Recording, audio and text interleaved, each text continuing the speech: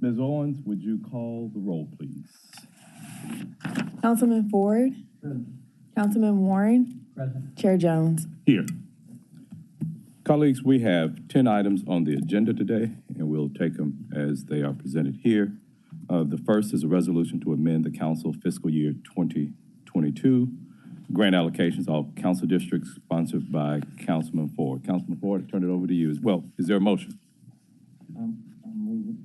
Second. Okay, turn it over to you, Mr. Ford. You know, this is the money that, I'm sorry, hold on 1 second. Go ahead. I think it's $2,500 that you got that printed out? What? It should be in the packet. Okay, $2,500. Good organization. They help some of the elderly and all like that. I'd like to give them that where they can finish this year out. Okay, Mm-hmm. and the amount is $2,500? $2,500. Okay. The motion has been made and seconded. All in favor, please signify by saying aye. Aye. Aye. Any opposed? Okay, yeah, there is a notation for same night minutes for this. Any opposed? The ayes have it. The second item is a resolution to amend council fiscal year 22 allocations, all council districts. This one is sponsored by Councilwoman Easter Thomas, and there is a request for same night minutes. I'll move it. Okay, has been moved and seconded. Councilwoman Easter Thomas is not here, but I will, for the record, inform the public of the nonprofits and the allocations. The first is a $1,500 allocation for the Center for Transforming Communities. The second is a $1,000 grant to Heartfelt Moments of $1,000. And then the third grant is for $1,500 for Tailored Ministries. All those in favor, please signify by saying aye. Aye. Any opposed? The ayes have it. The third is a resolution to amend council fiscal year 22 grant allocations, all council districts. This is sponsored by Councilwoman Johnson. There's a request for same night minutes. Is there a motion? Second. Okay, has been moved and seconded. Councilwoman Johnson is not here, but this is a $10,000 grant to a New Beginnings Community Organization, Inc. All those in favor, please signify by saying aye. Aye. Any opposed? The ayes have it. Next, we have a resolution to amend the council fiscal year 22 grant allocations, all council districts, sponsored by Councilman Canale. Is there a motion? Move it. Second. Okay,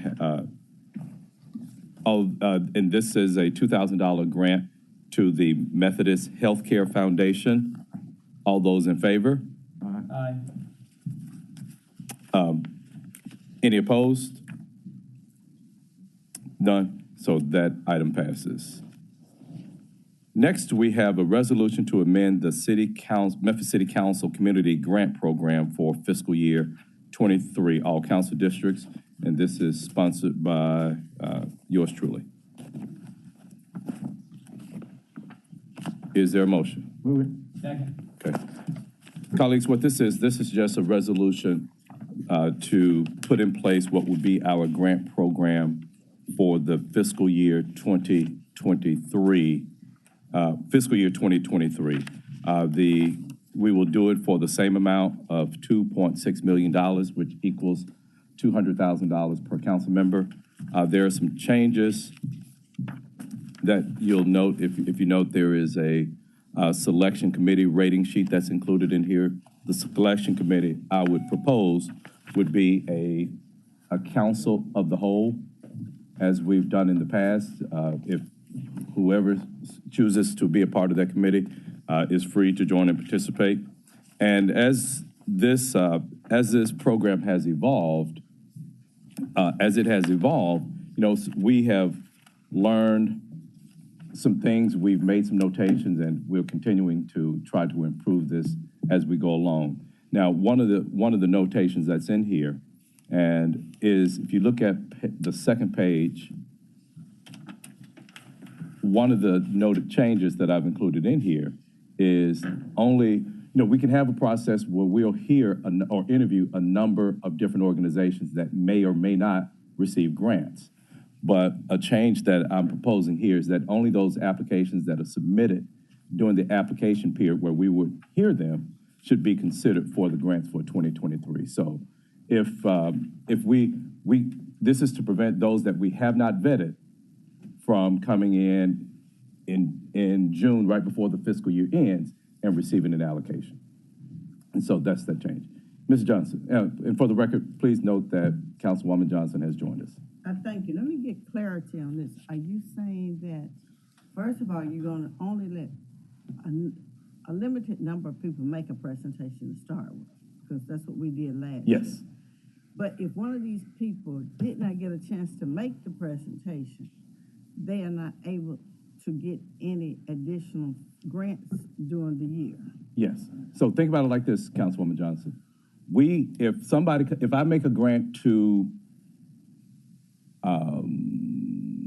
XYZ nonprofit organization, today I still have $7,500. That did not come before the council.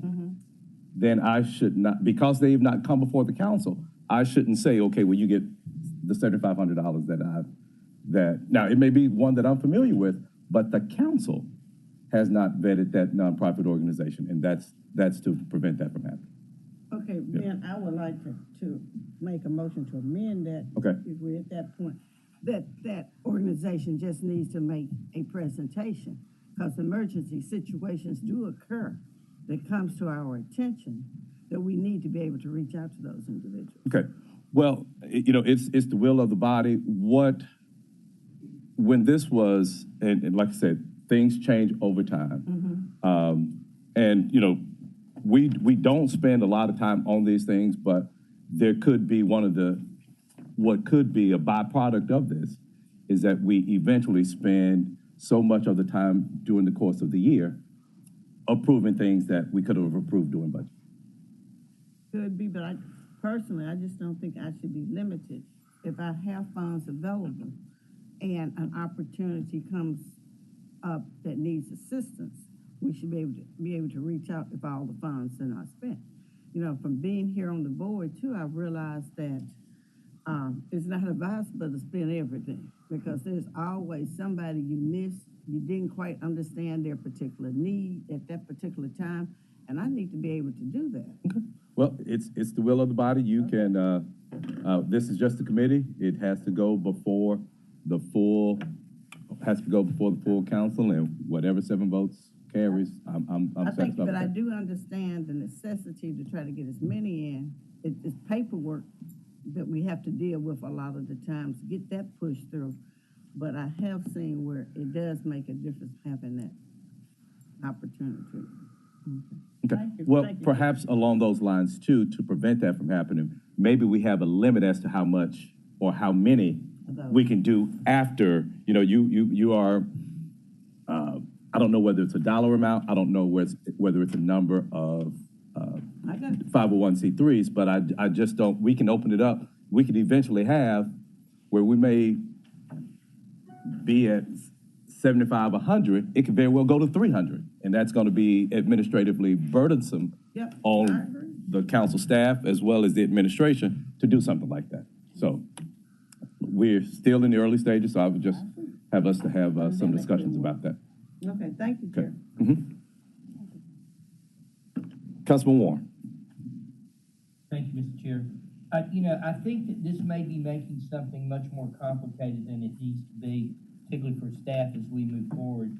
If we're actually going to be doing point assignments and grading and adding and keeping track of stuff, I think the situation where everyone has an equal amount of money that they decide after listening to presentations where it wants to go makes more sense to me, because people have understanding of these organizations that I don't have. So my fellow council members have that.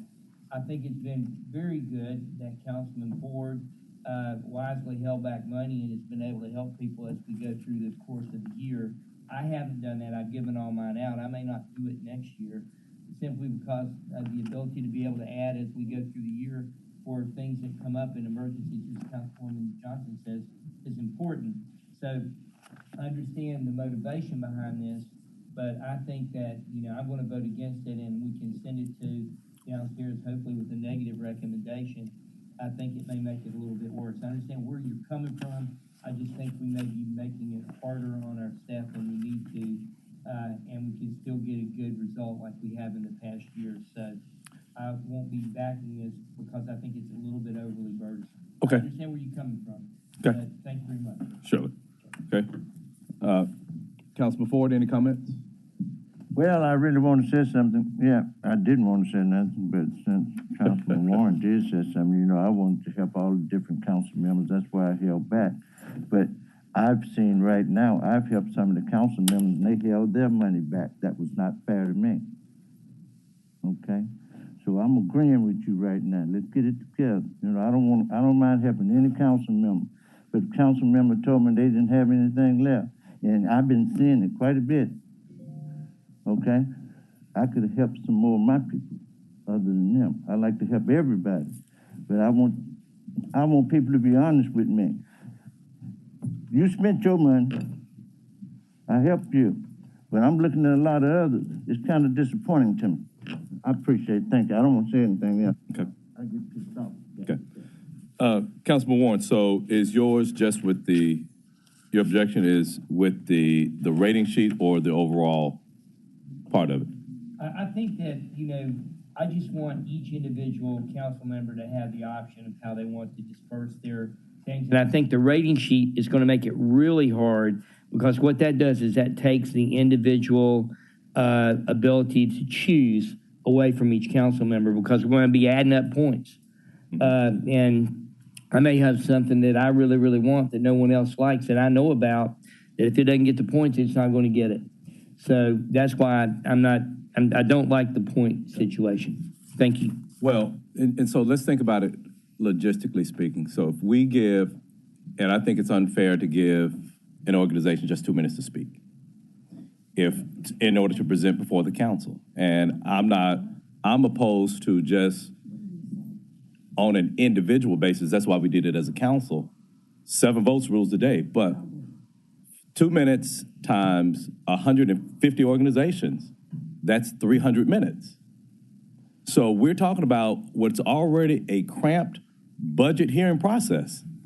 And even if we do push this to the end of the budget process, and we do that, we're still talking about hours upon hours upon hours. Where do we draw the limit? So I'm just arbitrarily saying 150. It could be 250 organizations that we have to hear from. So we have to have some way of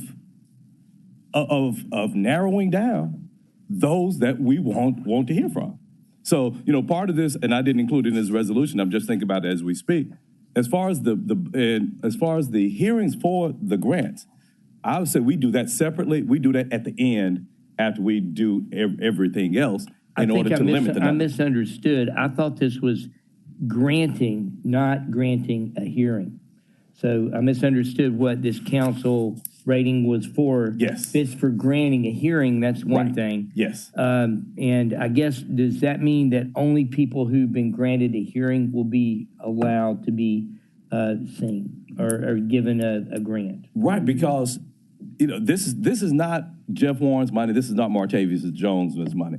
This is the council's. This is the taxpayers of the city of Memphis. So 7 rules a day. I don't think that it's responsible for us to make a grant to an organization that we have not heard from. Now, it may take place during the course of the year. I just had an objection to stretching it out, just personal, 7 votes rules a day, I realize that. But hearing this out throughout the year, if that's the case, we still can have 250 organizations that we're doing this for. So it's How many a way. did we have last year? Understand that.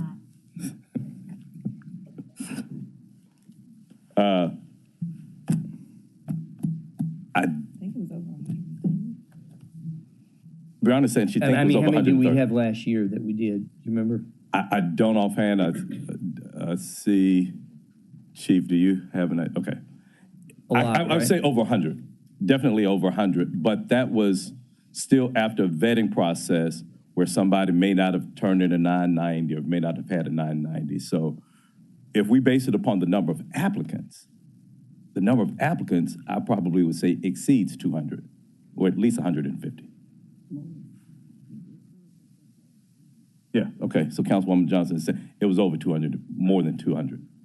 And how did we get those that we listened to last year? We listened to all of them? Well, some of them, no, we didn't listen to all of them. The council members went through and selected which ones that they wanted to hear from. So are we going to do a similar thing, or we're going to go through every one of them and assign points individually? How does that work with your current process here? Okay, with this one, this would essentially say, this would be part of the selection process.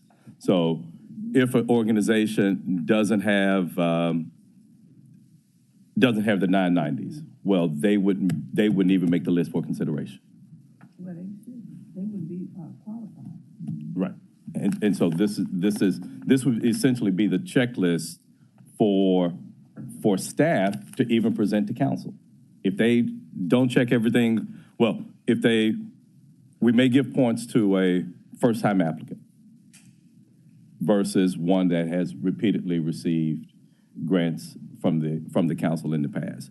But this is, I'm open to other suggestions, just how we take what could potentially be an infinite amount of applicants and have a manageable number that the council will hear from. So you're proposing the staff is going to use this to screen people, and is there a reason that you think a first-time applicant is more worthy than someone who's been a long-term applicant? No, in the past, what we've done, we've said that we have an equal number of first-time applicants, or we can come up with an arbitrary number of how many new applicants versus those that have applied in the past before. Okay, thank you. I understand a little bit more about where you're headed with this now. Thank you. Okay. Councilwoman Johnson. Yes, sure. If the staff is going to be responsible for assigning these points, I think that may be too subjective. And I don't think I would put this particular burden on the staff. Now, if you want a check mark to make sure the item was addressed, but to try to determine if they get 10 points or 8 points or 7 points, I just think that's just going to be too difficult. We're talking about time here. They just need to make sure it's included, in my opinion. Okay. We can. Mr. Chair, Well, what if you had the 30% of budget and the 990 as your screening? That's something that's completely that's just objective. And that may be all we really need to do as opposed to these other things. We'll have to decide that from our perspective. I think that's where Councilwoman Johnson's coming from. Okay, I'm amenable to that. So there will be a modification for that. Okay. Yeah. Well, and you're also application by the deadline. Yes, sir. Okay. You said application? Yeah, so if you're looking at application by the deadline. All right. So basically looking at, when we say qualified, disqualified, having that as the initial criteria. Mm-hmm. Well, I understand what you're saying and trying to get it through. I'm listening and thinking maybe, I talked initially about being capable of adding later if necessary. Maybe the guidelines should say we have to all spend 75 or 80% of the money, can only hold a certain percent back. I like that. Or we could say the max you can give out after the point, maybe 5,000. That's for any one agency or something. Look, this is an amendable document. So what would be your pleasure, Councilwoman Johnson? I said let's spend 75% of the money up front. Okay. That's just Okay. could spend it all, but at least 75. Mm-hmm. Okay. 150,000 allocated initially, it's say 50. Mm-hmm. I like Wanna that. make that an amendment? Thank you. Yes.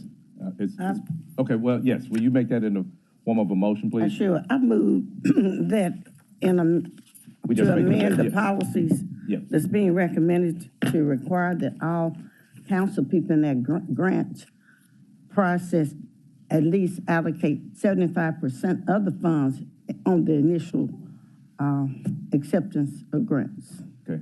Second. Can that be moved with no objection? No objection. Is there any objection to adding that provision? Councilman Ford? I have no problem. No objection? That ain't gonna work anyway. I'm just saying, we doing something, let's wake up and smell coffee today. Well, you said keep it like it was. This is a new day for me, for everything, so, everybody needs to wake up today. Okay.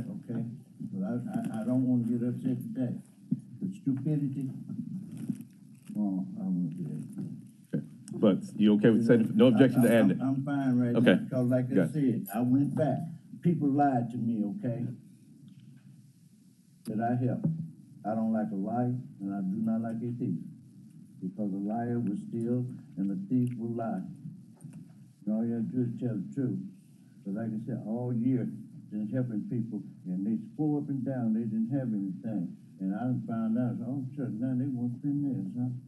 But don't tell me that. Don't come to me with that. I don't mind helping no organization, but please don't lie to me. That's why I said, hey, y'all can do what you want to do. This is a new day for me, Yes. okay? All right, so no objection. That's at 75%. People. This is, like I said, this is an amendable organization. This is just a committee.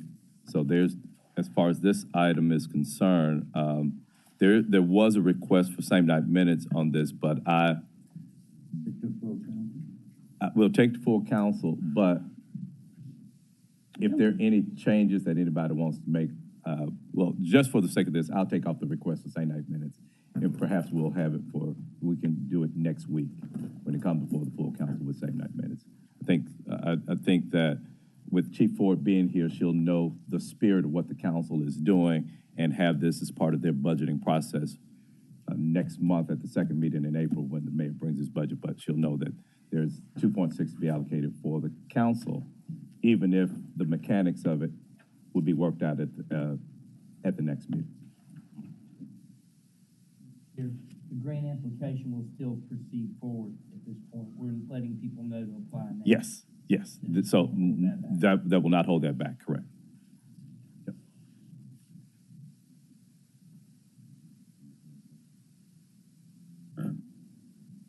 Okay. So, all of those in favor of approving this resolution without same night minutes, but as amended, please signify by saying aye. Aye. Aye. Any opposed? That item passes.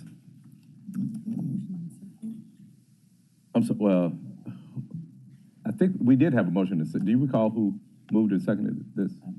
Okay. Okay, so Ford moved and Warren seconded. Next, we have a resolution requesting an increase in pay for City of Memphis retirees. All council districts, this is sponsored by Councilwoman Robinson and Councilman Canale.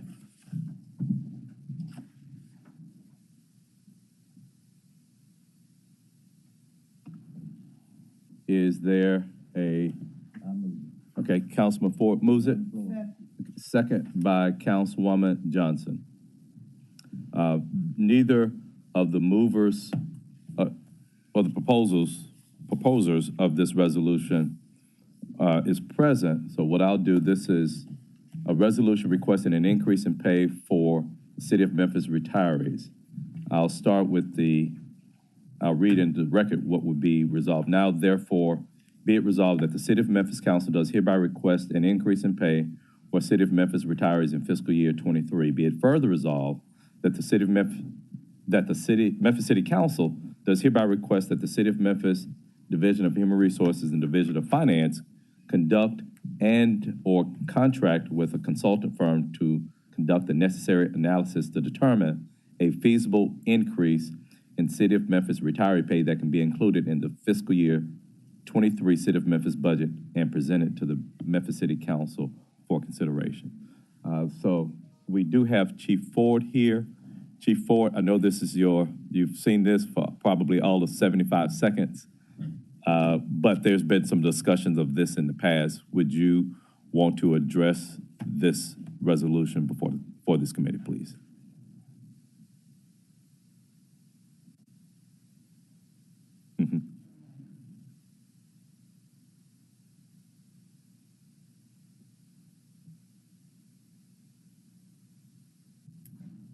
Good morning and welcome. Good morning, Councilmember Shirley Ford, Chief Financial Officer. I appreciate the fact that council has brought this. I know this has been a topic for many years, and as you said, I might be looking at it for 75 seconds, but we've been talking about it at least 8 years since I've been here. And we do recognize and realize that it has been a long time since our retirees have received a permanent cost of living increase or adjustment. And I know a couple years ago we did flat bonuses across to our retirees, but we have already engaged with our consultants, PwC, to conduct a feasibility study, and not only just a feasibility study of a cost of living increase for this year, and a plan for evaluating and monitoring the financial condition of the city going forward to automatically enact certain thresholds that would then preclude or include a cost of living increase semi-annually. Okay. Question, Councilman Ford. Chief, increase that. There's a few things I need you to look at.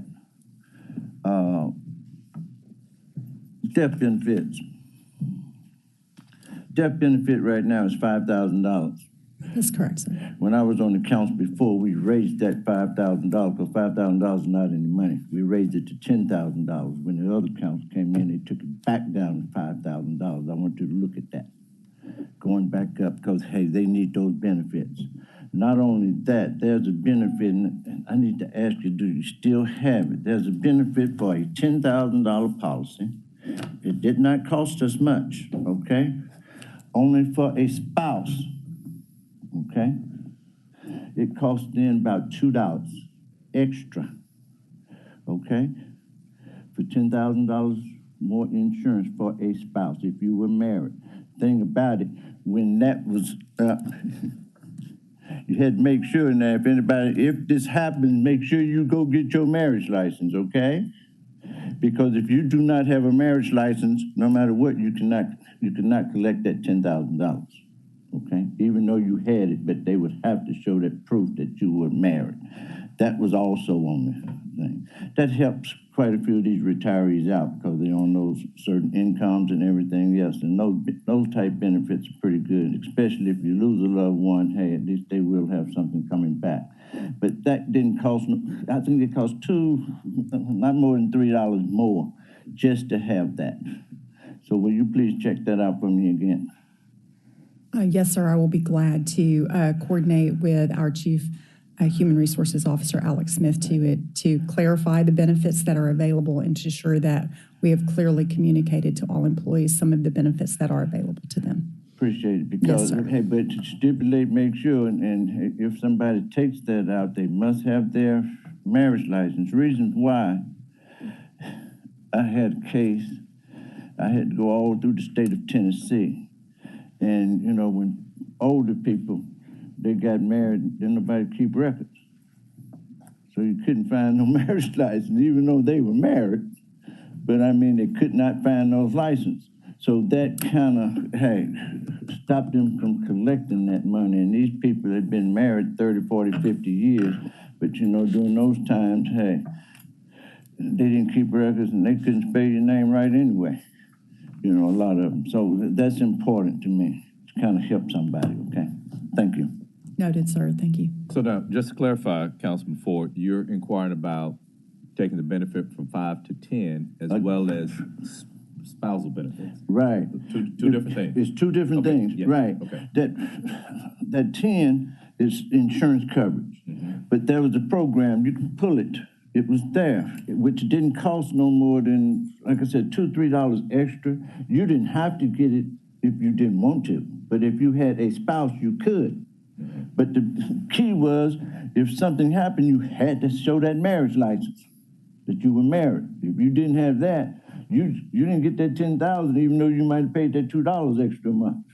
Okay? And so, and I guess this still would be for Chief, you're talking about this was not something that the employer paid, but I voluntarily took $2 out or whatever the case there may be. You go. Okay. Exactly. Okay. Mm-hmm. Yeah, so I think that would be a Chief Ford. Yeah. And just clarifying what the benefits are for the retiree as well as their spouse. Exactly. Okay. Thank you. Okay. Councilwoman Johnson. Thank you, Chair. I need clarity here. When we said death benefits, does the city give life insurance benefits? We do have a life insurance benefit, and there is the capacity to go above the minimum if the employee so chooses to add to an additional addendum amount. And what over is that. the life benefits based on? I'm sorry, ma'am, I would have to look at that for you and see. I'll check with HR and get clarification on that.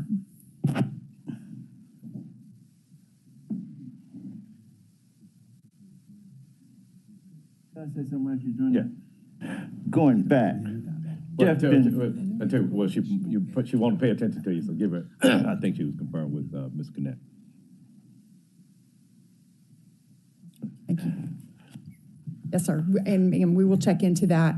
And as Director Cannett was just saying, I know that employees can get additional amounts into their insurance. And he said that also there is currently an availability for spousal coverage for additional amounts. But I will clarify that and check with HR and bring it back to you at next council meeting.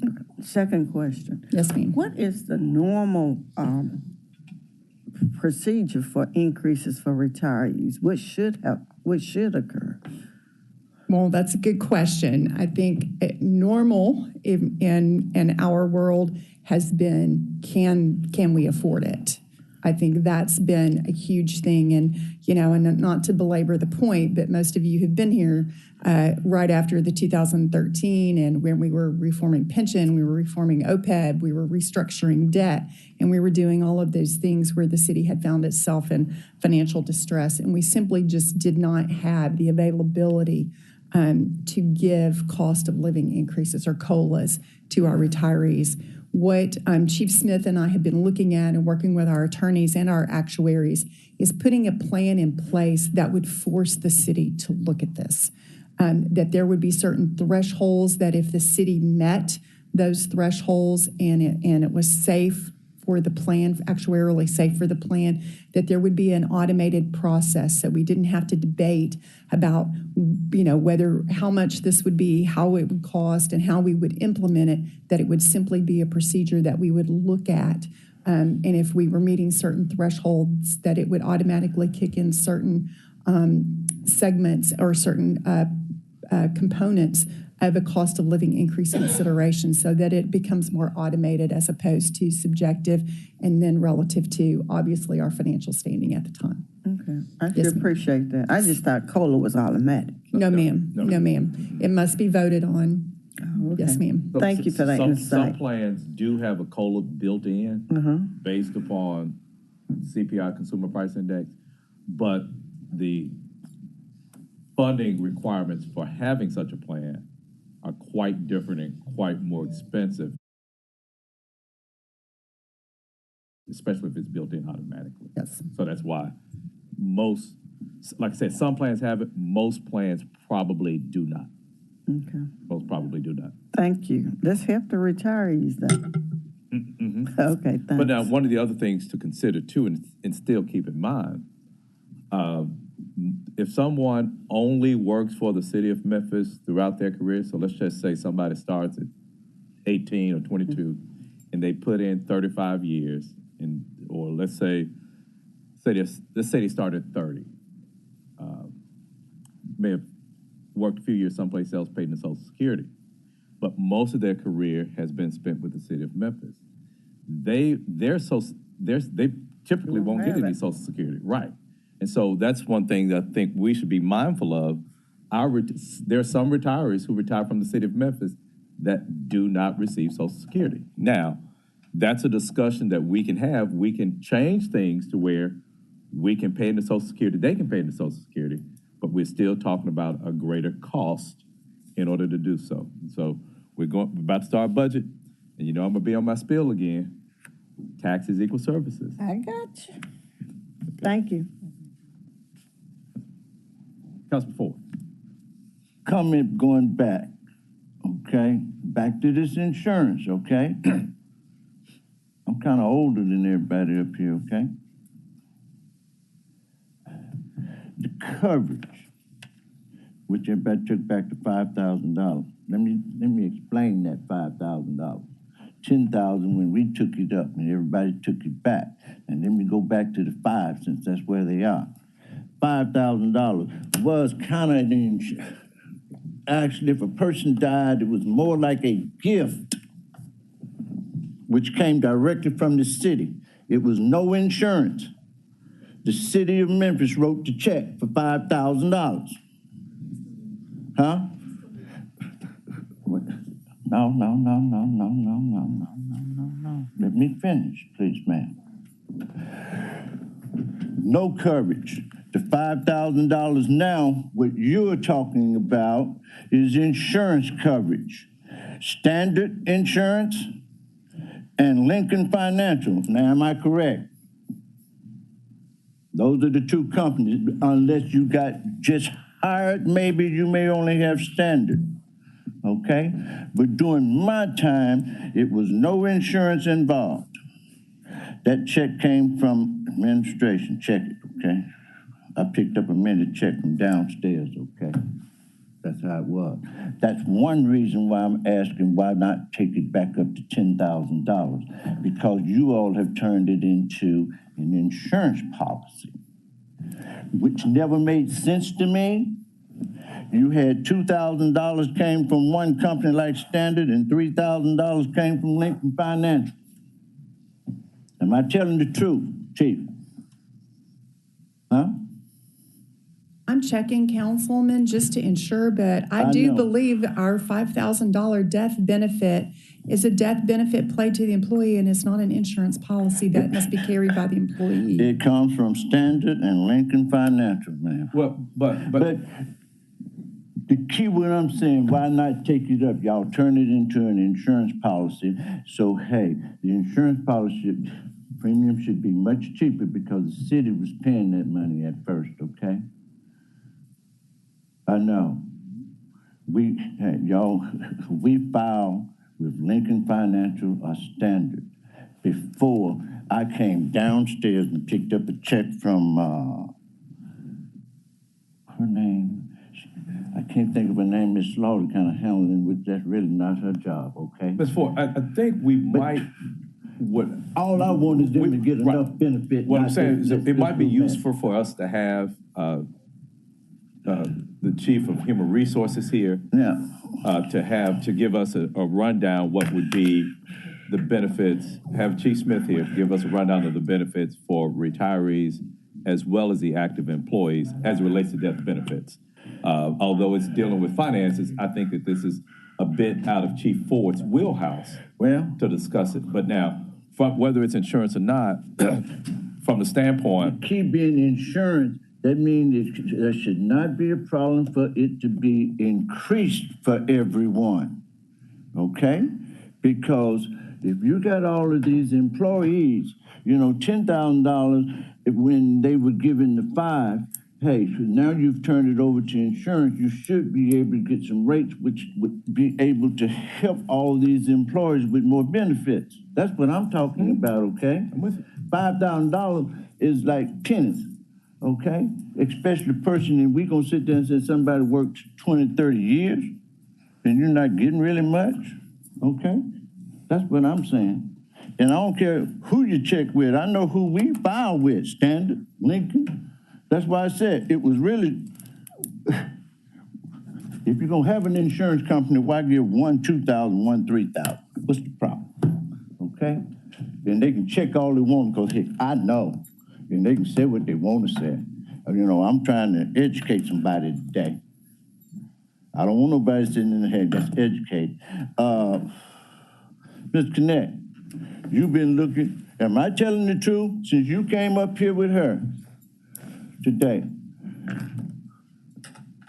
I don't want nobody, hey, I deal with it every day. I just dealt with one last week before. City employees. I want these people to get their benefits and what they're supposed to have, okay?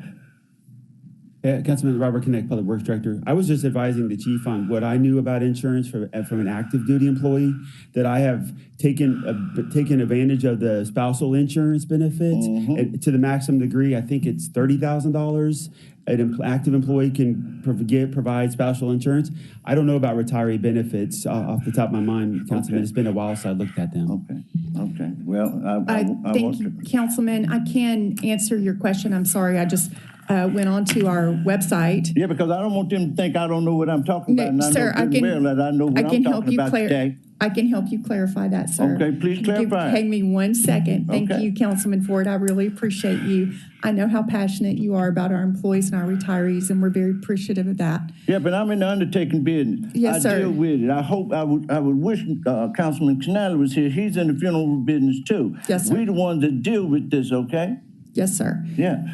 Listed under our benefits is the city provides a free $10,000 death benefit plus 1 month of wages for all full-time and part-time employees. A $5,000 death benefit is provided for retirees. I'm talking about retirees, baby. $5,000 for retirees. I'm Yes, sir. talking about only retirees. It is a $5,000 Okay. death benefit for Yes, retirees. don't Yes, sir. mistake me. I'm Yes, sir. talking about retirees, please. Yes, sir. And hey, and since you're looking over there, the insurance company is Standard and Lincoln Financial. Am I correct?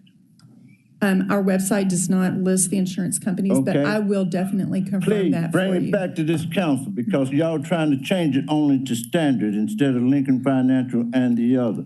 That's why I said it was really kind of bothering. You know, you got a $2,000 policy here, you got a $3,000 policy here. Why don't you have a $10,000 policy with one company? You can get better premium, and then you can help all these retiree employees. And that's who we were talking about. We were not talking about nobody but retiree employees. We were not talking Ms. about Ford, anybody else Ms. today. Ford, your request is to look the feasibility of taking it from 5 to 10? 10 for retirees, who we were talking about, not employees, Okay. retirees. Well, I think she Thank you. brought up the actors because I've mentioned the fact that Chief Smith probably would be better equipped to let us know what the overall benefits are for each one. I can understand that, but we were not talking about employees. We were talking about retirees. And we have gotten away from what this resolution is, It's- which is looking at retiree pay, an increase in pay Retiree. for retirees. Yeah. So, Ms. Robinson has joined us as well as Councilman Morgan. Welcome and good morning. And since you are the maker of one of the co-sponsors of this resolution, I would ask that you chime in and provide your comments. Ms. Ford might be able to give you an update of what is already underway. I don't know if you had a prior conversation prior to introducing this. No. Okay. Chief Good Ford. morning. Thank you, Chief Ford, and I appreciate you all carrying this resolution on. It is so important to the retirees in our community. It's important that we reduce poverty in our community, and we don't want to have our retirees in a poverty-stricken condition when we say that we want to reduce poverty in our community. Thank you, Mr. Ford, for introducing another element of this, and we may have to do this over time, but I want to make sure that our retirees can feel something now when they're on their way out of here and the family needs that other piece. I think that's a good piece, but however, they need something now to eat and buy their medications. Thank you. Miss Chief Shirley Ford.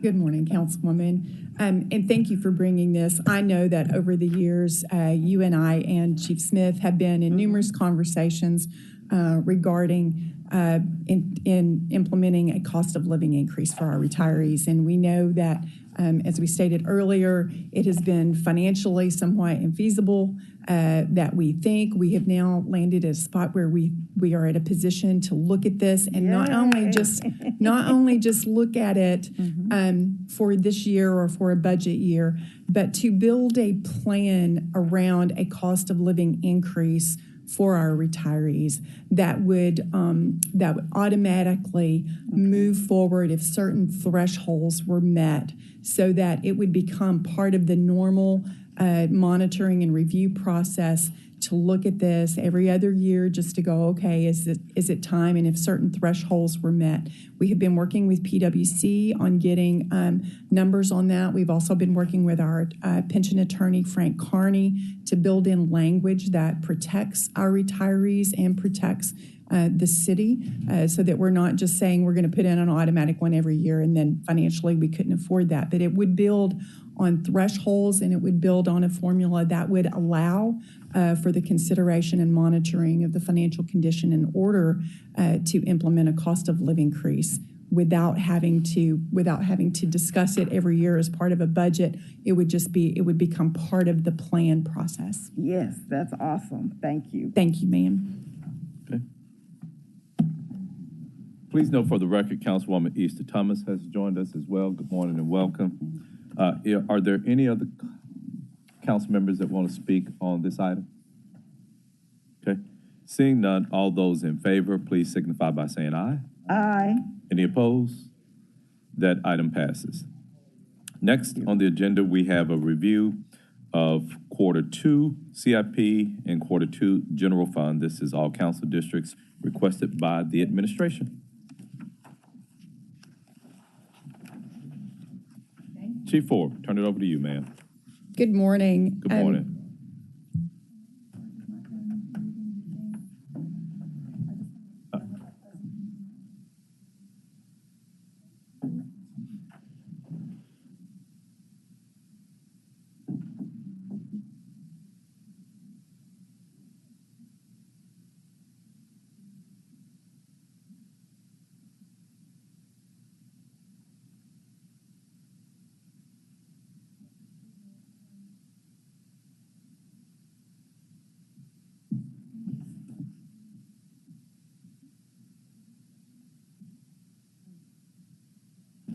Did you bring on the USB? I have copies of it here. Thank you. Okay.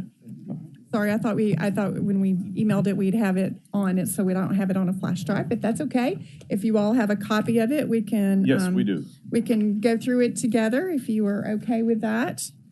And if I could, council members, thank you again this morning. Councilman Jones, good morning, council members, Committee of the Whole. Thank you for this opportunity to be with you here this morning. I would like to take just a moment to reintroduce, I know that some of you have met and spoken with him already, but our senior budget manager, Mr. Cameron Kennedy, who joined us in early December, and he's getting his exercise. So he's all ready, and we'll be ready for our budget season, as we know is right around the corner. And also, many of you already know my deputy CFO, Walter Person. So I just wanted to make sure you see their faces, because you're going to be seeing a lot of them in the coming months, as you know. So we'll start with the general fund operating performance, and for Q2. I know we have several reports of this, but this quarterly performance review is provided to discuss trends of revenues and expenditures compared to budget, and to identify any budget adjustments that have been or may be necessary for the continued effective and efficient city operations. On page 2, you will see the summarization or the summary of the reconciliation from our adopted general fund budget to the Q2 funding budget for both revenues and expenditures. These adjustment items are items that are presented to you via resolution for budget adjustments to accommodate acceptance of revenue or the incurrence of expenditures beyond our adopted budget, as we bring those to you in our meetings.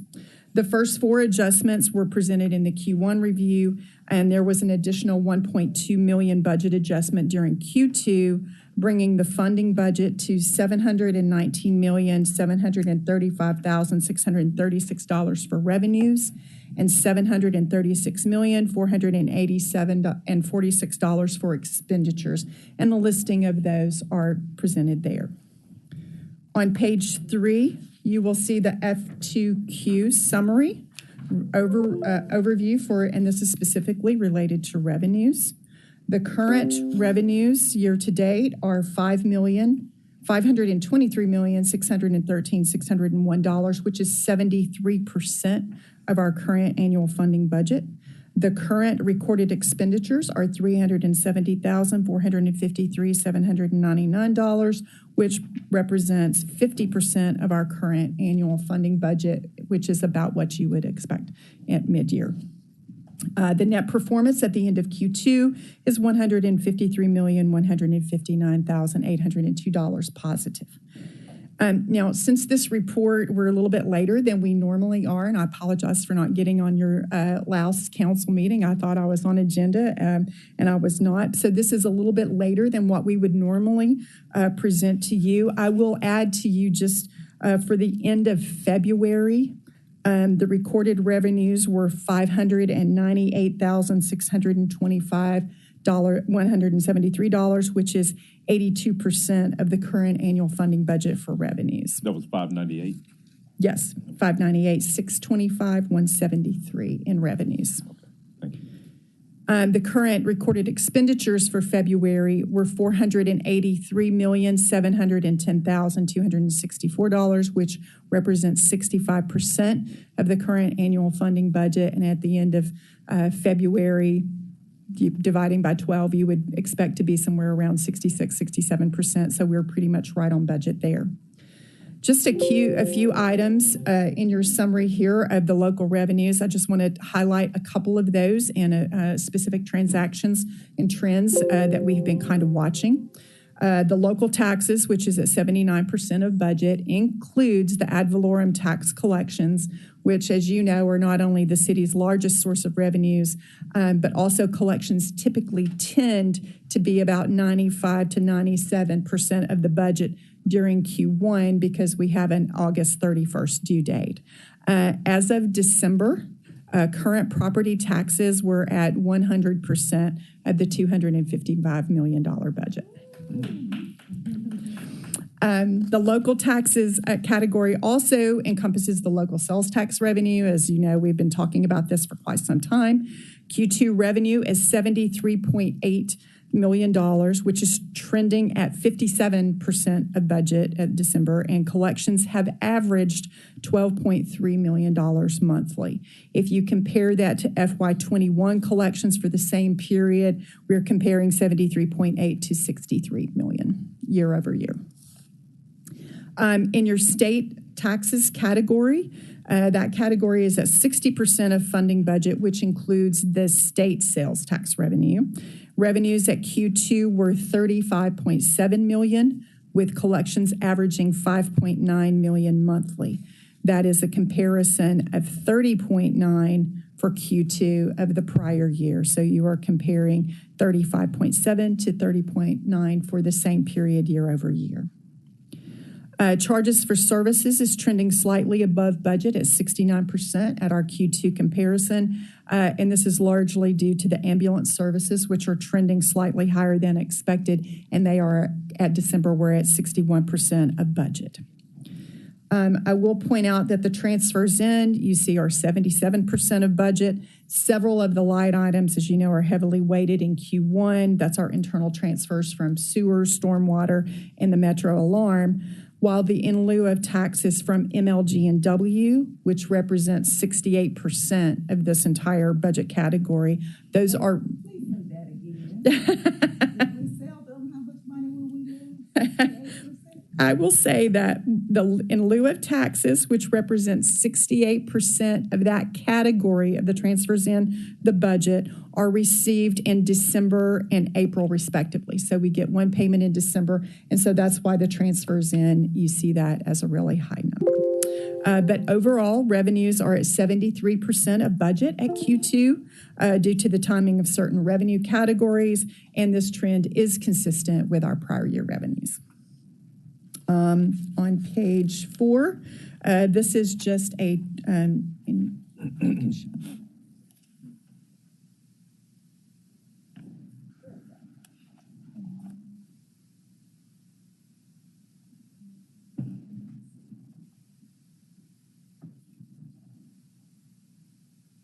Okay, very good. Thank you. We're still working on our technical issues here.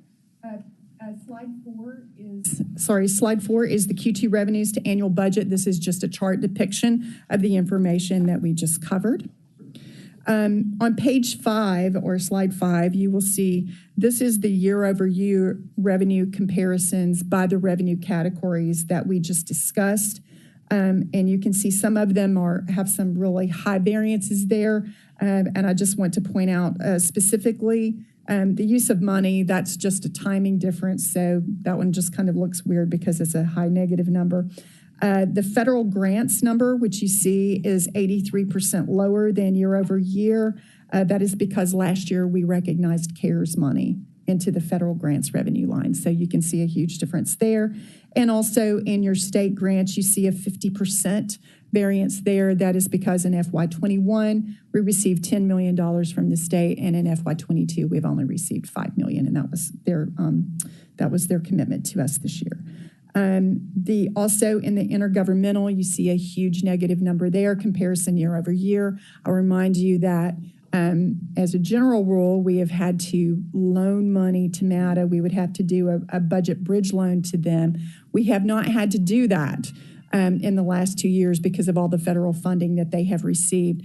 So in FY21, we recorded the revenue of the payback of that from FY20, and that's why you see a variance there on that line on intergovernmental. On slide 6, this is just a chart view or a chart depiction of the information that was provided on the prior page, and you can see the variances there. We do break out the local taxes so that you get a better picture of the other revenues, since local taxes do present such a large portion of our revenue monies. And again, we had the $25 million in CARES money. You can see that in the federal and state grants. It really shows out on the chart. On slide 7, this slide summarizes the Q2 performance related to the expenditures of actual to budget. Thank you. The full-time salaries are currently trending slightly under at 43% of budget. And remember, the full-time salaries are a part of the personnel category. Overall, personnel is trending at 49%, which is about what you would expect at the end of Q2. Overtime is trending high at 70% of budget. We'll talk about overtime separately. There are separate slides for that. The holiday pay for fire and police is $11.1 million at 98%. That is the final number that occurs in November and December of each year. And part-time salaries are trending a little low at 38%, but that's also due to the seasonal nature of the line item. We are expected to fully meet budget by the end of the fiscal year as we move into more part-time salaries for our summer activities. But overall, personnel category is trending on budget at 49%. Materials and supplies is slightly under anticipated budget at 43%. Currently, we're at $70,894,442. But there are also currently, or in December, $41 million of encumbrances. And just as a reminder, those are contractual commitments expected to be completed by the end of the fiscal year, which, if you add that to the actuals to date, puts the category at 67% as of the end of December. Grants and subsidies are trending at 73%, but that is consistent with the weighted Q1 distributions for grants. You see the expense recovery SSA, that is short for State Street Aid. That is always recognized in the fourth quarter of the year, so it will show 0 until the fourth quarter. And transfers out are at 100%, which is in alignment with our Q1 weighted distributions, the majority of which is the library fund ADC allocation for FY22, which was $1.5 million. Overall, expenditures are trending at 50% of budget, which is about where we would expect, and is in line with the prior year, which was at 52% of budget. On our next slide, page 8, these are the expenditures by division and as a percentage of the funding budget. Again, just kind of toward the middle of the page, grants and subsidies is always anticipated to have a highly weighted Q1 distribution, so that is not unusual to see that number there.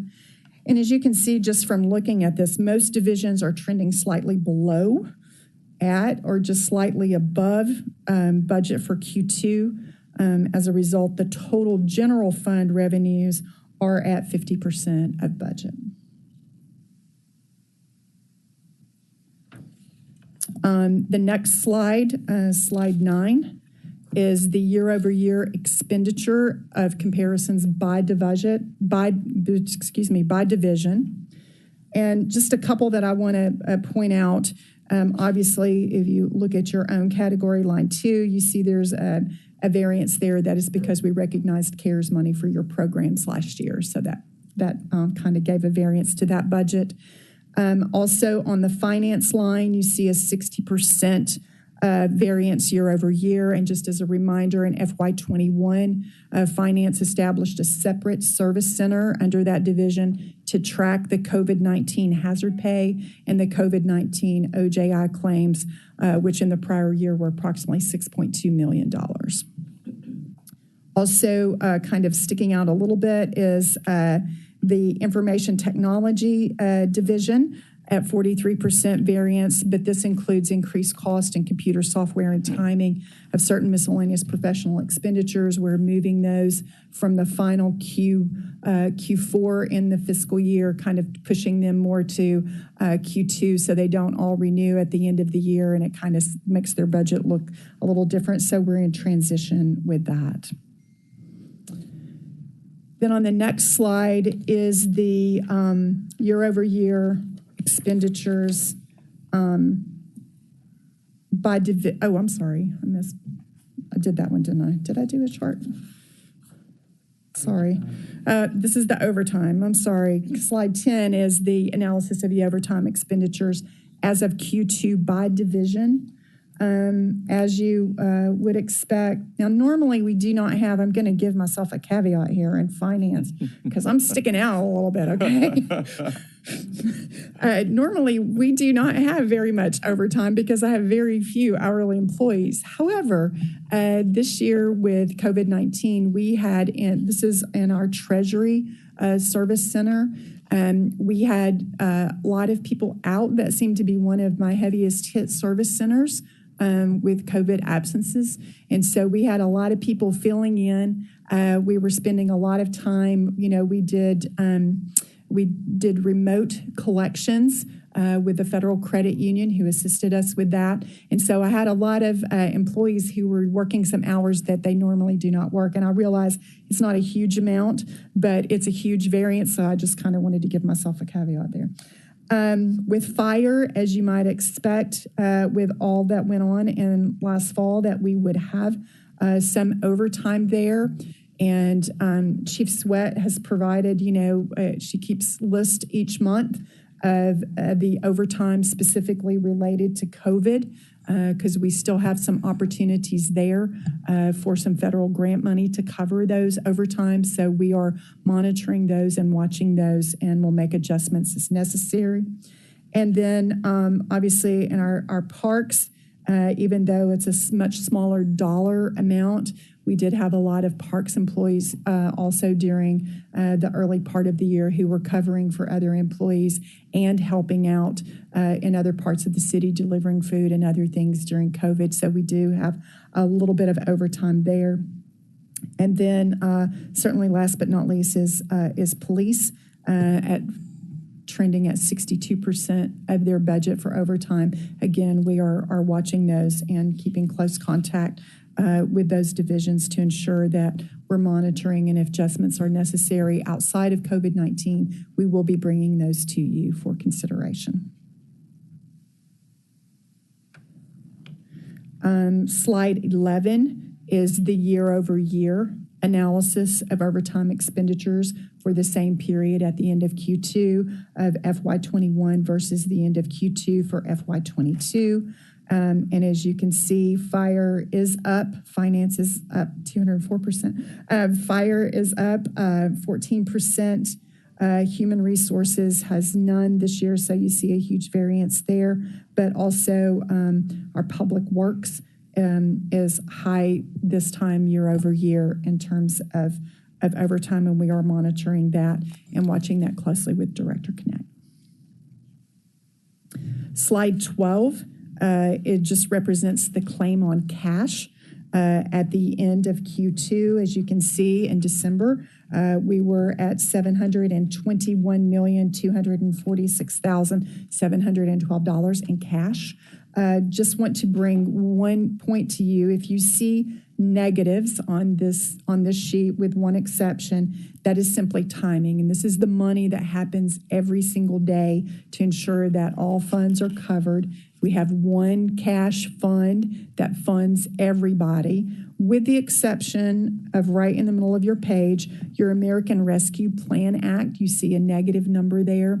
The American Rescue Plan Act is in a separate account, and we move the money as it is needed for expenditures and as it is being expended. So that is just a timing difference. The very next day you run the same report, it's going to look a little different. But we do monitor every single day, and as you know, at year end, we are not allowed to have any fund in a negative cash balance, and we have not in 8 years, I think, had a fund in a negative cash balance.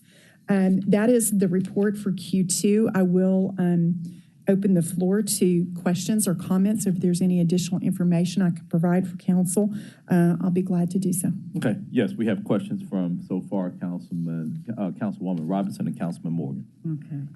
So as we went through this presentation, I appreciate the numbers and I appreciate the great work that you all are doing. Is there a possible way that we can have just an additional sheet, an appendix, to talk about our pilot payments, so we'll know, where we are as it relates to pilots? And I want the citizens to see exactly how much money we get in pilots from MLGW, but also the other companies as well, so that when we start having conversations in the community, our community is well informed. Thank you. We'll be glad to add that breakout for you for pilots. Yes, ma'am. Thank you. Councilman Morgan, and please note that Councilman Carlisle has joined us. Hey, sir. Good morning.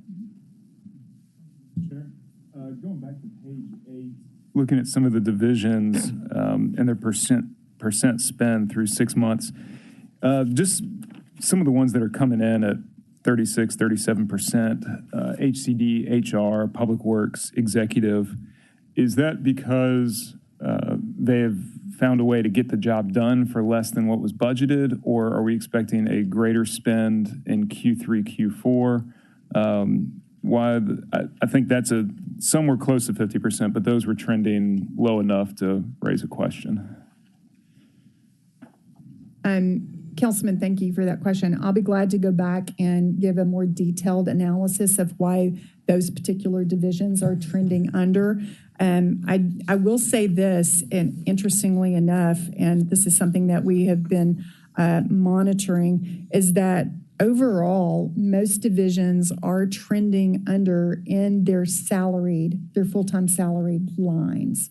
And that can be, like, for instance, if we, let me pick somebody. I imagine it's because vacancies that are not filled. That's correct. And so the question is, are we still getting the job done with those vacancies, or do we need to continue to seek to fill them? As we're coming into the next budget season, that's a question we're going to have to answer in the next month or so, as we try to forecast for next year.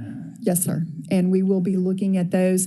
One of the slides that we have added to your budget presentation is the number of vacancies that each division has, and not just the number of vacancies that division has, but how long the position has been vacant. Okay.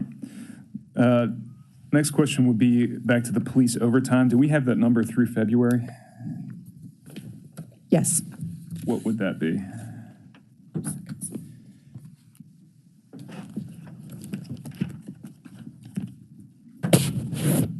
Sorry.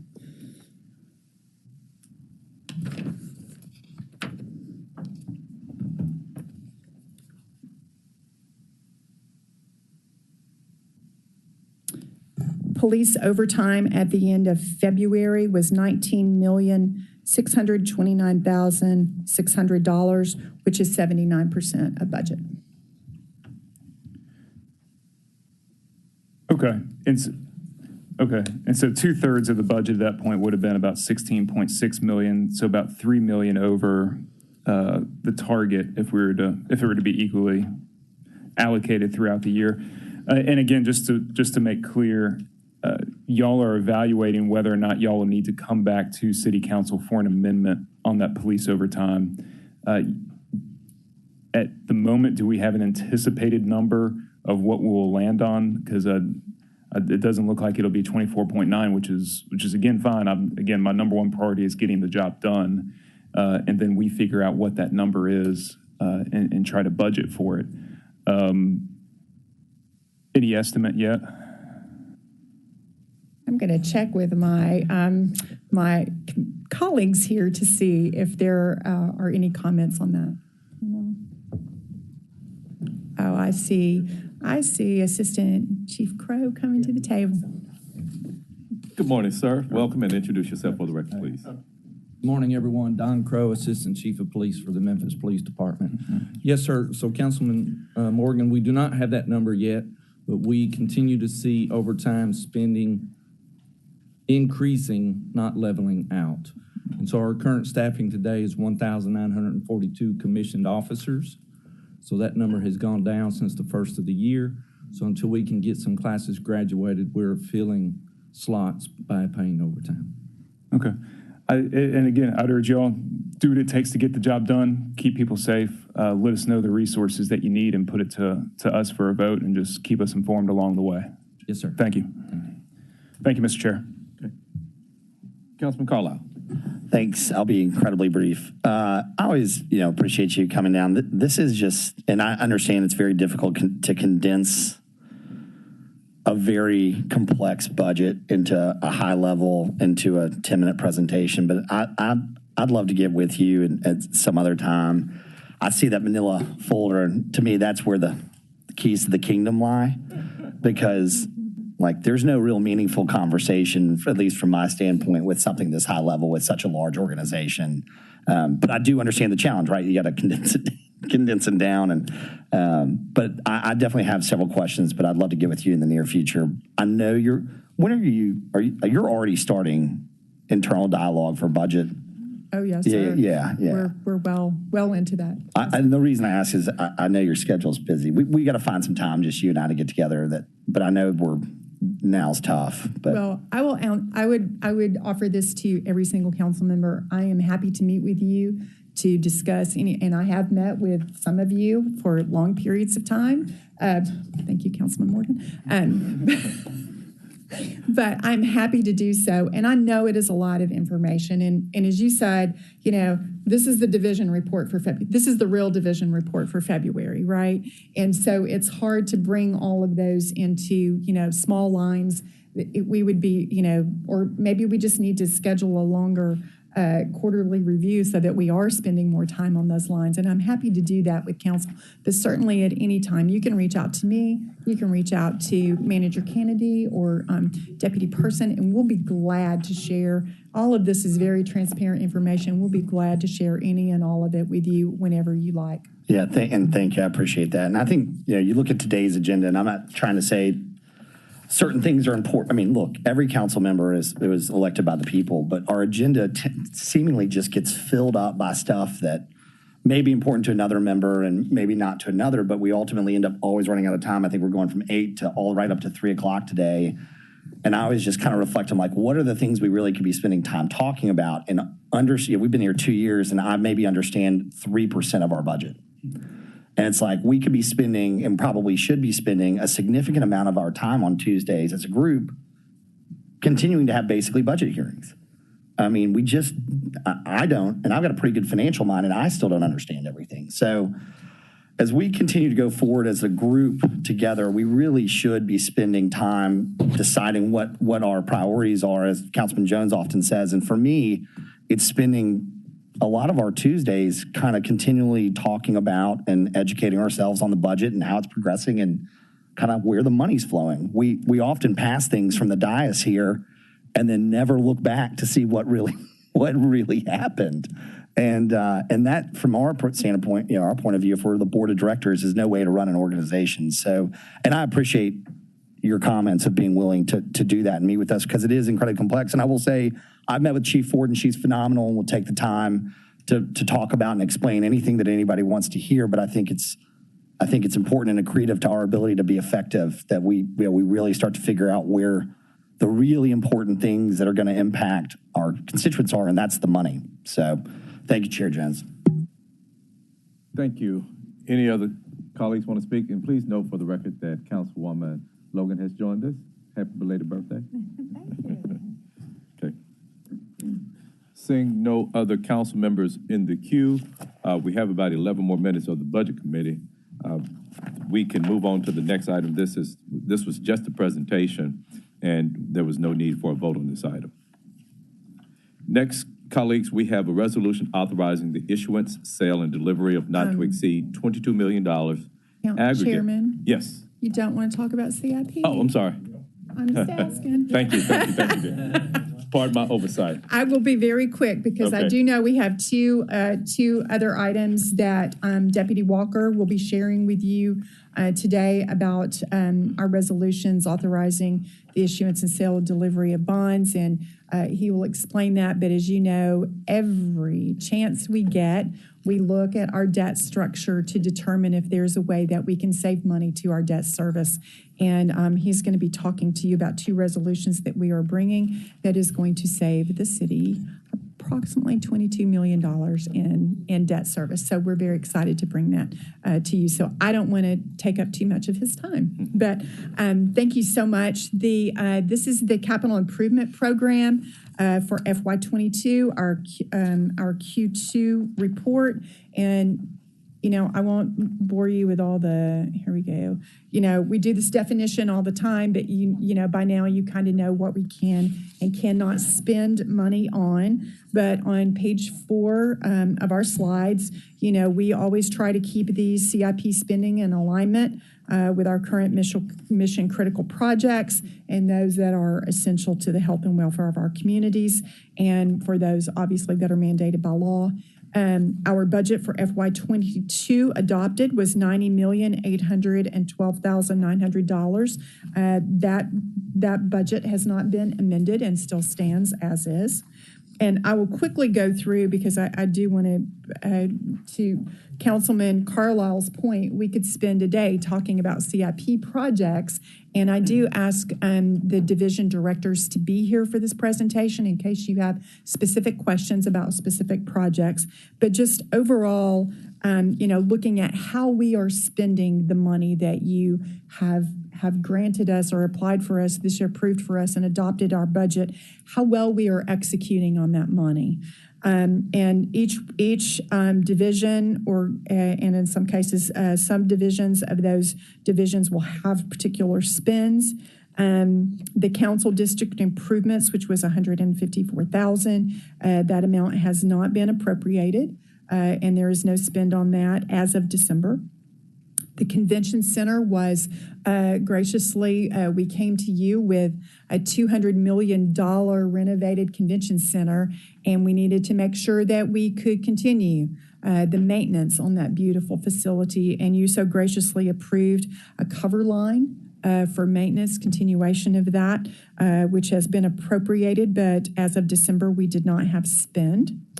In executive, last year, we reallocated some money for I think this was a play yard renovation at MAS that has been allocated and appropriated, and we do expect spending on that in the very near future.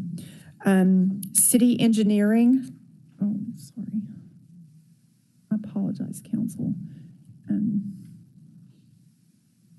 City engineering starts on page 6 and is, of course, part of the biggest, one of our biggest projects in the year. We had a budget allocation of $5,712,000. We are on page 8, if I could point you there, at the very bottom of the page, you can see we are at 75.4%. And those are kind of the yellow lines kind of guide you into our current year spending. And I know there's, as you know, some of these are ongoing projects, so there's prior year spending that's going on, but we try to make sure you know exactly what's happened to the current year allocation. And our city engineering is at 75.4 of their allocation as of December. Page 9 has the housing and community development. They are at 100% of their spend. Information technology is at 27.28% of the spend. We do expect some high Q2 and Q3 spends in that. As you are aware, we are implementing a time and attendance program, and we will be bringing some information to you next council period to discuss some of the money in the current FY22 CIP. The library services under our new Fraser Library, which we're very excited about. Our current allocation was 2.4 million. We are year to date spend about 858, but in Q3 our bids for construction will be solicited and we'll be ready to start going. So you'll start seeing some real numbers start to move on that. We're very, very excited about that. On page 10, you see MATA with the Innovation Corridor, the BRT project is at 36%. The Transit Vision project, which was allocated $1 million, does not have any spend to date, but total MATA is approximately 32% of their FY22 allocation. And our police services, toward the bottom of page 10, was approximately $9 million. They are at approximately 80% of their spend for the current year allocation. Memphis Parks was allocated $8.6 million, or $8,650,000. They are at 81.5% of their spend at December, so executing very well on all their projects.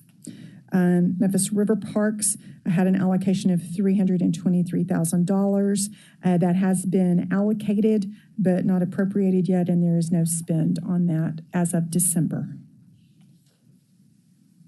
Public Works, on page 12, you can see they were allocated 19.2 in current year spending, and they are at 97.3% of their spending at December, so executing on all projects. So our total of the $90,812,900 overall, the city, we at December are 75.92% of spending on executing on current year allocations. Page 13 is the CIP status report for the non-geo bond funding. As you know, we have federal grants, state grants, local other. So there's a lot of funding that comes into this. And for FY22, the budget allocation for non-geo bond funding was approximately $4.4 million. And we have executed at 89.53% on that money as of December. Page 14 is your sewer. And as you can see, our total sewer fund was $121 million. As of December, we had executed at 61.78% of our spending for FY22. And on page 15 is our stormwater fund. We had $17,750,000. And as of December, we had executed at 83.27% of our funding for the current year. And in our summary, total CIP budget, including our non-geo bond, our geo bonds, and stormwater and sewer, we had an allocation of $233,970,106, of which we have executed 65.58% as of December. We have also tried to add notes out to the side if there were specifics about a particular project. I realize this was December and a couple months have passed. Again, we will be coming to you in April with a whole lot of information, but also in April, the Q3 summary that will include our CIP and our operating to date. Do you have any questions, Council? Council members, any questions on the CIP? Okay. Awesome. No questions from council members? And as was noted earlier, this is just a presentation by Chief Ford, so there's no vote needed on that item. So we'll move on to the next item, which is a resolution authorizing the issuance, sale, and delivery of not to exceed $22 million aggregate principal amount of general improvement refunding bonds, Series 2022A. And this covers all council districts and sponsored by the administration.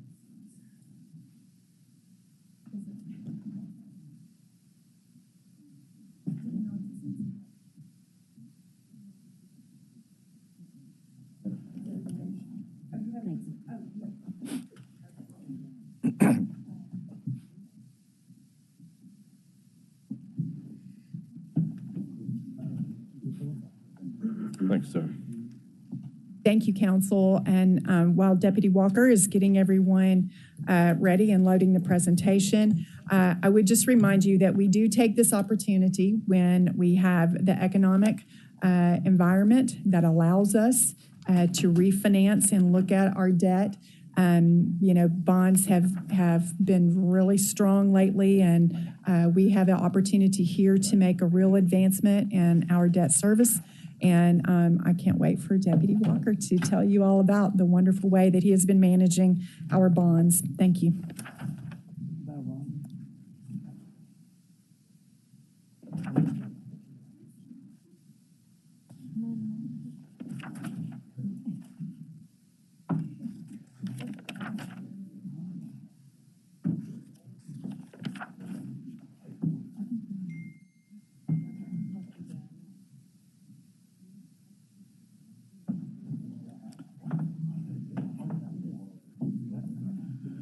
Mr. Walker, good morning and welcome.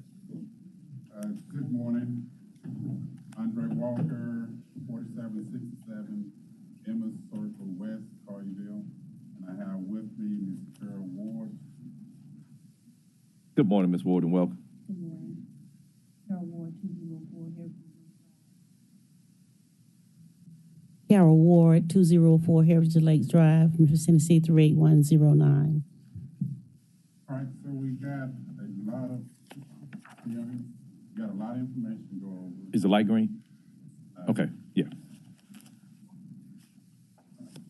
And this presentation covers items 8 and 9 on today's agenda.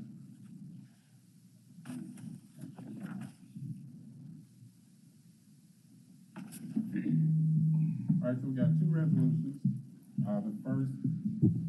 Oh, there we go. Thank you. The first resolution is a Series 2022A resolution. It authorized the issuance of up to $22 million in general improvement refunding bonds. We're going to refinance for savings $19.2 million in bonds that were issued in 2012. The resolution also approves the forms of the following documents: a refunding trust agreement, a notice of sale, and a preliminary official statement.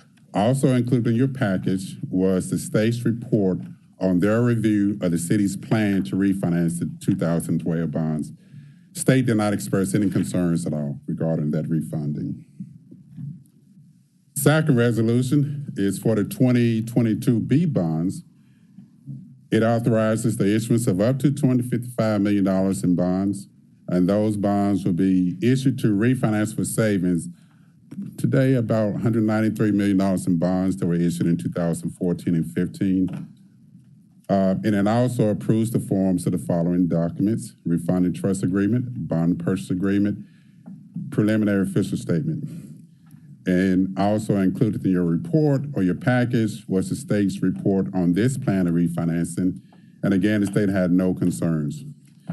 Additionally, for this particular bond issue, you also received the state's approval to structure the bonds as balloon indebtedness. Because the annual debt service on the 2022B bonds beyond year 3 is not substantially level, those bonds are considered to be balloon indebtedness. And we'll go over this in further details in a later slide. Back to the 22A bonds. So these bonds will be issued as tax-exempt bonds, which means the interest on those bonds that's payable to the bondholders would not be subject to their federal income tax. The bonds will be sold via a competitive sale, which means that we're going to receive bids for the bonds from various underwriting firms, and the bonds will be awarded to the firm that offers the lowest TIC to the city of Memphis. And again, we're going to read financial savings, the 2012A bonds, about $19.2 million. Estimated source and uses of funds, and this is based upon market conditions as of yesterday. We're going to issue about $18.6 million in bonds. Those bonds would generate a little over $1 million in premium. Total proceeds, $19.6 million in change. About $19.3 in change will be deposited into an escrow account, and the funds, as well as interest earnings on those funds, will be used to redeem the 2012A bonds. Then we got about $280,000 in change in cost of issuance and underwriters' expenses. Next slide, estimated refinancing stats. So we're scheduled to close this transaction May 18th. As of yesterday, true interest costs about 2.69%. And the bonds that we're going to refund or refinance, $19.2 million. And they have an average interest rate, a little over 4%. So we're going to replace $19.2 million in bonds at a rate of 4% and change with $18.58 million in bonds at a rate of 2.69%. This is going to generate just under $1.2 million in savings, $1,176,000 in change, which is about little over 6% of the refunded par amount, which is pretty good. Next slide. This shows the estimated annual savings, and this is, again, as of yesterday. Column to the far left shows the existing debt service on the 2012A bonds. The column to the right of that, the refunded debt service, that's the estimated debt service on the 2022A bonds. Column to the right of that is the difference between the two, and that's the annual savings. And then the column to the far right shows the present value calculation of the savings. You see at the bottom, a little over the $1.1 million in change. Next slide shows the estimated annual debt service on the 2022A bonds. Go to year 4 and below, it's about $750,000 per year. Next slide is the estimated MWBE and local participation. The analysis at the top shows the fees, estimated fees that we expect to pay where the city has an opportunity to select an MWBE firm. And then at the bottom are the anticipated fees where the city does not have an opportunity to select an MWBE firm. At the top, we got about $197,000 in fees. Of that, $101,000 will be paid to an MWBE firm, and all but $2,500 will be paid to a firm with a local presence.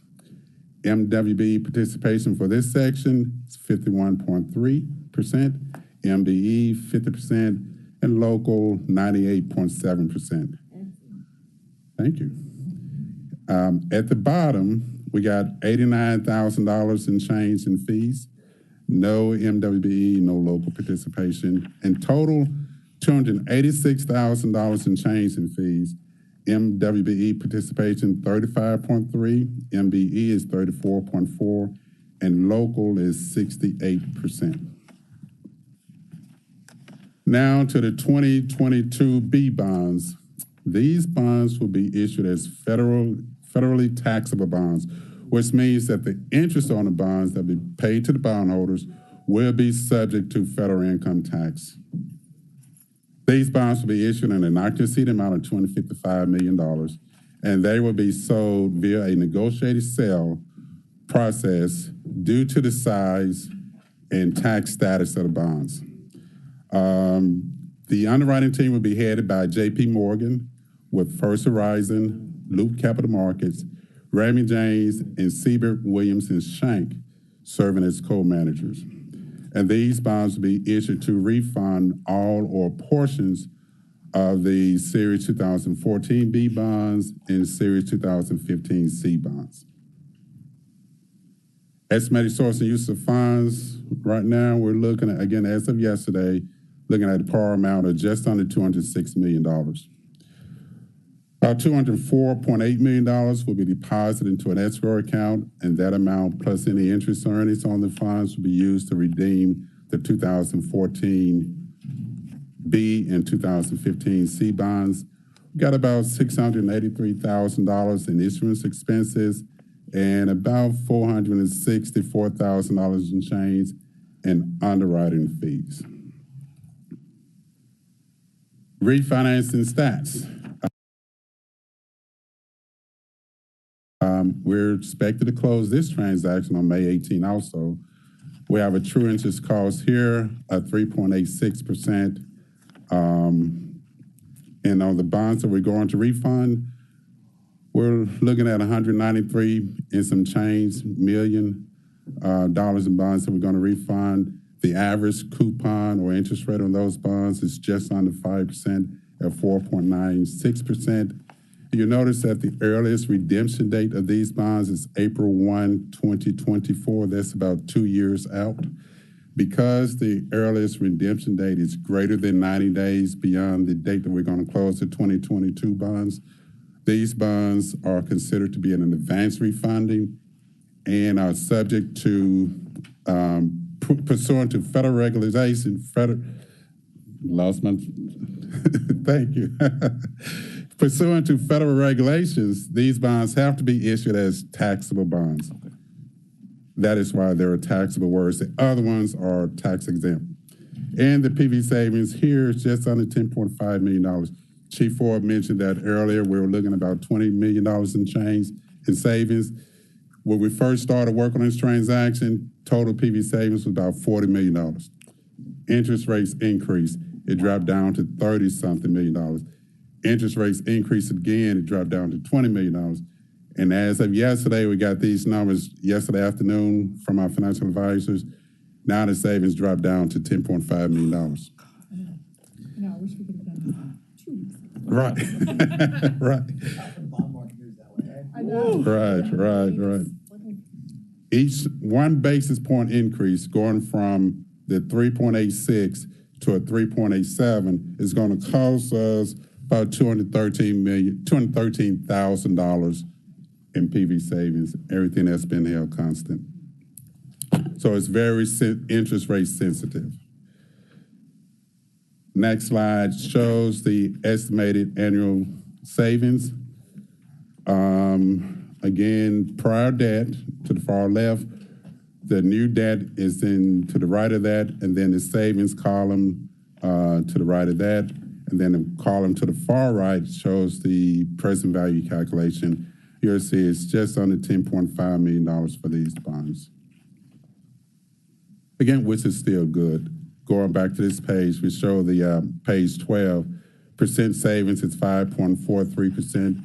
The city's debt policy says that we have a target savings percentage of 3.5%.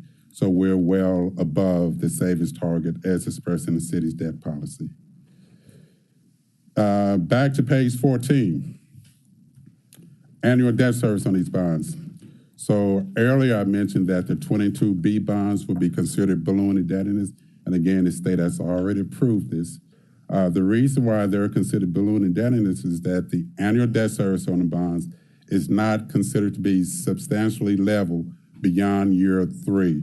So when the state look at these debt service, they began in year 4, which is fiscal year 2026. You'll see we got $11.9 million in debt service. It's highlighted in red. And then the following year, it increases to $16.7 million. That is more than a 5% increase. If the increase is beyond 5%, it's considered balloon indebtedness. Again, look at FY 2034. We got debt service of $12.7 million in change. The following year, it increases to $14 million. Again, that's greater than a 5% increase, and therefore, for those 2 reasons, the state considered these bonds to be balloon indebtedness. But again, the state has already given us their approval for these bonds. Estimated MWB local participation. At the top, Fees are a little over $900,000. MWBE fees, $362,000 in change, and local just under $590,000. MWBE participation at 40.1%, MBE participation 39.9%, and local participation 65.3%. At the bottom, got $244,000 in fees. Again, no MWBE, no local participation. Total fees, a little over $1.1 million. MWBE participation as a whole, 31.6%. MBE, 31.4%.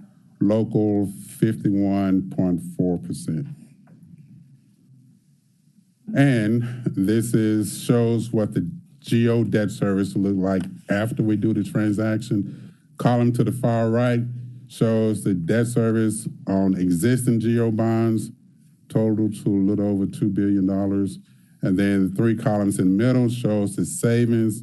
You'll notice that the savings on a gross amount is about $13.4 million at the bottom. And then in total to the right, far right, will be the debt service structure on the GEO bonds after we do this transaction, both transactions. That 13.376 is about $11.6 million on a PV basis for both transactions combined. Financing schedule. So we're presently scheduled to sell the 2022 A bonds April 26th, and then we're going to follow that with the sale of the 2022 B bonds on April 27th, close both transactions May 18th, and then come before council again in June or early July to present the final results. Other transactions in the pipeline, we're hoping to issue GEO bonds late fall to pay off $150 million in commercial paper and to simultaneously seek authorization to issue over time an additional $150 million in commercial paper. And that concludes my presentation. We have members of the city's financial advisors here, the city's bond councils here, and representative from JP Morgan to answer any questions you may have. Thank you. We have questions from Councilman Carlisle and Warren. I just had a couple quick questions. Could someone send me the trust indenture for the 14B and C? Sure. All right. And then, are you currently with the rating agencies now? They're underwriting these now? We have rating agency presentation with Moody's Monday of next week, and with S&P. S&P is actually coming to town. We're going to have a rating visit. They haven't been here in about 10, 11 years or so. We're going to have that a week from today. We got a nice dog and pony show for them. It's important. It is very important. That's just frustrating to hear. It's a quick flight down from New York. And the reason I ask is that you mentioned the timing, right? The Fed clipped up, 25 basis points, and they think they're going to go 50-50. So my question is you got a schedule, assuming there's not an objection from anybody in this body, would it help if this body helps to accelerate that time period? I mean, 30, 60 days can be important. And to the point, you guys really won't know. I'm becoming a recent student here, and I'm still learning a whole lot, but you guys really won't know what your rate is until, 60, 90 days from now, and some of that's priced into the marketplace, but a lot of it's not, right? Like, we won't know the rate on the bonds until we price the bonds, which would be, what did I say in the presentation? 26th and 27th of April. So yeah, anything that we can do to expedite the process, reduce the amount of market risk that we're going to take. As you mentioned, the Federal Reserve is going to increase rates. A little conflict over in Ukraine. Right. That kind of stuff. And like I said, every 1 basis point is $213,000. Yeah. Okay. We'll just keep us posted. I mean, I don't know that, I guess the one thing I'll say is it would behoove the council not to delay, if anything, because it sounds like our resolutions are a part of the schedule. moving them up's not going to change the underwriting process from now to market? It's possible. It all depends on how quickly we get the ratings. Again, rating presentations will be next week. We usually give them 2 to 3 weeks to finalize the ratings, and then we go to market. If the rating agencies can complete their process early, then it's possible we can get to market sooner. But if their process takes the 2 to 3 weeks after rating presentation, then we'll just have to stick to the schedule. It all depends upon the rating process. Yeah. I wish you the best of luck. It's a crazy world out there right now. Thank you, Chair. Thank you, Councilman Carlisle. Councilman Warren. I just want to make sure that I understood one of the comments that was made earlier, that if we would have theoretically gone to market in March, on March 1, we could have potentially, instead of saving $10 million, saved $40 million? Well, when we first started the process, it was back in November. At that point, it's $40 million. March 4th of this, few weeks ago, that's when it was at 20-something million dollars. So I guess the issue that Councilman Carlisle brought up is, however, anything we can do to help you speed the process to fix your rate, we should be glad to do as a council. Thank you. Thank you. Any other colleagues? Please note that we've been joined by Councilman Canale. And that's it. Okay. I do have a question. And once again, thank you. Hats off to you, Mr. Walker. When I first joined the council, we had a lot of business that was being sent out of the city, and we were abysmal when it came to Black-owned, minority-owned, and other women-owned and other minority-owned businesses. So I commend you again. I want to take every opportunity that you come before us, and I see these numbers to thank you for the good job that you've done. Appreciate it. I wanted to do that. At what point, though, if rates continue to rise, would it not be feasible for us? Will it not be beneficial for us to do this? Excellent point. We're starting to have conversations regarding that with our financial advisors. One of the things that I mentioned earlier is that PV savings on the 2022 B bonds is 5.43%. Our debt policy says that we can issue bonds, advanced refunded bonds, as long as we have 3.5% savings or more, or $1 million in savings. Another thing that we take a look at is our financial advisor prepares a maturity by maturity analysis and looks at the amount of savings compared to the theoretical value of the call option.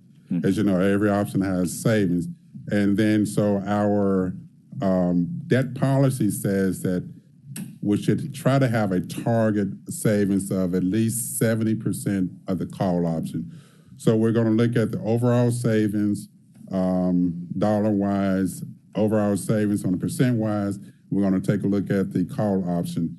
When we talk about 2014B and 2015C, before yesterday, we were looking at refinancing $234 million in bonds, but and now we're down to 192, 193, or $191 million in bonds. So we've removed from the analysis a little over $40 million in bonds because the call option was below 70% and because the savings were negative. So we're going to continue to monitor it. Okay. So I know that there had been talk about perhaps a 50 basis points increase. I don't know when that next meeting is going to take place. With that 50 basis point increase, essentially wipe out any of the savings. I know this is speculation on your part, but best guess. I think the market anticipates that, and the rates are already, increase is already baked in. Okay.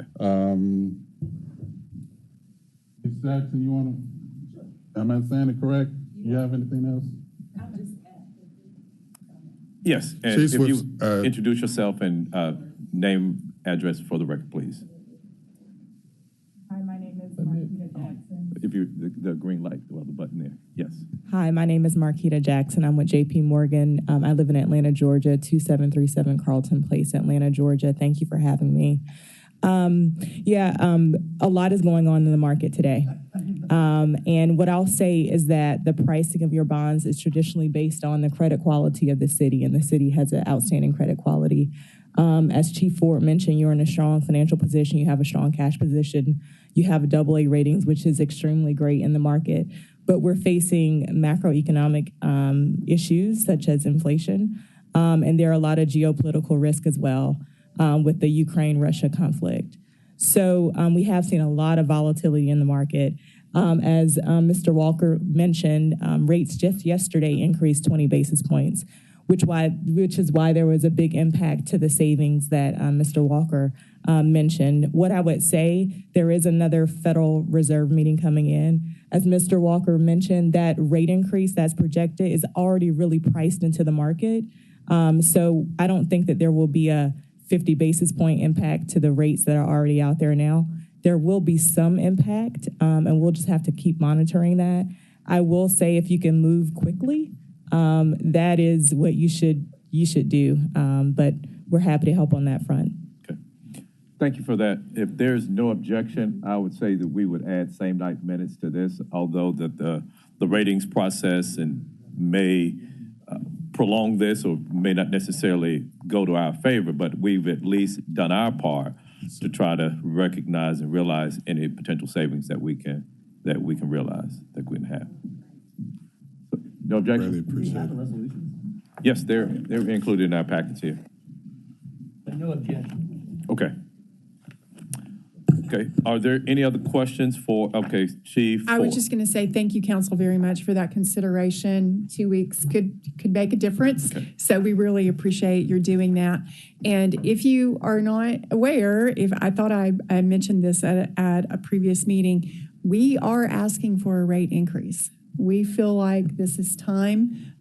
We have been very diligent. You have helped us keep this very much in line. We have kept our spending in line. We are in a good place cash position-wise. And so with this presentation that is coming up next week, we are asking for a rate. Yeah, we're going for what type of rate are you talking about, Willis? We're asking for an upgrade. Tax rate increase? Ratings increase. Like our rating, okay. Double A minus, right. we're asking so that we can, and obviously, the better our bonds, the more value we bring to the table. So we think we've proven ourselves as diligent and good stewards of the city's money. As Andre said and Deputy Walker said, we can't do anything without asking permission for the state. They have blessed us. They have said, go ye forth and sell bonds. So we are very, very excited about that. We do have what we think is going to be a great presentation for them. They haven't been here in a long time, so they haven't seen what's going on here. It's one thing for us to tell them. It's one thing for us to show them a picture, but it's another thing for them to see it. So S&P will be here, Moody's, so they are not quote unquote traveling yet. So, but they will be getting a visual presentation as opposed to an actual presentation. But thank you very much, Council, for the support that you've given us and that you continue to give us in our debt servicing. Thank you. So that take us where we double A what? Then double A? Currently a double A with S&P. Plus, okay. And we don't anticipate Moody's to move. Okay. But we have a good opportunity with S&P. Okay. For the record, I just want to say that they can't footnote that there was some issue in MLGW's Moody's report a couple years ago that maybe the council had gotten a little bit in the way. And I just want to say, for the record, we are no longer in the way here. So I'll be looking for that in S&P's report. And when we have those respective reports, would you forward those to the council, please? Definitely. Okay, Yes, great, sir. thank you. Okay, so we have to take these separately. So there was a motion made and seconded for item number 8. All those in favor with same night minutes of approving the resolution not to exceed $22 million for general improvement refunding bond series 2022A. All those in favor, please signify by saying aye. Aye. Any opposed? Okay, the ayes have it on that item. Now I would take a motion to approve a resolution authorizing the issuance, sale, and delivery of not to exceed $255 million aggregate principal amount of general improvement refunding bonds, Series 2022B, federally taxable bonds, all council districts sponsored by the administration, with same night minutes on this item too. So moved. Second. Moved by Robinson, seconded by Warren. All those in favor, please signify by saying aye. Aye. Any opposed? That item passes. Thank you both. Colleagues, we are about 30 minutes behind, so we're going to speed up. Next, we have a presentation on First Aid Memphis 2021 annual report and 21-22 quarter one report. All council districts, and this has been requested by Councilwoman Robinson.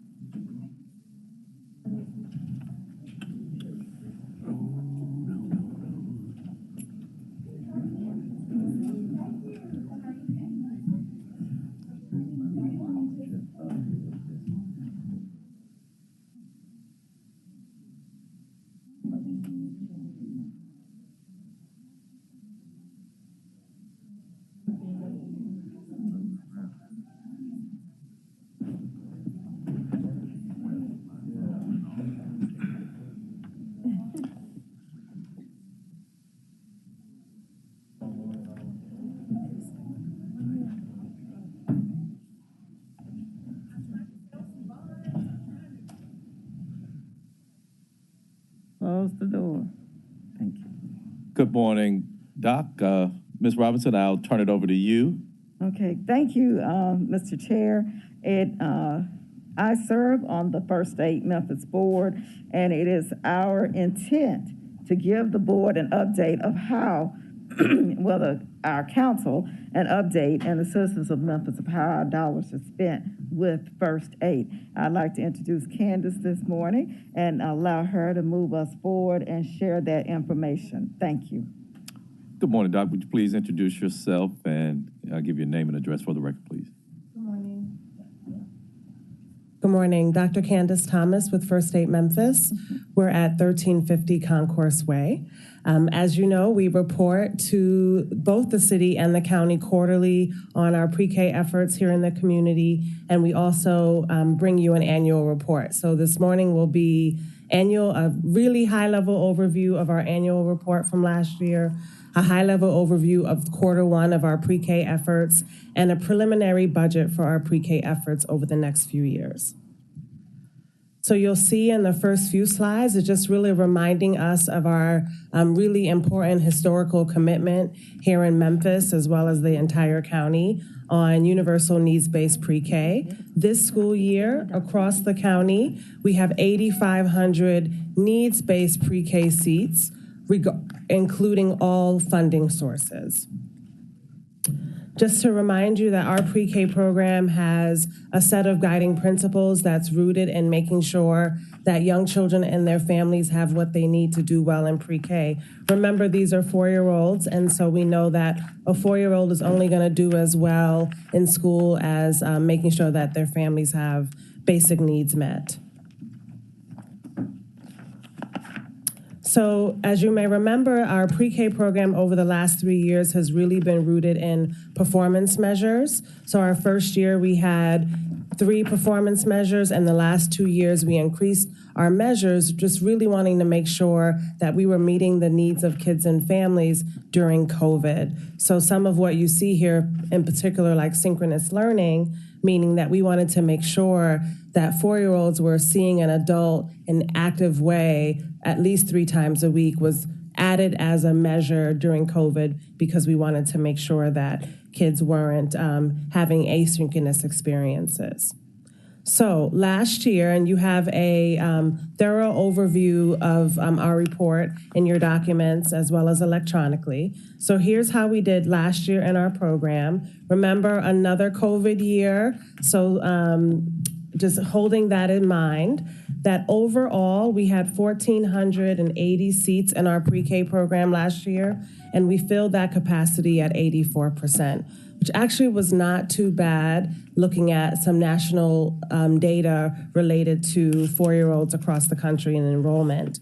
And coincidentally, while we had 84% capacity filled, 84% of our students met our attendance goals for last year. So that's, again, an overview of last year. Also, as you know, we really want to understand pre-K growth and kindergarten readiness. We saw, and this is not going to be surprising to you, that approximately 30% of our students were reading at grade level last year. And this is consistent across the county and consistent over the past few years. And we also saw that approximately 42% of our kindergarten students were ready for kindergarten when they entered kindergarten in September. So these numbers are consistent with what we see across the county with grade level reading as well as kindergarten readiness. So we know we have a lot of work to do in both areas. As a part of our program last year, we made sure that families completed family outcome assessments so we could really understand what they needed. You see here, as we report out every quarter, families listing their greatest needs, which is noted here. Food resources, internet, adult education, utility services, transportation, and healthcare referrals. And then you also see that our team did a great job making sure that our classrooms received one-on-one coaching support throughout the year. So that was very high-level overview of our outcomes last year. Again, you do have a more thorough report in your documents. So for this quarter, August 5th to October 8th of this school year. So this is not the best news to share with you. As you know, enrollment for young children, really pre-K to third grade, has been low across the city and the county, but really across the country with COVID. And so it continued this fall, impacting our enrollment. So we are experiencing in the first quarter 66% enrollment of our total capacity of 1,600 4-year-olds. Right now, as of today, we're at approximately 1,200 students, 4-year-old students in our program, but in the first quarter, we were at 66%. But the good news is, of those students who were enrolled in our program, 92% met attendance. So those babies and their parents or grandparents or whoever's taking care of them, if they're enrolled in our program, they are getting to school. So that is the good news. We did see most of our programs engaging in synchronous learning. We had some who did not because of different COVID outbreaks in their classrooms or in their schools. People had to make shifts really quickly in the first quarter. So as you know, we continuously engage in performance improvement reviews, and listed here are some really exemplary practices as well as some challenges that our classrooms face and our teachers face in the beginning of the school year. And then again, we still ask about family and family needs and family supports. And families are still saying adult education, skills training, mental health resources. And new this for the first quarter that we hadn't seen last year is more families saying they need help with childcare. So we are on track with assessing all of our pre-K students this year. We have completed assessments in the first quarter. Remember that assessments happen generally in the beginning of the year and somewhat throughout, but we won't really have results until we compare the beginning of the year to the end of the year. So this is just showing you that assessments are occurring, but we'll have results at the end of the year. And so just to remind us that First State Memphis really, with your historic investment in pre-K, has really allowed us to make sure that we have 8,500 seats across the community. We really are working as collaborative partners and conveners across early childhood, but in particular with pre-K, with your historic dollars, and working directly with you in Shelby County to make sure children have what they need as they begin their school life. And with our efforts, your investment, creating collaborative space, We established a strong pre-K outcome structure, which we will continue in the out years. And so what you have here is you'll have our actual and projected budgets, or actual budgets over the last 2 years. We show this to you every single time we present. And then we have our projected budget for this year, which is approximately $14 million.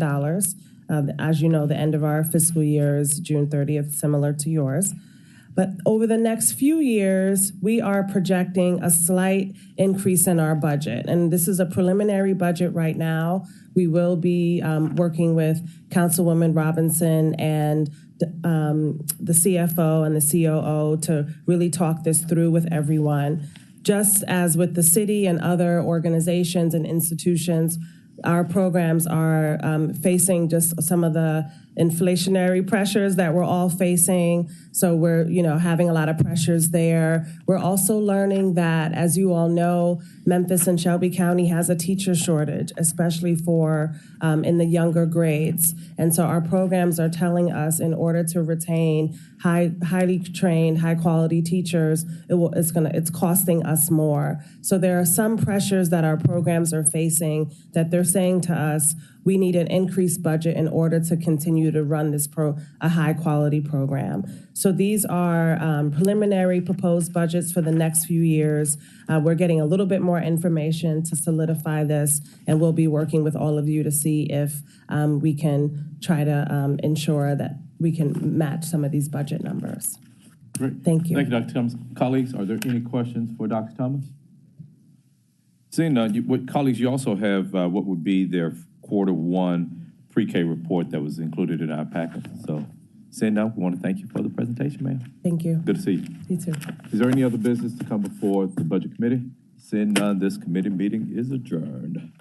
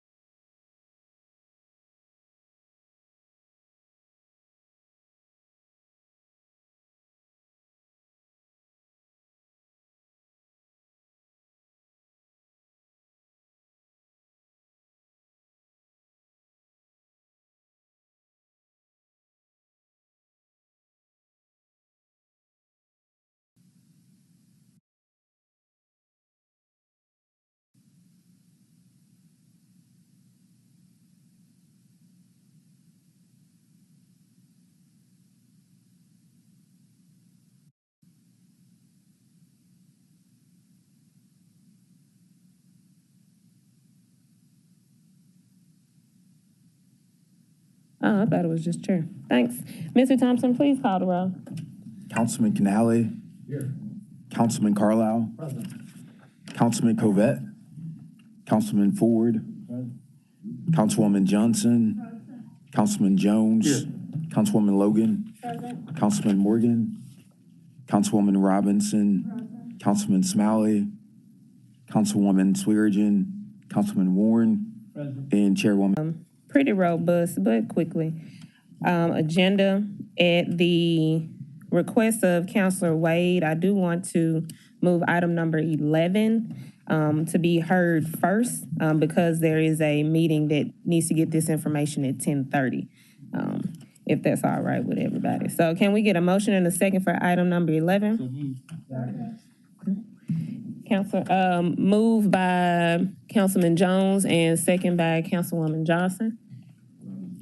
Thank you. I'll try to be. Robinson. Okay, Councilwoman Robinson. I'll try to be brief. I had a conversation with Councilwoman Robinson about this resolution. She was concerned that she thought Senate Bill 2077 and House Bill 2246 was usurping the power of the council. I assured her that this bill didn't actually do that. If you recall, we took two steps relative to the pipeline. One was a wellhead protection ordinance and the other one was a right-of-way ordinance. These bills weren't necessarily targeting us. They were basically attempting to prohibit the type of legislation that was proposed by Mayor Harris, which actually was a de facto prohibition against pipelines. This bill exempts local action that is allowed by state or federal law.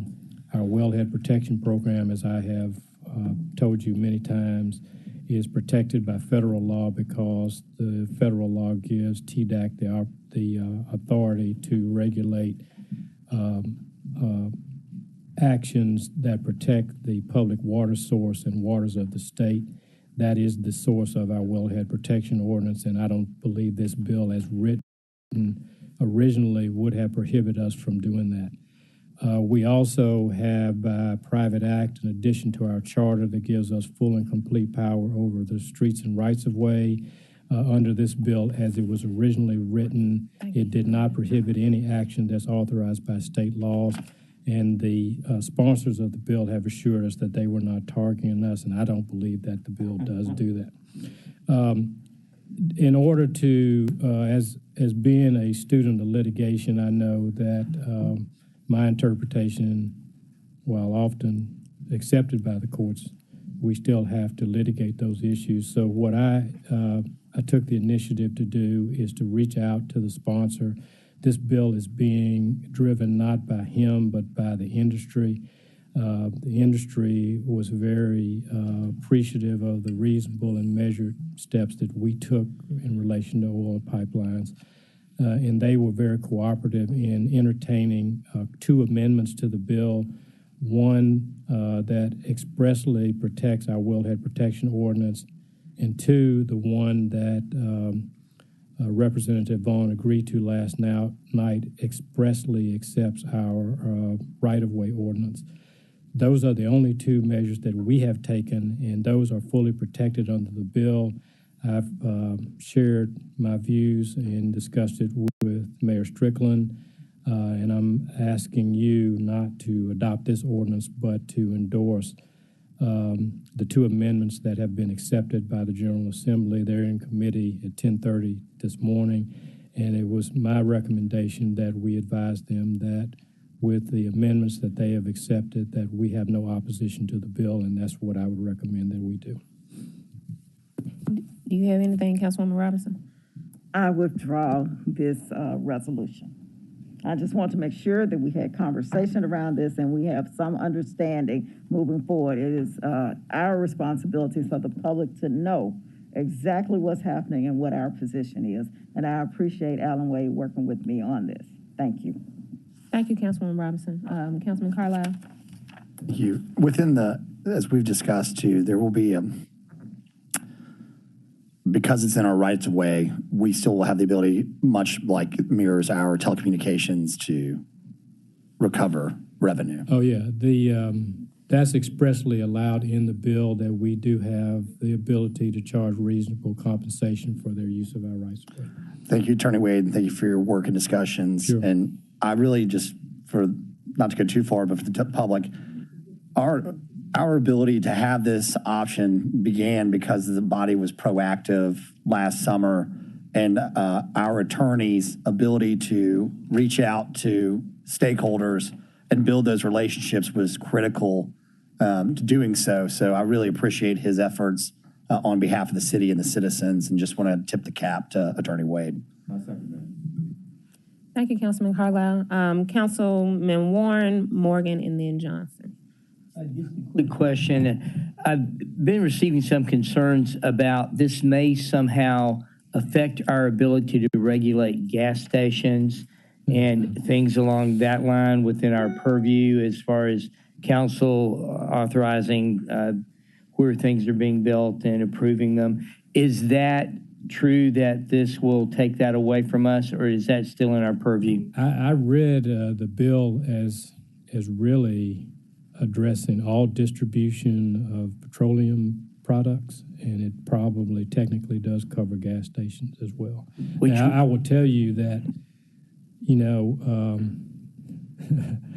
it's kind of an interesting interplay that we have with the General Assembly, and I mean, they're pretty much dug in on some issues, and in some issues they were very reasonable with us. So that's all I can tell you about it. So the answer is they are going to take away the ability of local governments to regulate where gas stations are built. Unless state or federal law gives us the ability to do that otherwise. Well, I would question whether we really want to completely withdraw this resolution in that case, and we may want to at least specifically point to that. I'm not sure. You can tell me what you think politically from your position, but I don't think we want to give away the ability to say where people can build gas stations. You know, I'll give you an analogy. When I first started practicing, there was a lawyer that represented criminal defendants, and he would wear this beautiful suit every time he walked them to the gas chamber. And, you know, while we may symbolically, you know, voice our opposition,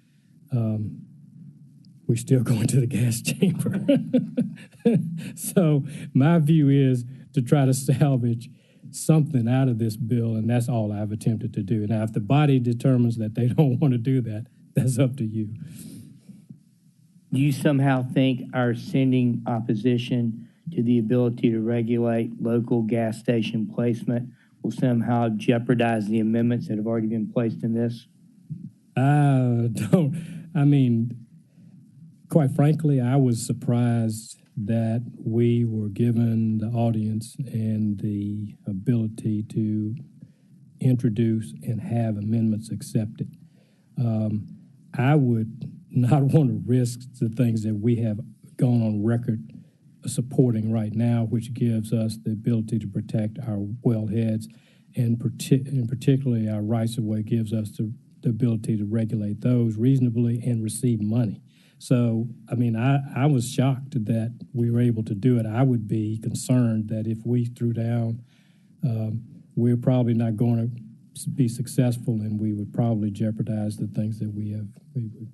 On those areas that you got them to agree to, those would have been areas that we could litigate in the future had they proceeded correctly. Had they proceeded on with their current law, we would be in the process of litigating for that. Is that correct?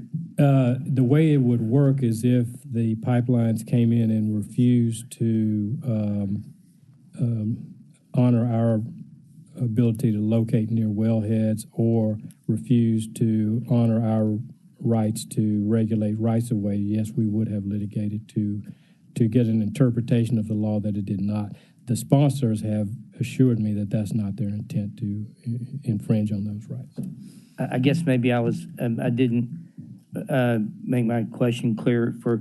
So assuming that there are no amendments in this law, okay, our current situation is we feel that the laws we passed are still constitutional, if someone came through, we would have to litigate to stop that. Whereas if it goes into the law, we don't have to litigate it. It's in the law. Is that Absolutely. correct? So Absolutely. that's the only difference. Absolutely. So I guess, I don't know, in my mind, I still think that if you think we can win those lawsuits, it may be worthwhile to at least let them know that we really think letting local governments determine where gas stations and things like that are put is something that we think is important. And I'll yield back to my colleagues for their comments. Let me flip the script on you. Okay, thank you. To the extent that we assure ourselves that we don't have to litigate these issues, we don't necessarily have to throw down and waive our right to litigate the gas station issue. Okay? That I did not understand. Then I feel better. Thank you. Thank you, Councilman Warren. Let the record show Councilman Morgan, Covett, Jones, and Smiley are present. Councilman Morgan. Councilman Warren asked my question. I withdraw. All right. Councilwoman Johnson. Thank you, Chair, so much. Mr. Allen, when will we actually be able to see the piece of legislation that's actually the final piece? It's in Senate committee at 10:30. 3 minutes. Okay. And these amendments will be offered at that time, and they will do another rewrite of the bill, and we'll get it at that point. And right now, we do know one of them has already been put into the bill, which is the wellhead protection. Okay. So is it possible for us to have a copy prior to this evening that we can look at it to see if we are still in agreement with it and nothing else major has changed? I mean, sure, but I think that train's moving in 3 minutes. I would have someone from the staff reach out to our lobbyists.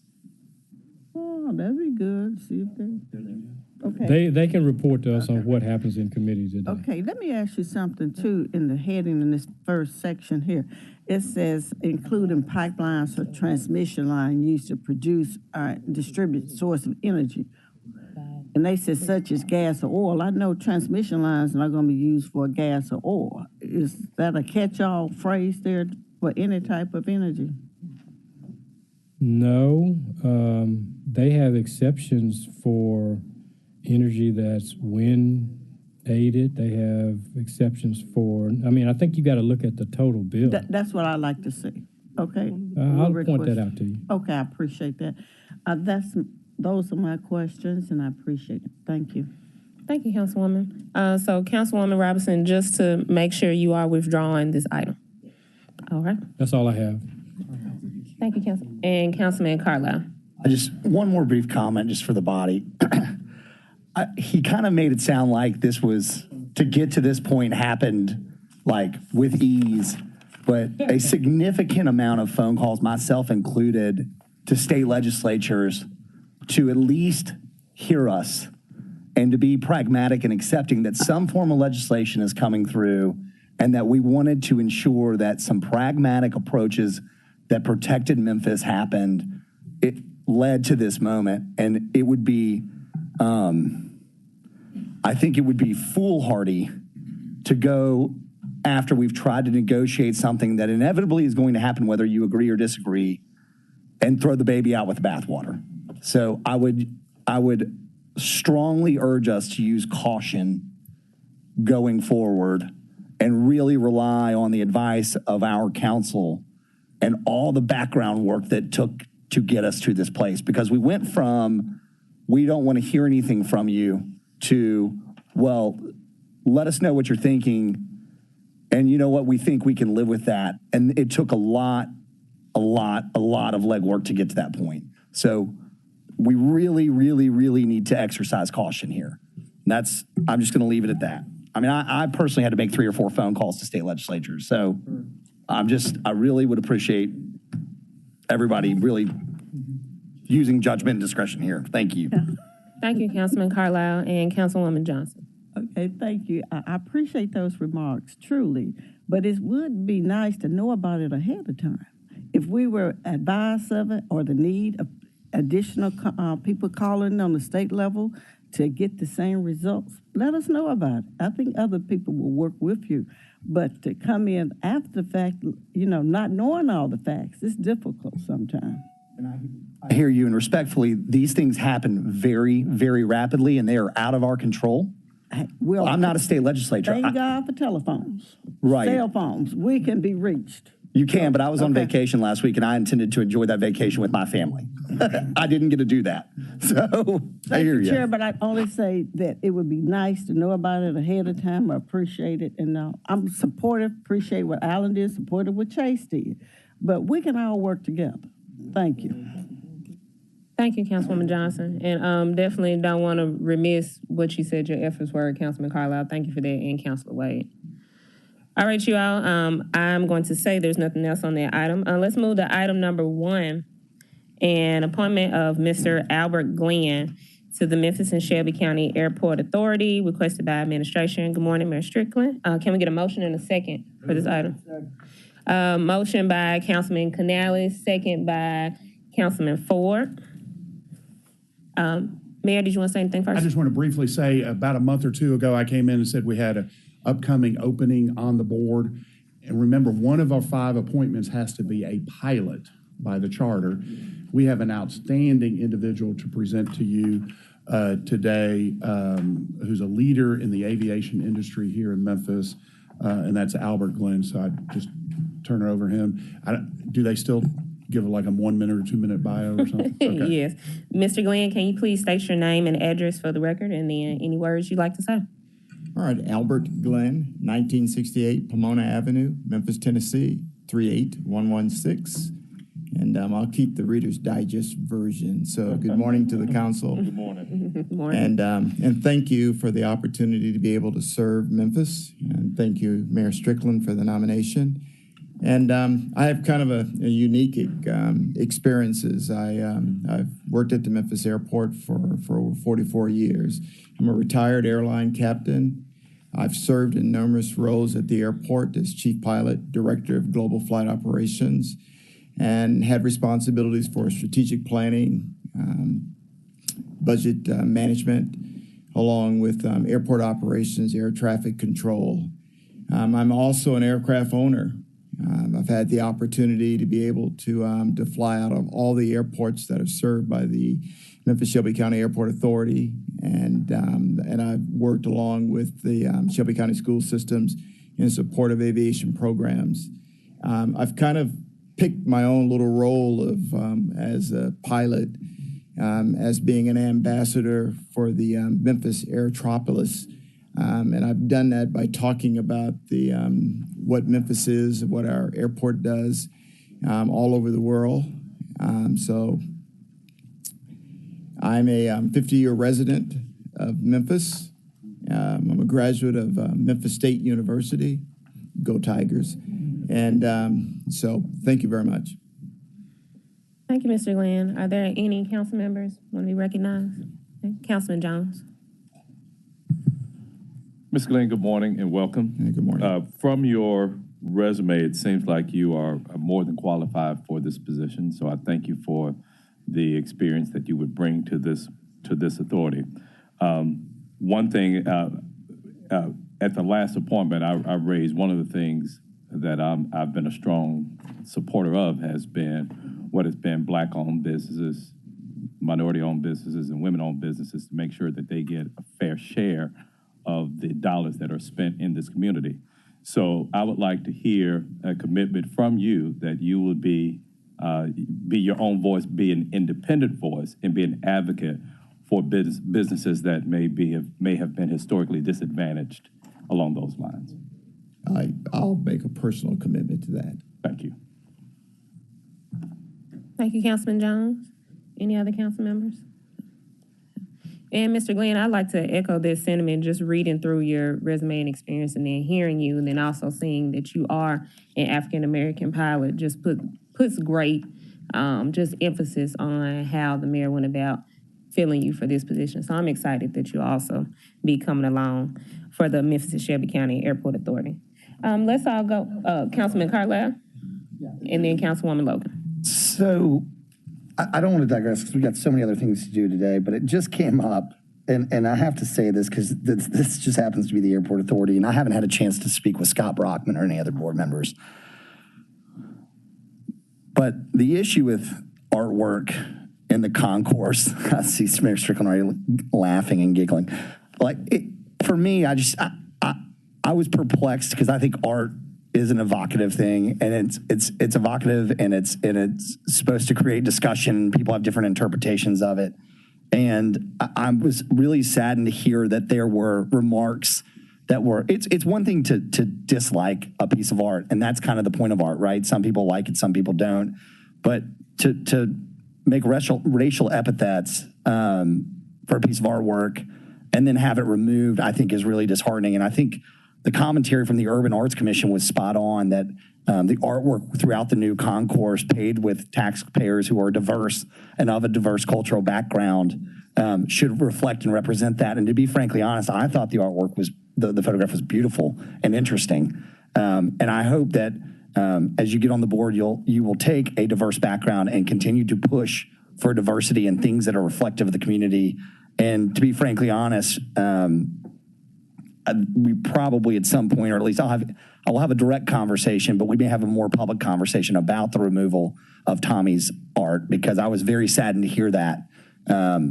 Again, just to put a fine point on it, artwork is supposed to give a response and an emotion, and I was very, very saddened to hear, even if you didn't like it, that's kind of the point of art. And so I was saddened to hear that we removed it because there was a small group that found it distasteful. I think that is disrespectful to the artist and art world in particular. So I hope as much as you'll commit to the business side of things, you'll commit to things that are reflective of the community at your time on the board as well. So thank you.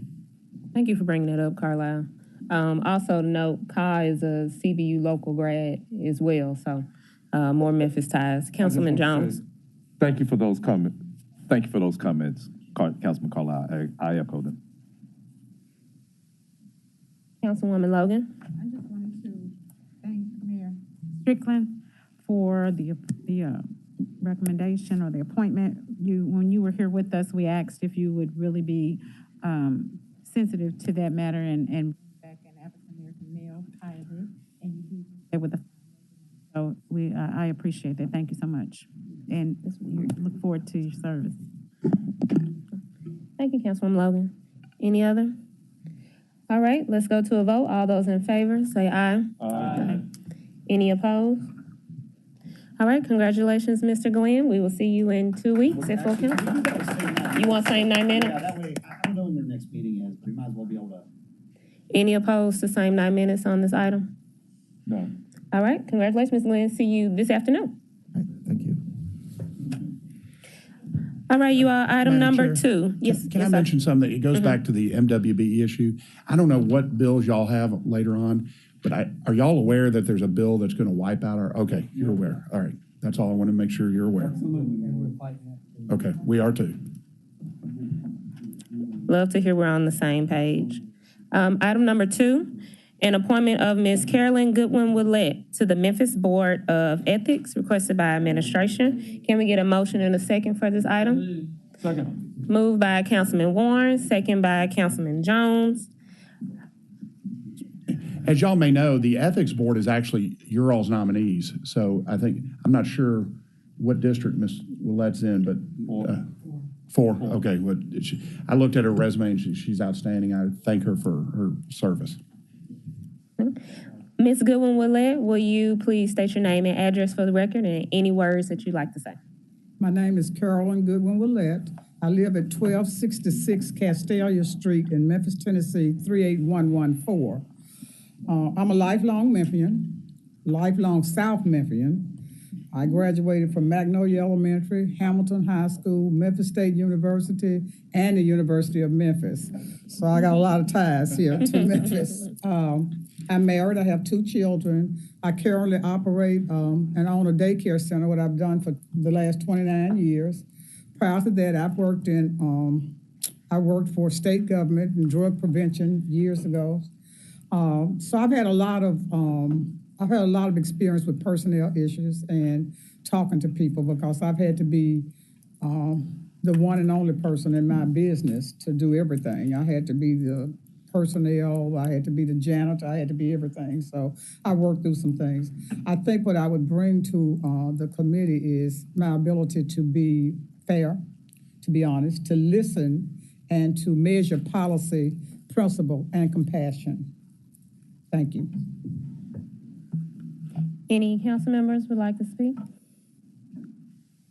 All righty, seeing that there are none, let's go. Do we need same 9 minutes on this as well?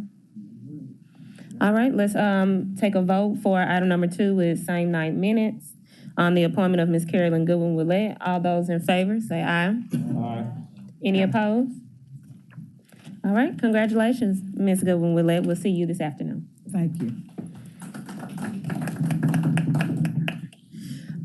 Without opposition, you all, we have 5 appointments and or reappointments for the MLGW Commission. I'd like to look at items 5 through 7 together. I think we have to vote. Since they're, yeah, but we can vote individual, but, we'll go through the whole thing. Item 5 through 7 together for any questions or just commentary for the reappointments. And then items 3 and 4 respectively. Well, I have an objection to it. Okay. I would just say we look at the reappointments separately than the new appointments because there could be different dynamics between those numbers. Yeah, so take the 3 reappointments together. Yeah. Yeah. All right.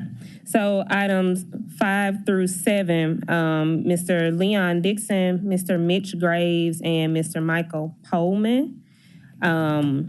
If you are, we got 3? Yeah, we got room for you. Ms. Strickland. May I just briefly talk at the beginning of all 5 of these? Yes, definitely. Well, hold on. Can we get a motion in a second? Motion by Councilman Carlisle, second by Councilman Ford. Right. Go ahead, Mr. Strickland. Thank you, Madam Chair. Thank you, Madam Chair. I want to thank you again for this opportunity. We've had an outstanding board of directors for MLG&W for the last 6 years, including 2 members that I'm not presenting to you. That's Steve Wishnia and Carly McCullough. First, Steve had served for 14 years, and it was simply time to roll off. Second, I offered to reappoint Carly, and she declined nomination. I am happy to present to you 3 reappointments and 2 appointments. They are all smart and accomplished in their fields, and I have full faith in their abilities. You have the bios, and I know you will want to hear from them briefly in a moment. But first, I just want to point out 2 of y'all called our office about the 5 board members operating on expired terms. I want you to know I was aware of that fact, but I did not want to change horses, so to speak, until the responses to the RFP were finished. And now that time has come. If the power supply issue were a football game, I believe we are at the end of the first quarter. The second quarter is reviewed by the MLG&W consultant. The third quarter is a review by MLG&W's board.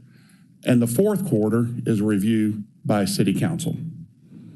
And as I've said to you as recently as Friday in an email, I have faith in the process, and together we will make the best decision for the ratepayers possible. So thank you. Thank you, Mayor. Councilman Jones in the queue. Also, Mr. Dixon, Mr. Graves, and Mr. Pullman, if you can join the 3 seats up and turn the mic on, we'll try to kind of streamline it. Councilman Jones? Thank you. There is, Mr. Young is not here, and so what I don't have before me, and I like to think that my service on the Memphis City Council has been my advocacy for Black-owned, women-owned, and other minority-owned businesses, and that will continue as long as I have a seat on this dais here. So I don't know what MLG&W's numbers were. We just had a bond issue that was approved, and so when I first joined this council, it was MLG&W that took the lead and was the lead when it came to having a diverse supplier base when it came to the products and services that were procured by that body. What I don't know right now is what MLG&W's numbers are currently based upon any type of disparity study that has taken place. But as reappointees, I wanted to have each one of you on the record to essentially talk about what it is that you've done in your time there and what you would do going forward to ensure that we have a spend that's reflective of the community in which we live. Before you all give your answers, just give your name and your address for the record before you speak. Not every time, just the first time. Just first time. Mitch Graves, 38 East Chickasaw Cove, Memphis, Tennessee, 38111. Leon Dixon Sr., 6841 Fox Edge Drive, 38141. Mike Pullman, 5391 South Angela, 38120. I'll start, if that's okay. Councilman, great question. We just had our diversity committee update 2 weeks ago. We were doing really well pre-COVID. I don't know the exact percentages. We took a little dip during COVID and we're back up and seeing a trend going up. The numbers look good, the dollars look good. The thing that is discouraging to me that I think we've got opportunity to do is the number of minority vendors and local-owned businesses. We've got a small number that have a great dollar amount attached to them, but I think we can do more, the community can do more to bring in other diverse suppliers. Sometimes our contracts are too large for a small vendor to be able to get into, and we've talked to JT about that. And are there opportunities to break some of these contracts down to smaller amounts and get more participation? But you have my pledge, it's important to the community and our overall strategy as a community to reduce poverty and get more minority businesses. So you got my pledge. Thank you, Mr. Gray. Yeah. And just piggybacking off of what Mitch just said, the supplier diversity spend right now, I'm sorry. Well, it was on, yeah. I just have a soft voice. But anyway, anyway, the benchmark spend for the diversity supplier is 37%, and we're meeting that benchmark. I'm serving as the chairperson of that committee right now. And our goal right now is to find ways to prepare other vendors or people who would like to be vendors, other businesses, to acquire all of the qualifications that they need to become a part of that. So we're really focusing on that. Now we're seeing a lot of improvement. And we also have a workshop. We just finished one maybe about a month and a half ago to equip another group of people to get into that pool. So we're still working aggressively to increase those numbers. And I guess since being on the board, I've always wanted MLGW to get better every day. In our program, the diversity spend's got to get better every day. We're not doing a good enough job recruiting. We're not helping one another get better. We're just handing out contracts sometimes, and that's got to change. And I think if we get these numbers down, the quantity, you can take a risk with some new vendors and get them on board, and let's see them all show up and show out. Now, when you say get the numbers down, what do you mean by that? The contract values. Oh, okay, if you can't gotcha. handle the, it's like never seen this in business. So, but $50,000, $100,000 contracts where you're bringing in equipment or whatever, it's doable. One of the things that I've talked about just from a city administration standpoint is, and I, just want to offer this to MLG&W. I've made the comment before that when white-owned businesses are procured, we can go, and I understand that MLG&W, its operations is specialized. They're not maybe people that serve the general city of Memphis, but when we talk about utilities, we're talking about specific expertise in those areas. However, and I made this comment on the city side, when we look to procure white-owned businesses, we can go to Washington State, we can go to Texas, we can go to New York. However, when we look for black-owned and other minority-owned business, we look just to Memphis or Shelby County and say we can't find them, and therefore our numbers are there. So I would hope, and this is for the new nominees as well, that we're open to saying, there can be a business in Atlanta, can be a business in Austin, Texas that may happen to be Black-owned, and they could open an office here in Memphis if they just had the opportunity to do so. And so I would just, and I know that administrators, I see Mr. McGowan, he's heard me say it before, but if we say that from the standpoint of looking at what happened to be Black-owned businesses outside of here, we can expand the base here economically because they can have more business here. They can open up an office here.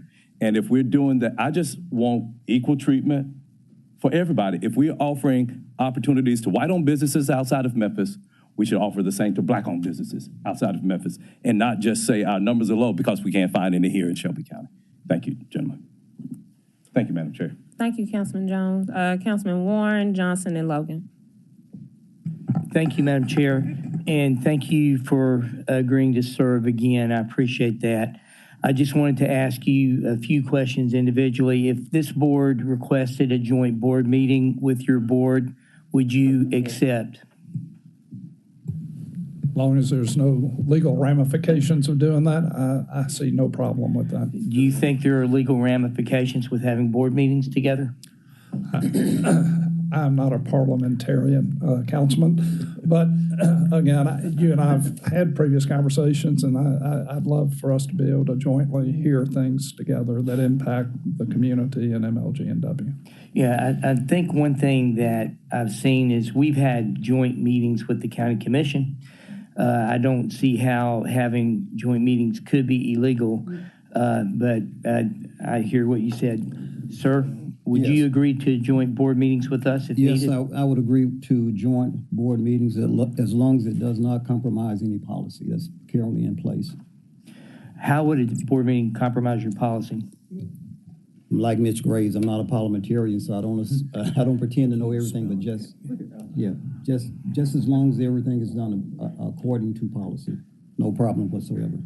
Councilor Wade, do you have any, I saw you about to get up. Do you have any commentary on that? Jeff, how many MLGW meetings have you attended? Federal public? 0. Got it. Councilman Wade? You can collaborate and share information. You meet with the county commission, but deliberate and make decisions. That would be exactly why we'd be having those meetings. I would support that 100%. Yes, we encouraged that a few years ago. Well, we attempted to get that, and we were sort of shut down when we were trying to do it. That's why I'm asking this now, because I think as we move forward, one of the things the public wants to see is that we're getting all the questions out. We're putting everything to where people can see how the process is going, so they'll know it's fair and effective. I guess as I'm looking at the RFP that's been put out, the concern that I have and I want you to be aware of and think about is that the way the initial RFP was put out, somehow MLG&W was going to have to build and own its own transmission. Okay, right now we don't own our own transmission. So if we're trying to compare apples to apples, we can't compare a bid coming in from other people where you guys are going to build and own the transmission and own that cost where you don't own it now. So the public needs to understand that that's not what we should be looking at, and we should be looking at bids that come in that include someone else owning that transmission as it moves forward. So please pay attention to that. That should be how we're looking at this as we move forward. Thank you. Thank you, Councilman Warren. Councilwoman Johnson. Thank you, Chair, so much for the opportunity. Hello, gentlemen. How are you doing? Good morning. Could you first tell me how many years of service you've given on that board already? I think mine has been 5 years. Okay. I'm at 4.5 years. Okay, so 3 term. years. Okay, great. So basically one term, because this is a 4-year term. Well, let me first say congratulations, and I am so proud that you're willing to accept this, to work for an organization that is so controversial and most time highly criticized. And you have hung in there. You've done an excellent job, because I realize being at that top is not easy. And you know what you're about to face in this process. So I really want to thank you for that. You're going to undertake a major decision, as it appears in the work so far, at the end of this year. So you are aware what's being asked of you. But I want to add on to what Mayor Strickland said. We're in a football game, and he said that the city council was in the fourth quarter. That means the city council is in it from day one, right? I mean, they just didn't show up at the fourth quarter. It's because they've been there. And the city council wants to have a part in the whole transaction. So I'm asking a very direct question. If the city council would send their own consultant to Memphis Light, Gas, and Water as an observer, I'm not asking that the individual participate in any decision-making, but to be there, to be able to read the proposal and just observe what actions are being taken. How would you feel about that? Could you consent or commit to allowing us to send a consultant? As I commented the other day, we have no problem with oversight. The mayor's got a consultant as well that we fully expect oversight on. The only thing I think responsible is we close out the RFP process, so there's no information that can be shared back and forth to any other vendor. Obviously, non-disclosure agreements would have to be signed by everybody, but we welcome oversight. This is potentially one of the biggest decisions this body and MLG&W and the mayor will make in the last 50 years and maybe the coming 50 years. So having it open and transparent and everybody understanding what's going on, I don't have any issue with, and I think it's appropriate. I appreciate that. Yes, ma'am. Mr. Dixon? Yes, I agree as well. And the profession that I'm in, disclosure pretty much controls everything. So I'm all about disclosing information. It helps eliminate stress at the end of the football game, if we use that as an analogy. So I would support that 100%. I too would support it. It needs to have everybody's eyes on it, and we're going to make, I hope, a good business decision and present it to you. It's going to make sense business-wise and for the city, reliability, and we'll let the chips fall where they fall. Right. I think we're fine. I appreciate your consideration and willingness to do that, because I think we all can admit that we're going to need as much help as possible in this situation. I don't see anyone on this council, and I'm looking at you and your resumes, that have an expert background in that particular area: energy consumption, transmission lines, generator, energy generation, whatever. So let's work together and let's do what's best for all the citizens here in Memphis. And thank you again for your willingness to serve. Thank you. Thank you. Thank you, Councilwoman Johnson. Councilwoman Logan. Thank you, Chair, and I want to thank you all for your willingness to continue serving our community. And I just want to echo some of the previous comments. One being what the mayor mentioned, Mayor Strickland mentioned about, I'm sorry, Mayor Strickland, about, the importance of this. I think there are two things that are really important as we move forward, and I want to know your feedback on those. The one being this decision that we have to make, but number two is what I would like for you all to speak to and your commitment to this. There's a lot of changes in our city and our state, and with the discussion at the state level of the changes in the MBE contracting and those types of things, even if that was to happen or somehow that was to pass, I want to know your commitment to that becoming, remaining our culture at MLG&W of making certain that we are contracting with, these businesses. And, you all have a lot of contracts. Most of the contracts that come here with large dollars is MLG&W. So it's important for me to know that you all are committed, regardless of what the state does, but you're committed to this as a part of the culture and a part of how we move forward in this city, considering the large number of African-American owned businesses and just the residents in general.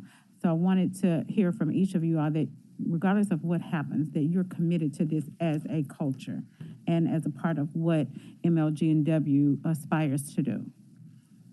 As answering Councilman Jones earlier, yes, you've got my commitment. You know, it's a culture thing, and it's got to be the foundation at MLG&W and throughout the entire organization. And that's why, again, I believe we need to grow our number of businesses, not just the dollar amount. Dollar amount's important. Chief McGowan came earlier and showed me we've got 36% as a percentage at MLG&W, and that's a dollar number. But where the real opportunity is to grow small businesses, get them into MLG&W, have them grow to become bigger businesses, and that's how we help the community. And no matter what may happen at the state level, that's our commitment and our culture at MLG&W.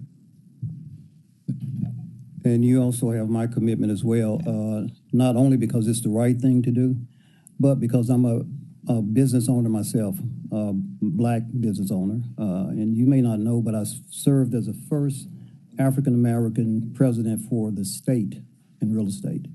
Out of 98 years, I'm the first African-American. So just that in itself compels me to want to do everything I can possibly to make sure that that culture is continuing to be developed and that we continue at a grassroots effort, have a grassroots effort developing other people to follow in my steps.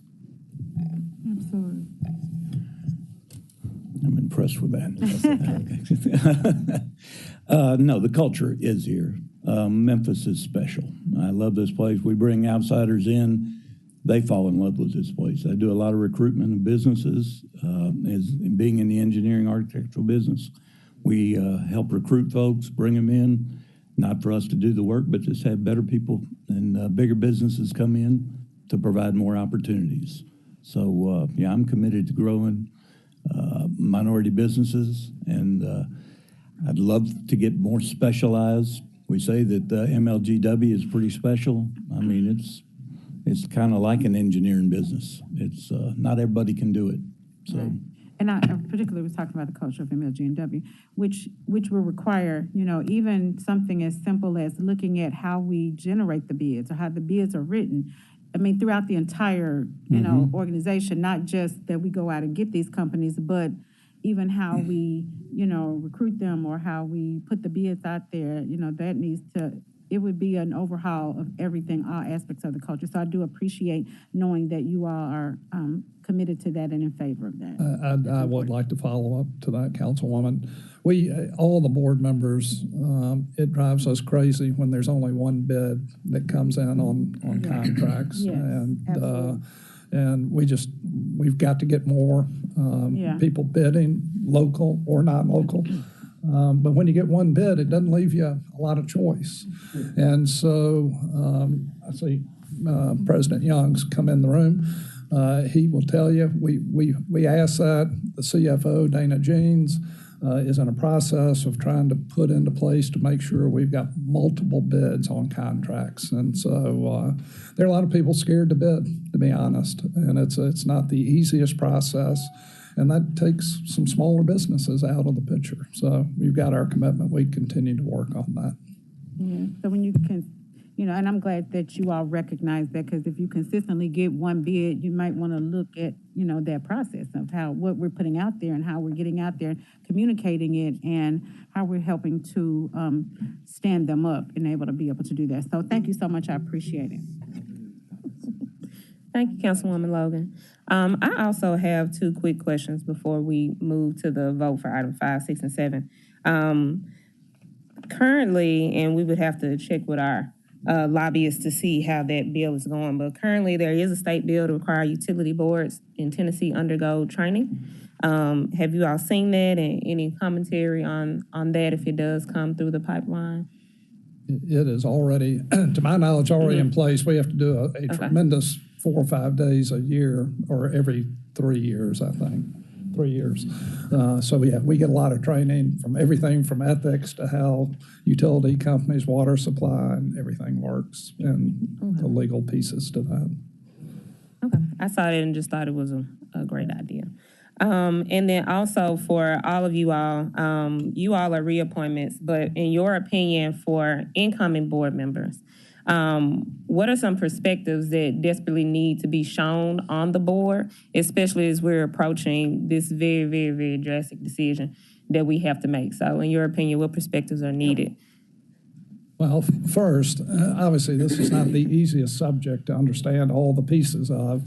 We did the power supply almost 2 years ago, been with RFP out last year, and there's a lot of catching up to our new colleagues that's going to have to happen. And so I would hope that the president takes the time and gets our 2 new board members up to speed, because this will be coming to fruition in the next few months. And there's a lot of homework that has to be done. And so that we've just got to dedicate the time and make sure they get up to speed quickly on where we are. Thank you, Mr. Gray. And this may not be popular, but I'll say it. My recommendation would be that they think individually, not be influenced by outside forces, do their own personal research and make decisions based on that, not telephone calls, text messages, or anything like that. That's what I would recommend. Oh, that's not unpopular at all. Okay, well, I just thought I'd say it. Thank you, Mr. Dixon. You're welcome. Did you have anything, Mr. Pullman? I'd love to hear from you. He wouldn't let go of the mic there. Kept holding it. No, it's a very complex situation and a puzzle to put together. There's just lots of things to do. Don't be influenced from the outside. We all have our businessmen and run businesses and understand the complexity of this and put the pieces together. It's going to be a tough task, but you all will be up to it. It'll be good. All right, thank you all. Councilwoman Johnson. I just wanted to make one last comment. I really appreciate y'all coming.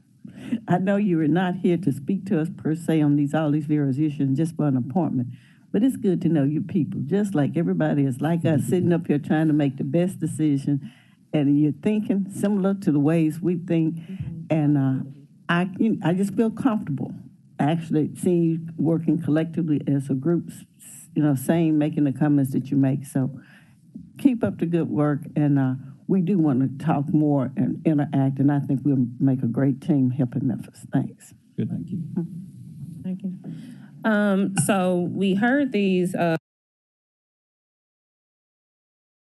together, but let's call out each item individually for each reappointment. Item number 5, reappointment of Mr. Leon Dixon, MLGW Commission, moved by Covette, second by Robinson. All in favor? Aye. Aye. Any opposed? Okay, congratulations, Mr. Dixon. We'll see you in 2 weeks. Item number 6, reappointment of Mr. Mitch Graves. Moved by, thank you, it's hard to see y'all mouth moving. Moved by Covette, second by Warren. All in favor? Aye. Any opposed? Okay. Thank you, Mr. Graves. See you in 2 weeks. And item number 7, reappointment Mr. Michael Pullman. Move it. Second. Moved by Covette, second by Warren. All in favor? Aye. Any opposed? No, Chair, can we make all these same minutes for doing the opposition? Items 5 through 7, same 9 minutes without opposition. Let's do 5 through 7 first, and then we'll talk when we get there. Okay, so item number 7, Mr. Michael Pullman, same 9 minutes, all in favor? Yes. Aye. Any opposed? No? Okay, and without opposition, same 9 minutes to item 5 and item 6. All right, so not in 2 weeks, we'll see you, Mr. Pullman, Mr. Dixon, and Mr. Graves this afternoon. Thank you for your service and being willing to do so again. Madam Chair, can I ask a question? Uh-huh. Do you want them actually present for the full council? If possible. No, y'all got something to do at 3:30? Just look at our resume. It'll tell you what we do. No, just joking. Yeah. I don't think. Okay. Well, if not possible, then it's okay. We love to see you again, but if we don't, that's fine. Thank you. I've got a meeting, I so apologize. Okay. Yeah, I was scared to say no. All right, so we'll hear that at 3:30, 5, 6, and 7. Thank you all. Thank you. Thank you, Mayor Strickland. All right, so going to item number 3. An appointment of Ms. Cheryl Pesky to the Memphis Light, Gas, and Water Commission requested by administration. Motion is second. Second. We're gonna do y'all one at a time, but you can go ahead and sit, Mr. Person. Moved by Smiley, second by Warren. All right, Mr. Mayor Strickland, do you need to say anything? Nothing else. Okay. What I said earlier. Okay. Ms. Pesky, can you please state your name and address for the record, and then any words you'd like to share? Yes, Cheryl Pesci. Is this on? Pesci. Okay, my name is Cheryl Pesci. I know it's an Italian name. It's different. Cheryl Pesci. My address is 5460 Irvin, IRVIN, Park Cove, Memphis 38119. And any words you'd like to say? Oh, I'm excited. And I just realized as the 3 reappointments were happening that I'm the only woman again. I've been here before, and I'm glad to be. I'll be the mama, make sure that these fellas behave and keep them in line. I promise you that. And I just realized that because it's nothing that I really think about. I was not born in Memphis, but I should have been. Memphis has my heart. I moved here in 1985, and Memphis has had my heart ever since. I'm a business owner. I'm a Black woman who owns a business. I'm not a Black business. And I understand the difference. I understand that all money is green and that I need it, and everyone needs it. And I will make sure in my capacity with MLGW that these things are looked upon, that we are individuals who are minorities with the business acumen to run businesses, to bid on contracts, and to support those contracts. And I give you, Martavius, I give you my word on that will happen. I run a business. I've founded and run 3 different businesses. I understand. I talk numbers as well. I talk in numbers as well in words. So I understand the process of balancing a business and running a company. I think I bring a unique element to the table in that I am a small bit, and I hate to say small business owner because I think in big, large numbers about myself. And I bring a unique element there. I understand the intricacies of bidding and running a business. Sometimes the bonding and the insurance is just overwhelming. And so breaking things down into smaller portions sometimes can help with that. And I'm excited about diving deep and learning, coming up to speed with my other 3 board members, commissioners, and getting ready to make this historic decision. Councilman Morgan and then Councilman Warren. Thank you very much, Madam Chairwoman. Cheryl and Carl, I'll go ahead and address y'all both since you're both sitting here. I'm excited for y'all's appointment, for the experience you have in being able to bring that experience and your character to the MLGW board and hopefully improve the company for the better and then for our community as well. I have worked with and observed the prior 3 reappointments over the years, and they have a public body of work that I think is on the record in terms of where they stand on issues. So I want to ask y'all just one question for the record, and it's, will the decisions you make always prioritize the best interest of the MLGW ratepayers and no other political or financial consideration? Oh my gosh, absolutely. Absolutely. Excellent. And I think it's been touched upon, but as pressures come in on the difficult and complicated decisions that y'all will be making on the future, once appointed, you don't answer to us. You don't answer to the mayor. You don't answer to any of MLGW's vendors or their administration. It's a public utility, and you answer to their boss, which is the ratepayers. And I appreciate y'all taking that in consideration and answering that for the record. very excited about the work to come and looking forward to working with you all in the future. Thank you, Madam Chairwoman. Thank you, Councilman Morgan. Councilman Warren? Just the same question about an agreement to make sure we can have a joint meeting to talk about things if we need to as this gets complicated. Are you okay with that? I concur with the three appointees. I think they answered that as I would answer it. Excellent. I agree 100%. That's all I need to know. Thank you, Madam Chair. And Councilwoman Johnson. Thank you, Chair. Again, my question comes back to, would you be willing to commit to allowing the city council to send their own consultant and to be a part of the review process, not in the selection, but go through the review and oversight of the potential RFPs that we're looking at? Yes. 100%. Okay, great. Now, the other thing I want to emphasize is you both have great marketing background. I know you have seen you in action.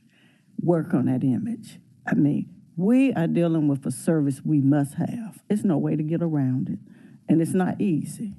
But we are going to have to build it because there's a lot of good employees over there doing great work, even people in the leadership role. But somehow you are getting a rap that I don't think is fair. I started this on the last city council meeting because all you're doing basically is passing on rates. You're just actually sending out bills with fees other people sent to you. So work on that to see what you can do to make sure people understand your organization is great. You're needed in this community. And I think, again, working together, we can push that image. And if we have to separate some things, let's start separating them so people know who's Memphis Light Gas Water really is. You're not the energy, electricity provider for the city of Memphis, but they think that. All right, thank you. Thank you, Chair. Thank you, Councilwoman Johnson. Any other council members?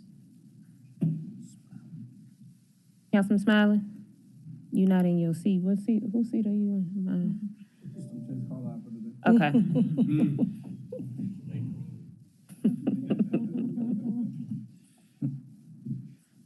You didn't have anything to say?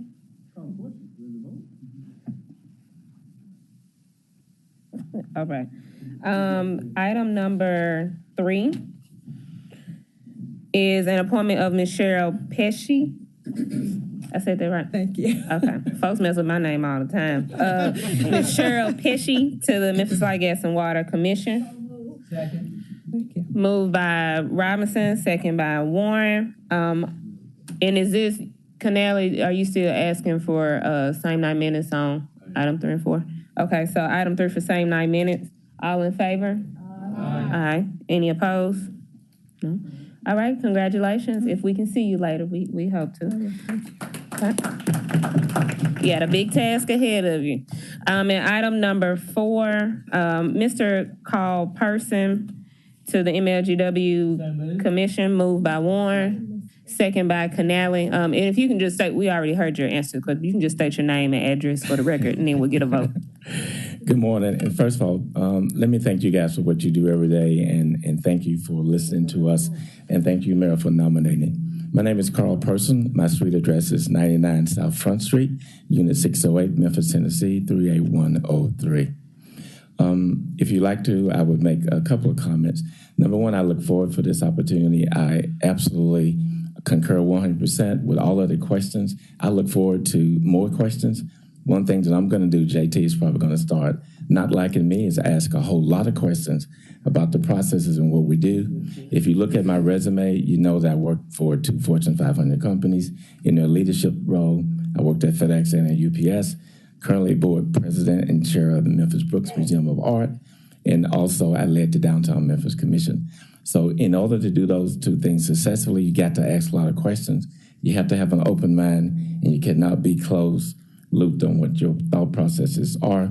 I look forward to working with, City Council as always in the past, and working with the mayor and JT. Thank you, Mr. Person. Councilman Carlisle. Thank you, Madam Chair. I'll be very brief, Carl. So excited you're willing to serve. Mayor Strickland's lucky. So is JT and the board. One of the things that I know that you're aware of in your time around the city of Memphis that and I've spoken briefly with Dana Jeans and JT, but as you guys are getting into budget for this coming year, we often talk about MLGW as an industrial, electric, gas, and water supplier. But probably their most other significant job is economic development in the city of Memphis. And they play a significant role in bringing projects online, whether they are commercial or industrial. But the other real big role that they can play is in affordable housing. And affordable housing development still has to follow the same development procedures and protocols that any other developer, whether it be a One Beal or the Walk or Blue Oval, right? And so my hope is that with your background and your time and with your fellow board members, that you work with the administration at MLGW, who's open to the conversation and has confirmed so, to find ways in which you can support affordable housing development, in whether it be grants or loans or fee reimbursements, so that those $20,000, $30,000, $100,000 numbers, whether it be fees or transformers or whatever, that there's an allocation or some sort of avenue that can alleviate that dollar amount, because it can make or break the pre-development side of things for those projects. And as Mayor Strickland has said many times, we have a need for tens of thousands of affordable housing. And at the end of the day, $150,000, $200,000 may sound like a small number, but when you start to add it up and the other things that the city of Memphis is doing, like reimbursements of sewer and stormwater connection fees, it really starts to matter. So I hope that you will commit yourself, along with your fellow board members, in finding avenues in which MLGW can help lead the way, along with HCD and affordable housing and our private partners. I think that's very well stated and put, and I look so forward to making that change, because I know there is a tremendous amount of opportunity in the economic development because Memphis Light, Gas, and Water and what they do and the impact that they have on the community and the amount of money that they spend. This is certainly a grand opportunity for us. And just my experience in working with development and also just working in downtown, I totally get that. I've also had some conversations with JT in the past about opportunities to improve the things that we do at Memphis Light, Gas, and Water, so I look forward to those conversations. Thank you, Councilman Carlisle. And lastly, Councilwoman Logan. Thank you, Chair. And not only affordable housing, that is a great point, but for the areas that and the opportunities that we can implement for the ratepayers, those that have been supporters of MLGW throughout, the residents of Memphis, the things that matter to them, such as weatherization, such as, those other things that will help where they are. We do need affordable housing, but more importantly, all of the residents that are here have really been crying out and asking for programs, more programming like weatherization. And if moving forward as we enter into this RFP in those other areas, we want to make certain that those that we're interacting with understand the need for those and are willing to come to the table, with that support as well. So I just wanted to add, in addition to affordable housing, giving consideration for the homeowners that are here in the city now. Thank you. Duly noted, yes. Right, thank you. Thank you, Councilwoman Logan. All right, let's go to a vote for number 4. Same night minutes for Mr. Carl Person from the MLGW Commission. All those in favor? Aye. Any opposed? No? All right, congratulations, Mr. Person. And I won't be back this afternoon.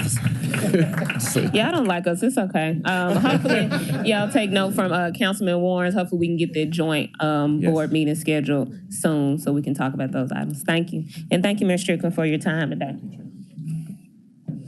All right, y'all, we still got stuff to do. Item number 8. Yes, we do, sir. Item number 8 is a resolution in opposition to SB 2440, HB 2569 of the 113th session of the General Assembly. All council districts sponsored by Councilman Jones. Can we get a motion in a second? So moved. Moved by Smiley. Second by Jones.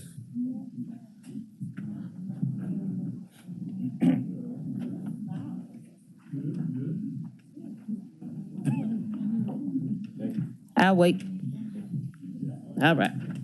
Moved by Smiley, second by Jones. Councilman Jones, the floor is yours. Thank you.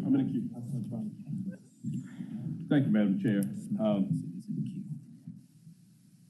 I think this was alluded to earlier that the state is currently has a bill in the House as well as a bill in the Senate where programs that we've addressed and that other municipalities and governmental bodies have addressed to look at the longstanding disparity where Black-owned businesses, women-owned businesses, and other minority-owned businesses have not been receiving a fair share of public contracting dollars. And so this is a resolution in opposition of that. You know, we realize that we've had our challenges, but based upon analysis that has been done at the state level, the state only spends about 3% of, and I think their budget is north of $20 billion.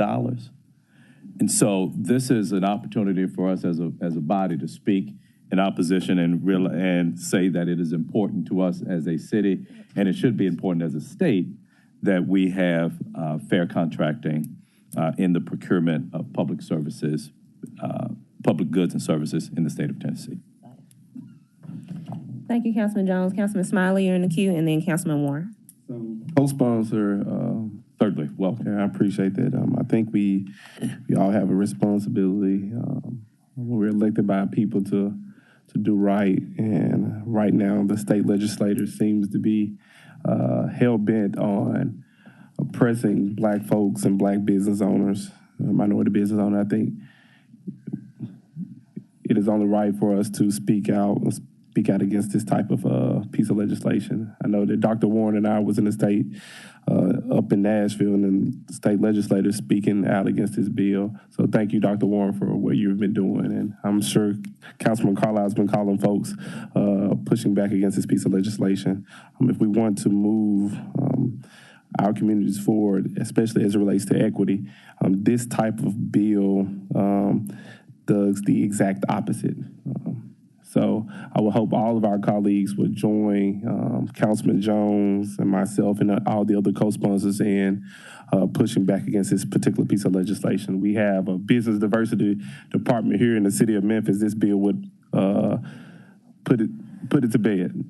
It would cease to exist because of this particular piece of legislation. So for those of you listening at home and those of you who start to read about this bill, call your state legislators, call your governor, call your council members, call your other city and county officials to ask them to do whatever they can within their power to push back against this particular piece of legislation. And with that, I yield. Thank you, Councilman Smiley. Mr. Thompson, let the record show he wants to be added as a co-sponsor. I'll also add myself as a co-sponsor, and Councilwoman Logan as a co-sponsor, Councilman Canale, Robinson, Johnson, Warren. Ford, you on there too? And Councilman Ford. So everybody's seated at this point. And then Councilman Warren. Yes, I did speak to Representative Reagan when I was in Nashville last week, and really tried to understand what he was trying and wanting to do. If you look at this, what it says is it's almost like it's using the original federal law that was designed to stop racial discrimination to not allow us to fight the effects of racial discrimination. So I asked him what we could do to allow us to continue to be able to use our ability to fight the long-term effects of long-time racial discrimination. And at that point, I wasn't really able to continue the conversation. He had to go somewhere else. But if you read this, what it says is you're not going to discriminate against people based on their race, sex, color, ethnicity, or national origin in any operation, in any aspect of public employment, public education, public contracting as it relates to state businesses. And if you think about that, originally, this was put out to stop people discriminating against people because of their race, sex, color, or ethnicity, not to prevent us from trying to protect or advance people from the effects of previous discrimination. So I've asked our lawyer to look at this to see if we've got some ability to be able to fight as we move forward.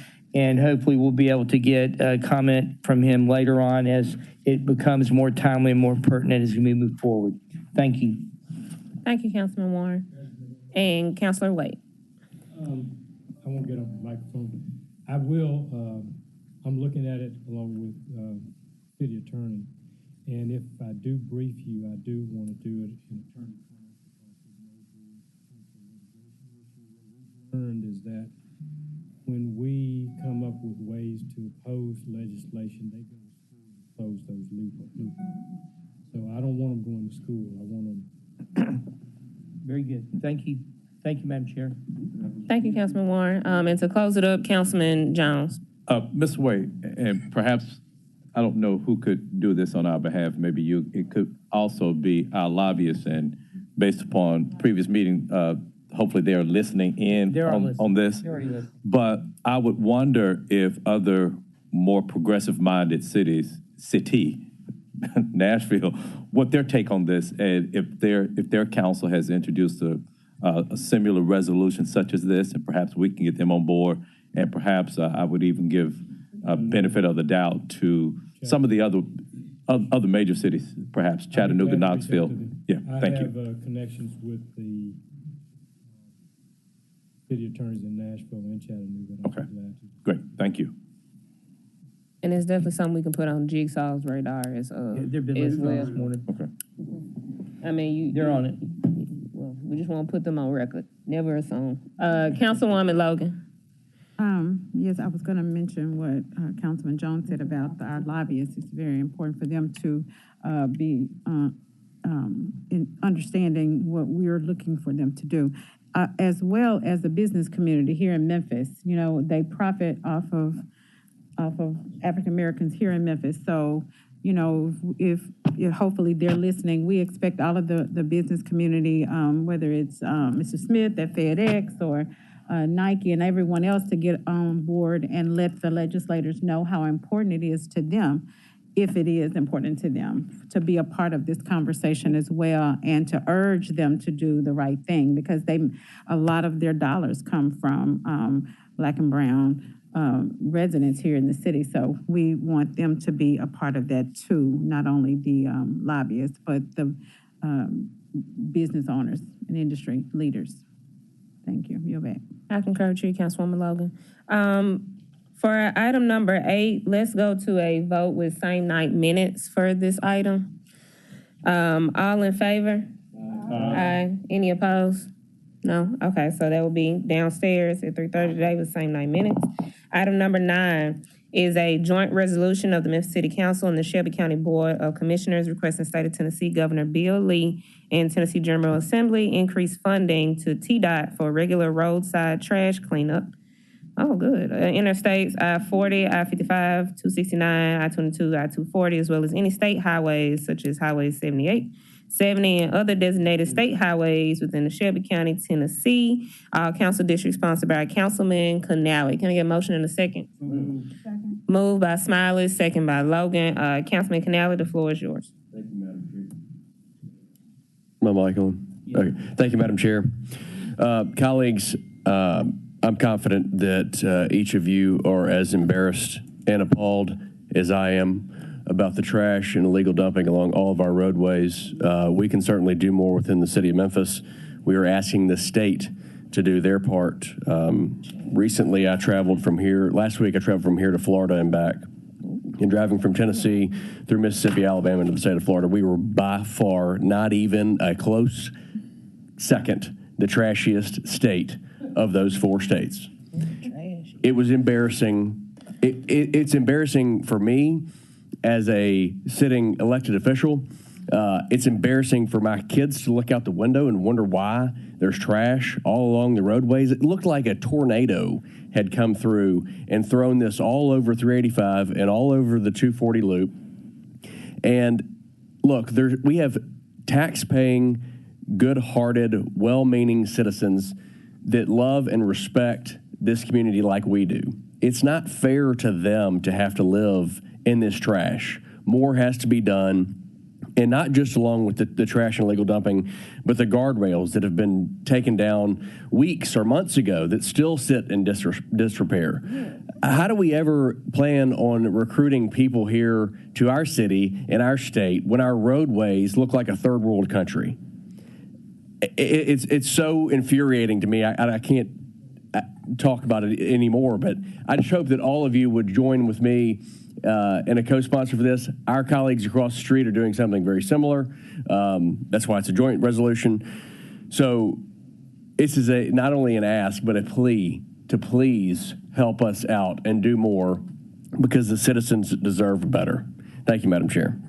Thank you, Councilman Canale. Anybody see that would not like to be added as a co-sponsor? All right. So add those, all of us on there. Mr. Thompson, Councilwoman Johnson. That's all I wanted to be added. To add it. Co-sponsor. Okay. Logan, that's what you were saying too. All right. So would you like same 9 minutes on this item, Councilman Canale? All right. So let's go to a vote for item number 9 with same 9 minutes. All those in favor? Aye. Any opposed? No. All right. So that will go downstairs the same 9 minutes with everyone as a co-sponsor. Item number 10 is being held by Councilwoman Logan. Item number 11 we discussed. Item number 12, we're also holding item number 13. Item number 12 is a resolution urging the United States federal government to urgently address the student loan crisis and enact, just say Logan, and enact a plan to cancel federal student loan debt. All council districts supported by Councilman Warren. Can I get a motion in a second? Move it in second. Motion by Smiley, second by Logan. Councilman Warren, the floor is yours. Thank you, Madam Chair. This particular resolution is a request to the federal government from our body requesting that they review and act on the student loan crisis as a way to make sure we can continue economic growth in a time of economic uncertainty. The resolution speaks to items that pertain as far as how effective this proposes to be and allows our federal government to know that we are concerned about the number of people that have severe debt and how it might help our entire country if we could relieve it. So with that, I'd like to hope we can vote this forward, and I do not need same 9 minutes on this. Thank you, Councilman Warren. As a victim, I would like to be added as a as a co-sponsor. Councilman Smiley. I too am a victim. Councilman Warren, you have done yourself with this one. Thank you for your foresight and leadership. But in all seriousness, student loan debt is crippling our economy, and I look forward to co-sponsoring this item, and I'm sure many of us who are still paying on those student loans, we appreciate you. With that, I yield. Thank you, Smiley. So Smiley and myself are co-sponsors, Johnson, Logan, Robinson. All right. So any other discussion on this item? Can it be applied retroactively?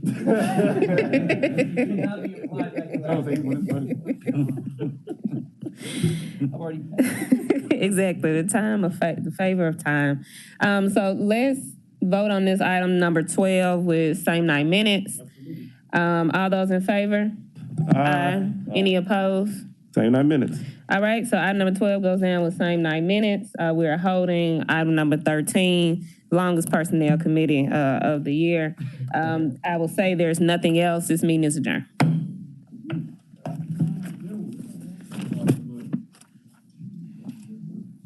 I had a lot to say today.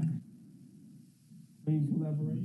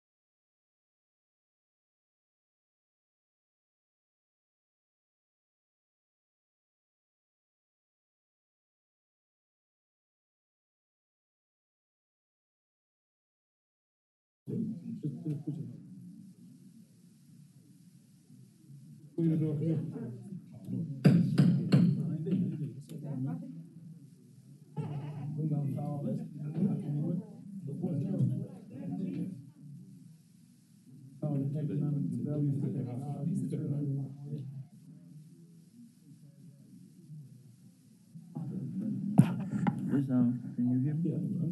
No? Let's see what. Councilwoman Johnson? Councilwoman Johnson?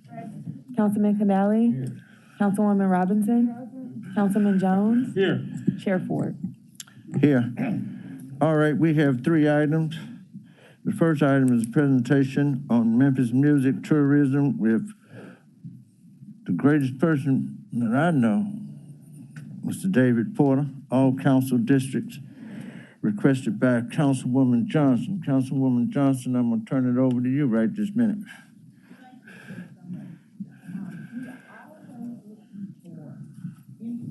Come and present to us what's actually making Memphis great. And David Porter has definitely had a great impact on this city.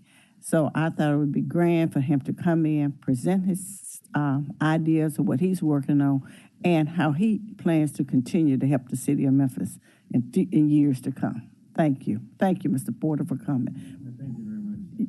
You have to give should just say your name and your address, please. Thank you. I'm David Porter. I'm at a Wagner Place.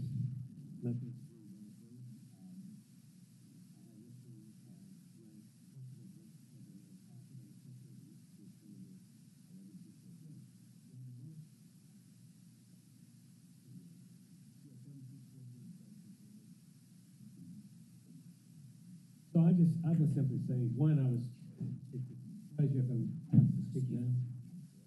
Okay. Wow. For a guy who's used to being on microphones, that's kind of odd. I didn't know to turn it on. Yeah, well, I certainly would want to say that thank you very much for allowing me to spend a few minutes with you. Memphis is my home, and I'm extremely proud of that. A product of Memphis City Schools, and having been associated with a company called Stax Records for 60 plus years ago, wanted to be sure that I was doing something constructive and giving something back to this community. And so at that point, I started a couple of things that I'd like to share a little bit of the background with you. One was in 2012, I started a nonprofit called the Consortium MMT. The goal and objectives of that, and me doing that, was to be sure that something was constructive done to energize and put in place a succession process for aspiring young talents who had a desire to be successful in the music business. The structure of that organization was simply that I would get some of my friends who would create videos along with me and content in such a way that it could be disseminated to aspiring young talents so that they, in fact, could be the next generation of successful persons in the music industry. I have, in addition to just a few people, I'll just name a few names. Stevie Wonder is among those persons in videos. Maurice White, who is no longer with us, created an insight from Maurice White, as some of you may or may not know. Maurice was a product born in Memphis, Tennessee. We live 4 doors from each other at 3rd and Crumpet on Virginia Street. We sang at Rose Hill Baptist Church. We were 6 and 7 years old in church there, and he developed a career with a group called Earth, Wind, and Fire, and I was fortunate enough with Isaac Hayes to develop an association at Stax Records. So products of this community want to be sure that we're giving something back. So Maurice White is participating in that. Jimmy Jam, who produces artists like Janet Jackson, Mariah Carey, and others. So 130 plus videos of quality talents giving back to the next generation of aspiring persons who may have a chance to be successful in the music business simply because they have been given some quality, constructive ways to apply their skill levels to do that. And so I think something such as that is extremely needed in the community if we're going to have the benefit of so much of what is happening in a constructive way for the music industry, by the music industry. We may or may not know about Made in Memphis Entertainment came about because of the success of the Consortium MMT. There are many young talents who are doing great things in the music industry because of their association with this program that's giving back to them tools that they can use for their own talents and success in the future. I'd like for Brandon, if he would just say just a couple words as an example of what I'm talking about. Brandon, if you would.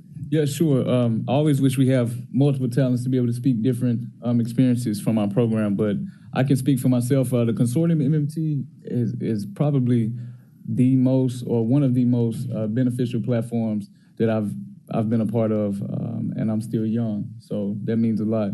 And as a minority in our community, for me to have a platform to be able to lead from, which I'm able to do as a director of the Consortium MMT, that means a lot to me. Further than that, teaching people how to create music, that's a byproduct of teaching people how to be better people, which also makes me be a better person. And so the Consortium MMT gives me this platform to be able to function from all of these spaces from, I guess effectively for me, to be able to have a career in music.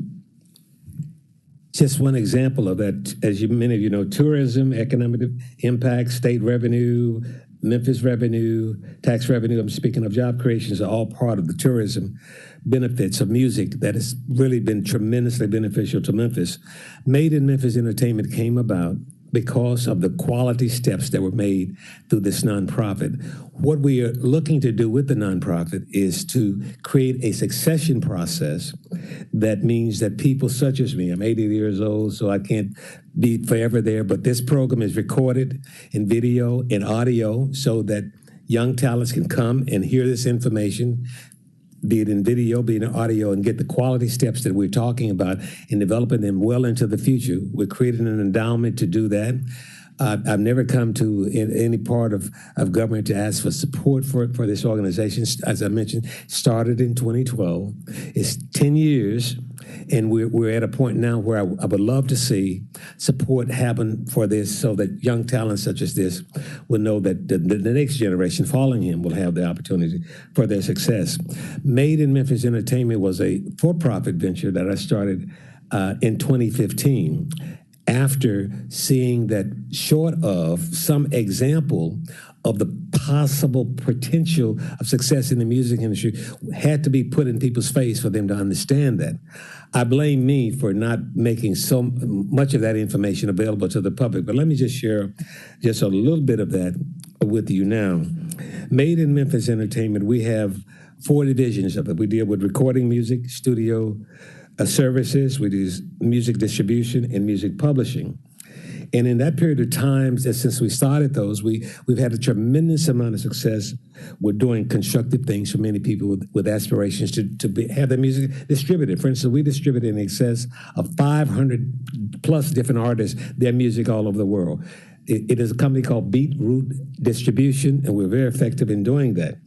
We have, as a company, we have put out into the marketplace aspiring young songwriters and talents that we would love to have you come by and visit us so that we can disclose to you so much of the information that will give you some numbers and benefits of information that lets you know the impact of just what the music industry can do and has done for Memphis. So I'd like to invite each of you at your convenience to reach out and let us share this with you. Tony Alexander, who was going to be with me today, was not able to be here, and the numbers and that kind of information I wanted to share with you.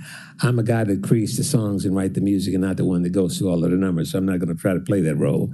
But I'd love to invite you to join us and let us share with you what the benefit of the music industry coming through, just how one company is doing for the community. So that is my spiel for you. Thank you. I didn't know you were 80. I am 80. I'm almost getting there too. But my next item is talking about Soulsville. You started over there at Stax Records. Some of y'all may not know, and some of our listeners, can you just elaborate a little bit about Stax Records? And you kind of finished, you wrote songs and all those things. People didn't know that. Right. You know, Isaac Hayes, all of that. Right. You know, a lot of people thought Isaac Hayes was just a singer. No, he wasn't. He was a writer. Right, songwriter Okay, so first. will you just elaborate a little bit on that before we go? Certainly. I was the first staff songwriter for a company called Satellite Records. It was Satellite Records when I came there. I was a kid working at the grocery store across the street. I just graduated from high school. I mentioned Booker T. Washington High School. Maurice White and I graduated in 1961. You count the numbers. So we were the same. He was December 19. I was November 21st. And I was the first staff writer for the company. Isaac Hayes and I started writing songs as a team in 63. As a part of an entity that just converted from country music over to soul music, I started as building a staff of songwriters, aspiring talents in that regard. Brought people to the company such as Booker T. Jones. Booker T. Jones' first interest in Stax Records was playing on a demo for me. William Bell, first interest in Stax Records, was singing background for a demo for me. Andrew Love, who became known as the Memphis Horns, was a part of a demo session. So I was, in fact, helping to build the foundation for the soul music part of Stax Records.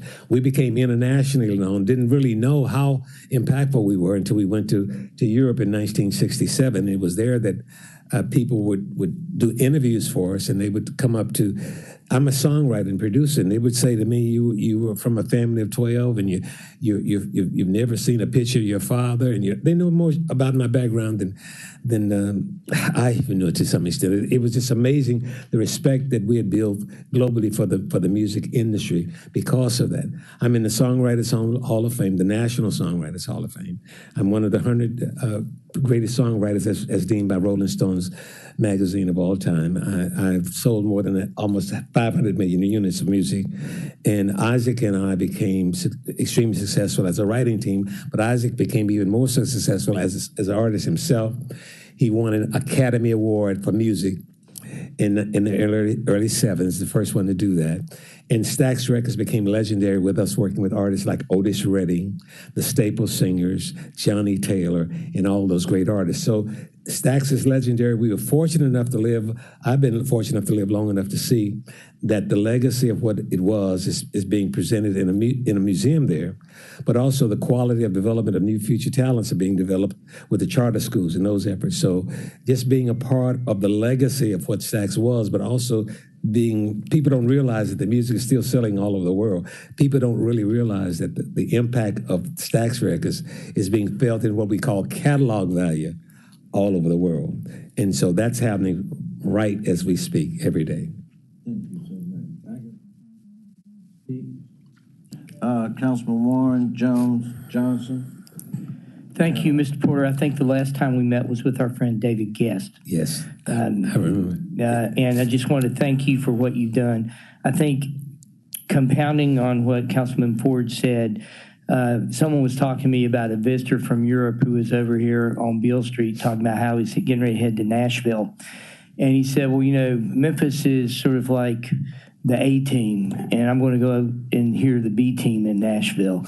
It's like we do so much here and have done so much for music and what you're trying to develop and continue in so many more genres, as opposed to, Nashville may have a bigger street on Broadway than we have on Beale, but we have a much more varied ability to affect the world here, and you just said it right there.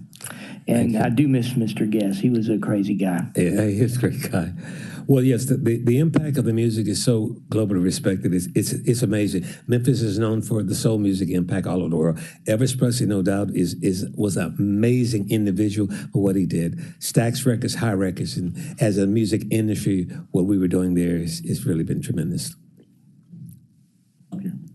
Councilman Jones and then Johnson. Thank you. Good morning again.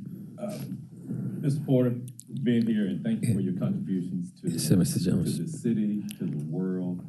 But my question is, you sort of alluded to it, what can we do as a city to foster the system? And, I hate to say we're living off of our past accomplishments, but what can we be doing to make sure that this heritage, you may not have realized that you were creating history when you were doing this stuff, but we have an opportunity today to continue to create history and a future for our music ecosystem. What can we as a city be doing to help your cause, help your mission, this is not just a David Porter thing. This is a city issue. One of the things that I heard is that our city, from a songwriting standpoint, our city has been mentioned in more songs than any other city in the world. That's true. But that's still stuff in the past. So, going back to my question, what can we do as a city to help foster this ecosystem? Well, realizing one, and I hate to go back in the past, you said, but just have to do it for just a second. In 2005, the economic impact for our city was $240 million. There was state revenue was $3.3 million. Memphis tax revenue was $475,000. 1,600 jobs were created. We have the opportunity with what we're doing, as I mentioned, with the nonprofit of the consortium to support something. I intend to see an endowment for that, because the future generation is the leadership and the potential of what the music industry will be. An example of this young man here sitting next to me is a perfect example of that. His music is being played in places like Brazil and other countries that you'd be amazed about. But people in the community doesn't really know the impact of what's going on. So support those entities that are doing many constructive things that are blatantly obvious to the good is the best route to do that. Find those things that are doing meaningful things, not things that are just simply talking about what they're going to do, but things that are doing meaningful things and create means to support those things. So that is the best way. I'd love to have a conversation with you offline, because one of the things that comes to mind, we no longer have a Memphis Music Commission. And so are there other vehicles that we can use to help facilitate what we're trying to do going forward? Well, there is so much success being generated by so many talented young persons who don't really have the resources to do what they necessarily would need to do, but have the talent to do it. And so that's what I mentioned a moment ago, finding those entities that are blatant, that are doing obvious things, that are generating success for themselves, with hard efforts to do, and find ways to support those kinds of things. We got young talents that we, for instance, Made in Memphis Entertainment is involved with. You'll be amazed at the amount of revenue that they're generating for themselves. Big 30 is a young kid. There's so much out there, tremendously talented persons that you can simply find out who's doing what and how can we engage with those things, rather than finding, let's talk about some people starting something and maybe we'll get something going. But there are many things that are happening in real constructive ways that need to be a process of finding out what those things are. And we're certainly trying to be sure that we play a role in that. But there are others that are doing the same thing. They're out there. And I'd love to have a conversation with you offline to discuss those things. Thank you. Thank you, Mr. Chair. Thank you. Mr. Johnson. Thank you, Chair, for the opportunity. Again, Mr. Porter, I thank you for coming. I thank you for your guest. We got a guest in the back, too. That's pretty important. Yes, Gary Goin is sitting back in the back. Some of you may have heard the name Gary Goin. Gary, if you wait. Yeah, he's waving. Gary Goin has been the music director, the MD for the Civil Rights Museum events for more than 10 years.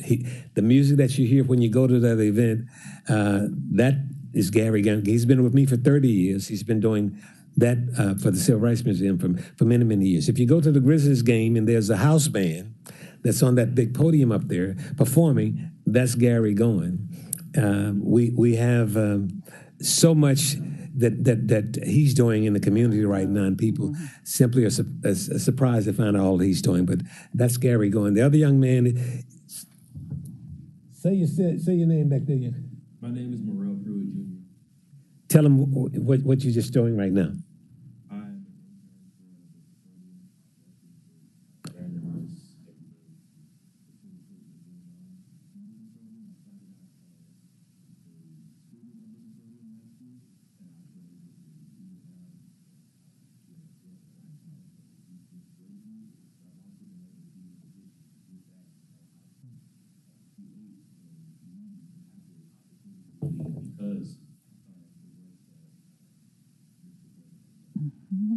Mr. Porter, let me ask you, too. You've invited us to come to your site. Where is your site located? Well, great question. One location is in the Falls building on the second floor where the chamber is, which in 2012, a guy by the name of John Moore, many of you will know the name, was kind enough when I said that anything I do in Memphis, people associated with Stax Records, I'm starting a nonprofit, and I want to have it at a location separate and apart where if it fails, Stacks won't be blamed. If it's successful, we'll be making a meaningful impact in the community. So he said, why don't you just do that here with us? So John gave us the space as a wing of the Chamber of Commerce, which we've had there for 2012. They're moving at the end of August, and we're going to be moving. But we have a second location, which I'd love for you to see, at 119 South Main. In that location, I have 4 recording suites with sound insulated rooms. The young talents are able to go and record their music, full albums, free.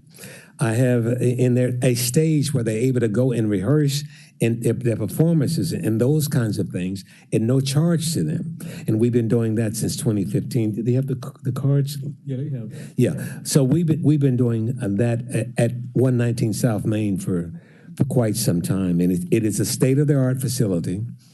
Like I said, the music they're able to record is sound insulated, so it's like the records that you hear on the radio. And these young folk are able to do that at no charge to them. And I want to commend you for that. I have had the opportunity to go down there and visit with them to see the facility, and it is exceptional. But this is still another opportunity for our youth.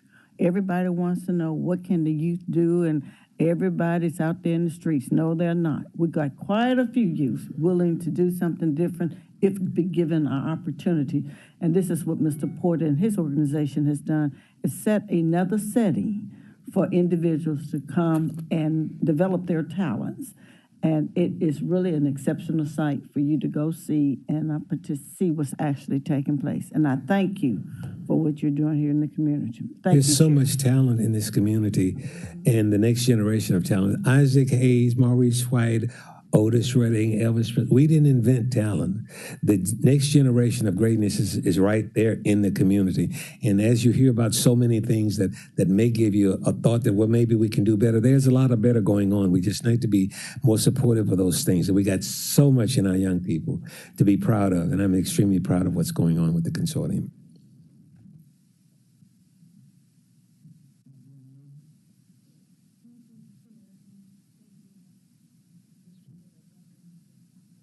Thank you for the work that you're doing. My question is, and I hope it's an appropriate question, and I hope I posed it correctly. There is a culture of musicians or music. There are many genres, but then there is a culture in Memphis that is known as well. And I wasn't sure if it was included in this or included in your figures and your numbers of the revenue that's coming into the city, but there are a lot of young children who emulate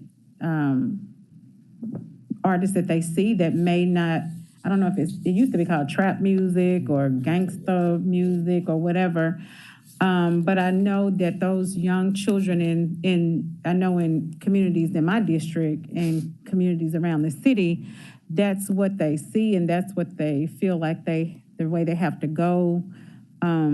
Or what they emulate, not saying that, I'm not saying anything disparaging about the artist or anything like that. I'm just asking, how does this speak to that culture or genre of music, or is it included? Because I know a lot of young people, children, that could be redirected or supported in their talent in this way if they had access. Well, and I hope I'm articulating so you can understand. Well, let me try to answer the best as I can. During the pandemic, the last 2 years, we have Made in Memphis Entertainment has paid songwriters and artists close to $6 million. That is the generation of activities going on in the world of music today. I know what happened in the world of music in the 60s when Isaac and I, but that's what's going on in the world of music today. We've facilitated major label and publishing deals. I have this note here for Memphis-based artists and producers for more than $15 million.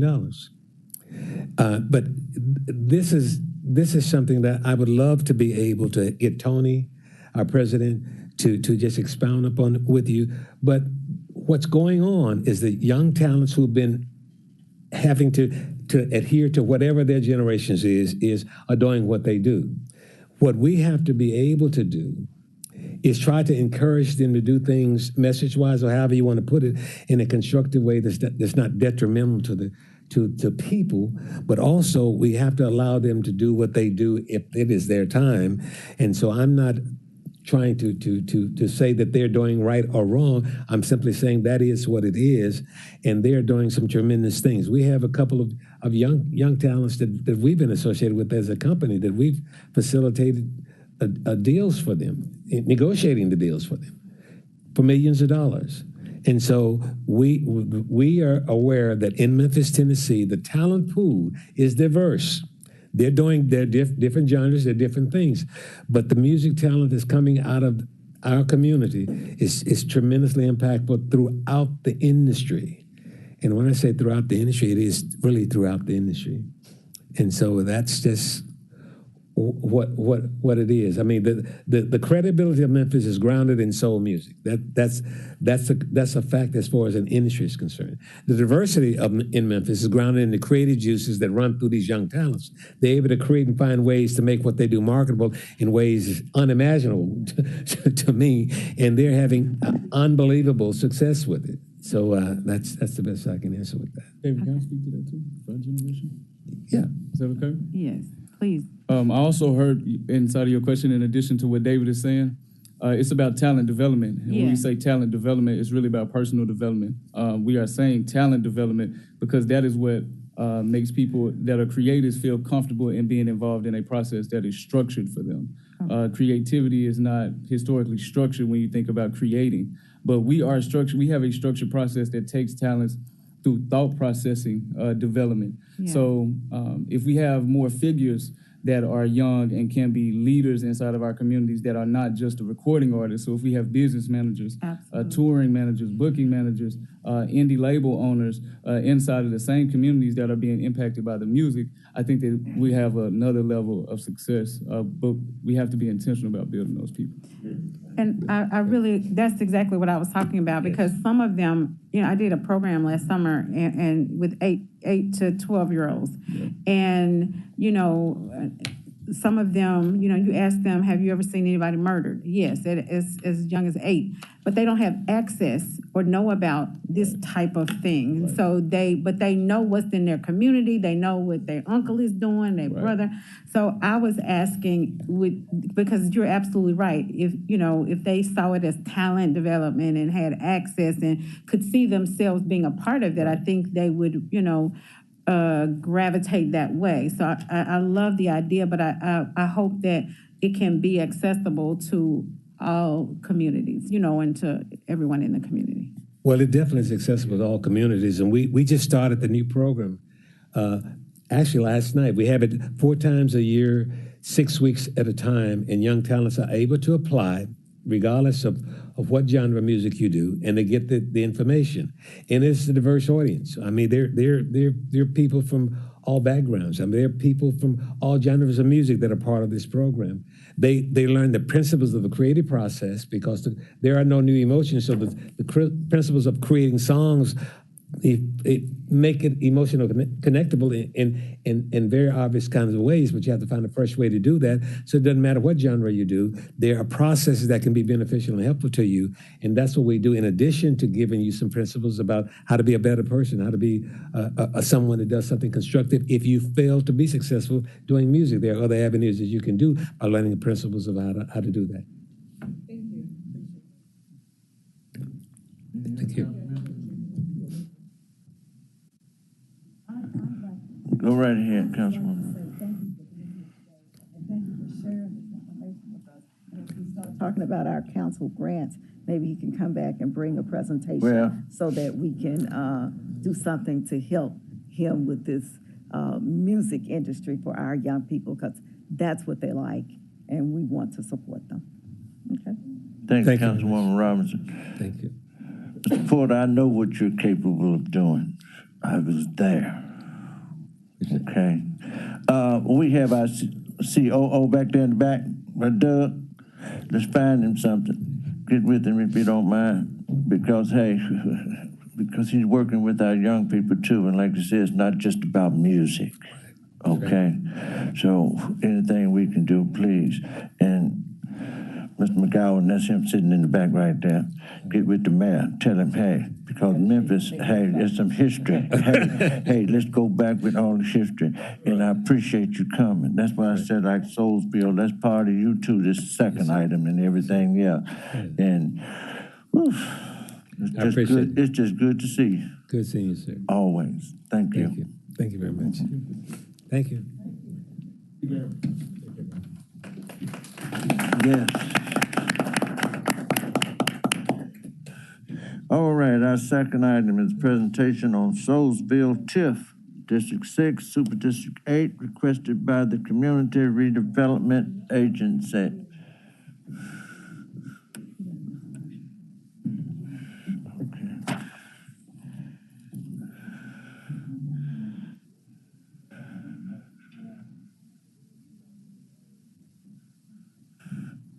Okay, state your name and we go right ahead.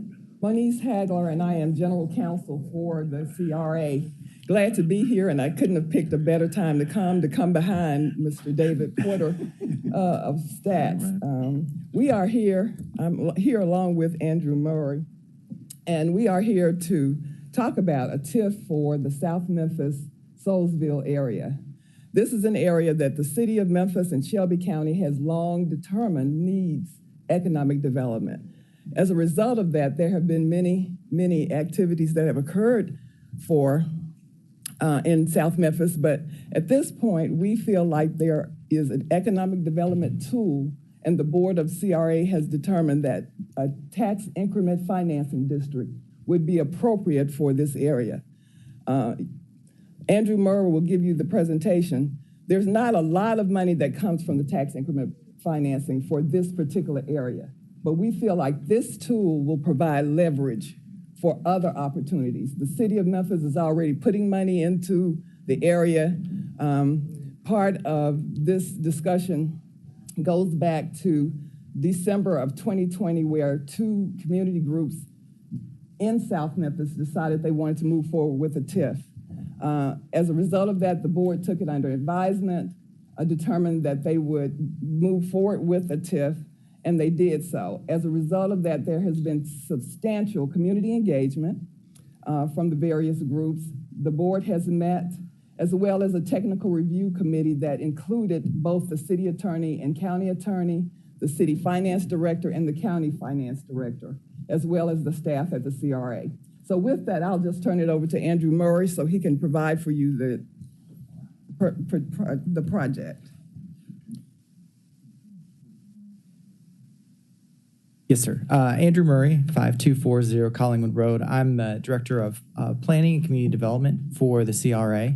If you wouldn't mind going back to the beginning of the presentation. So thank you, Ms. Hagler. So once again, I want to echo, it's a little hard to follow Mr. David Porter, but I'm going to tell my father that I was in the same meeting with David Porter, because as a huge Stax fan, he will be very excited to hear that. So if you go to the next slide, I'll just give a real brief overview, and then if y'all have questions, you can just ask one of us. So the CRA mission, our mission, we are a joint agency of the city and the county. We're set up to deal with blight and provide affordable housing. We do that through tax increment financing underneath the city and the county. We have, if you go to the next slide, we've got just a few TIF districts that we operate. Uptown TIF, which is in North Memphis, includes everything from New Chicago to the Medical District over to Harbortown. We've got a small site-specific Highland Road TIF that is for that parking garage there. And then we've got another community-based TIF in Binghamton, which came online in 2017. Go to the next slide. Just to recap, I think Attorney Hagler kind of gave a good overview of this, but we received two overlapping proposals for a South Memphis TIF.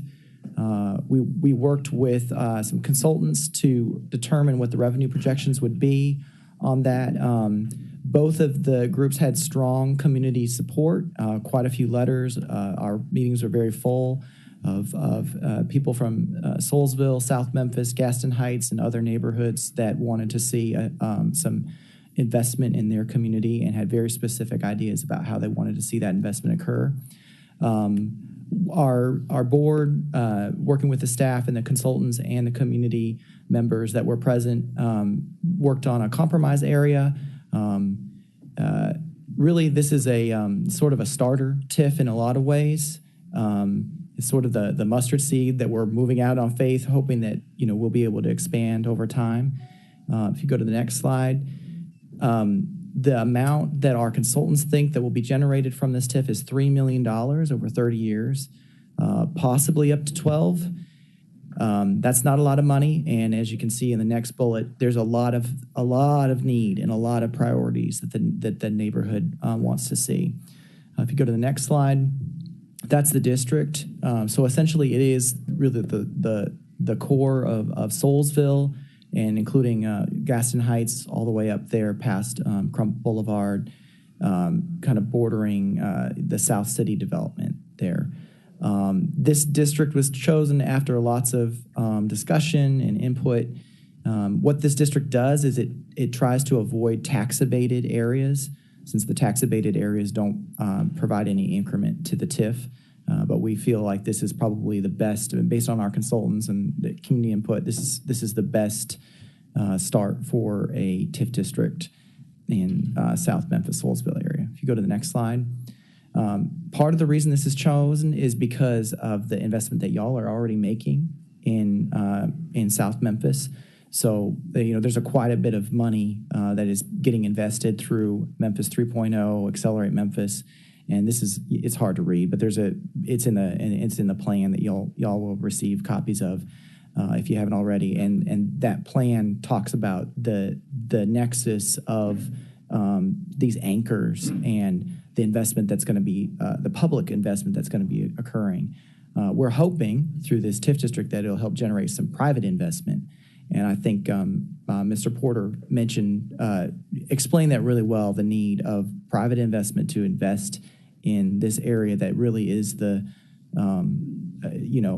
heritage of our city. And so I think we've got a couple community members here and consultants that are here that you can ask questions of, that they would be able to, I think, give a much better presentation for their community. But I'm just giving you all the overall facts. I think that may be the last slide. And so if you have any questions for us, legal or process, we're happy to answer those. I think today, before y'all, on the next item is setting the public hearing. And at that point, you all would consider whether or not to grant this community a tax increment financing district. So if I can answer any questions, or Ms. Hagler. Thank you. I have a few council members, Councilman Jones, and then Councilman Carlisle. Thank you. Good morning and welcome. A lot of the information that I have about this has been either from published reports or televised reports. I think that there may have been a couple of presentations community presentations that I attended, but looking at seeing the active CRA TIF areas, Uptown TIF 2001, but then expansions in 2017 and 2019, what would be some of the conditions under which this TIF could be expanded? So the concerns that our board had were, is the area in need of investment? I think the answer to that is yes. And then secondly, can this area produce a tax increment?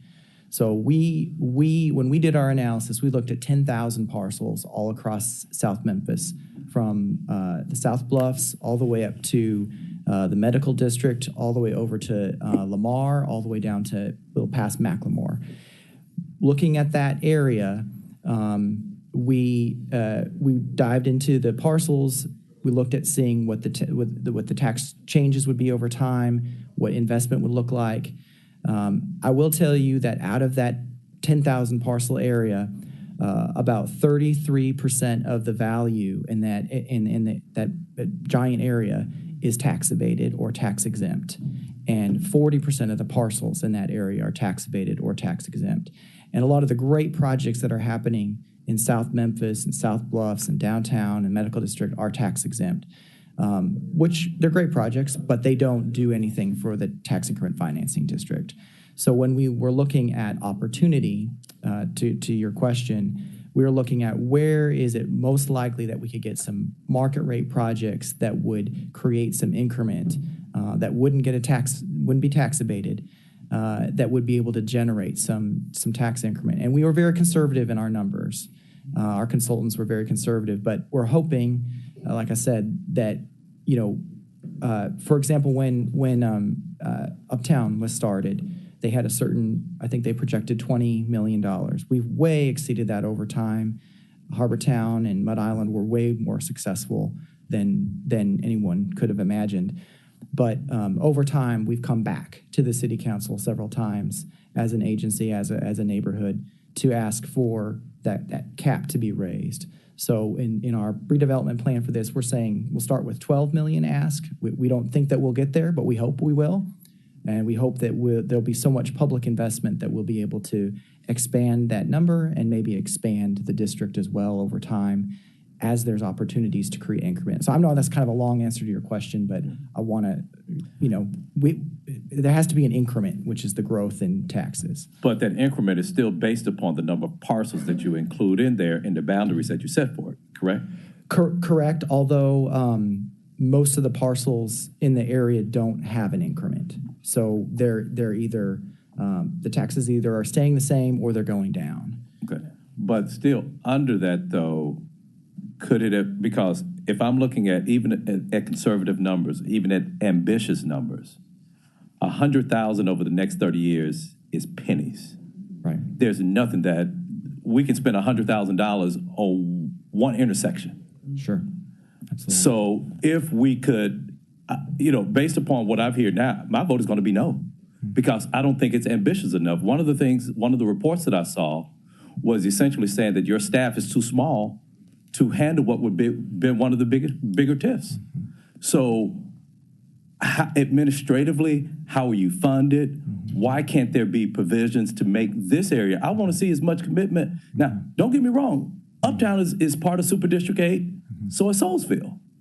But I just see we're going to give you something. And by comparison, it's nothing that's quite as ambitious. And there were things in the works. I wasn't involved politically back in 2001. I'd only been home for 2 years. Didn't know anything about a TIF at that time.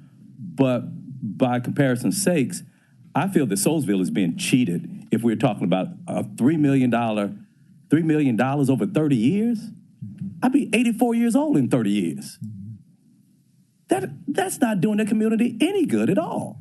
So I would encourage my colleagues to send this back. Something more ambitious, go back to the drawing board. I see, Matt,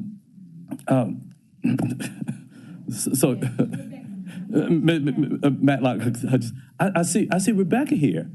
And I know that she and other stakeholders want to take them something. But this is pittance, in my opinion. Give them something better than this. The community deserves more than this. So if you all need more administratively, I don't know how your fees are collected. If you need to add staff to bring more to Soulsville, do it. What's stopping you from doing so?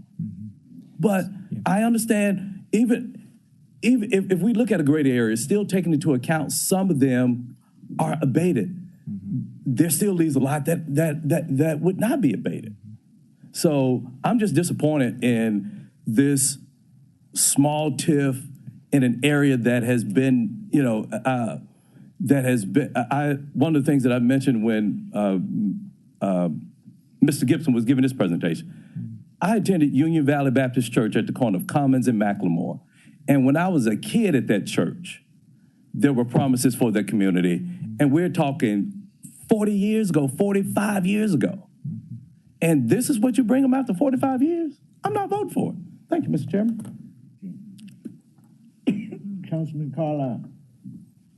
Thank you, Chairman. Thank you for being here today. So I, to the point of Councilman Jones, I've followed this as, there's been a lot of press over the last couple of years as this has evolved. And TIFs are really unique financing opportunities and reinvestment tools.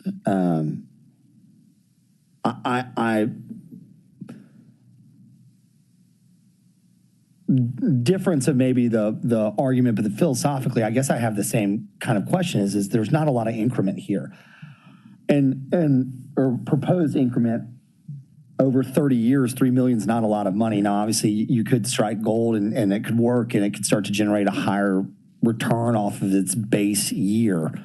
And I really don't have my mind made up. And I guess when you're looking at an area like this, every dollar counts. And so the question is whether or not the body thinks that this area should retain the taxes that it produces over time, as opposed to it coming into the general fund. And that's important as a piece of investment, right? In addition to city dollars, right? Like the small area plans. So I think sometimes people look at TIFs as some kind of magic wand that's going to fix it all, and there's going to be this massive bucket of money out there. And in these small area TIFs, in areas that have lower property values without some sort of massive accelerator, it's got to be a part of a larger plan, which is what I think we're piecemealing together. And you may not like that word, but ultimately it doesn't really matter how you get there, as long as that the end result is what you want of it. And so I know I'm kind of processing and thinking out loud because it's the first time you guys are here, but to Councilman Jones's point, I'm not sure that drawing it larger is more beneficial necessarily, but I guess I'd like to hear from you, and maybe I made my own argument about, with such a small increment, if you still believe it's necessary as the way forward for this area plan, or if what you're saying to me is, we want to start here and come back and amend it over time. But why don't we talk about that for a second? Both of your concerns are noted. And as we went through the process of meetings with the board members, as well as the technical review committee, talking with city and county representatives, we all are concerned about the size of the TIF and what it might generate. However, the consultants that we worked with, even looking at an expanded area, could not identify enough increment to increase this and make it more beneficial to the community. The decision was made, be it against, noting all of your concerns, the decision was made, let's move forward with a TIF so that this area will then have something to leverage the other resources that are in the community. And the plan that's before you also indicates that if there's opportunity to expand this TIF, that we will do so. It's already noted in the plan as a part of the plan. The two proposers that came before us had different areas that they wanted to look at. We hired consultants to say, take this project and come back to us and tell us what's going to be most beneficial given the numbers that you have, given the deteriorating circumstances in the community, the loss of tax base, the lack of really any real increment that's occurring in the South Memphis area. You can't make it up. It's just not there. So the decision was made by the board to move forward with this TIF with the opportunity to expand as the opportunity presents itself. So is there a plan to leverage the $3 million in any sort of debt capacity? Or are you going to use the cash over time for investments and infrastructure improvements in that way? Yeah, it hasn't been determined. So there's some different options in there, but with that amount of money that small amount of money over a long period of time, I don't think we're going to be able to bond or anything like that. Yeah, but there's not going to be a bond issuance. But that being said, as private development comes forward, and there are projects in the works, so we were presented with quite a few projects that might happen. As we delved into a lot of those projects, either the word pilots was thrown out, which means. But just to be clear, this is for my group too. Just this has to be, so everybody understands, you cannot have a pilot within a TIF. It doesn't work that way. You can't abate and exempt when it's the same increment. So for anybody listening that's like, great, we're going to get a TIF and a pilot, it don't work that way. Yeah. So yeah, I mean that's the real challenge that we ran into as we ran the numbers. So who's the trustee going to be? The CRA. So the CRA will be responsible for collecting and making the investments, not. So the collection is done by the city treasurer and the county trustee, but we will receive the increment each year. We do the calculations. Any funds that the agency expends or receives have to be unique to the TIF. So we don't receive any allocation from the city or the county directly. No, I got it. I'm just asking you answer my question, who the trustee of the TIF really is. So I guess this is what I'll say to the group. I'm want to be very supportive of the area. I understand Councilman Jones's frustration. I mean, I hear him. But I think from a council perspective, we often talk about looking for opportunities and ways to invest in disinvested areas. And right now there's a projection on the table based on the landscape today and what they believe the acceleration of values will be. And perhaps, while again, maybe not the magic wand we want it to be, along with other city investment and intentional laser-specific investment, we may be able to accelerate what we think the growth is going to be, right? So let me say it more bluntly. We grant the TIF.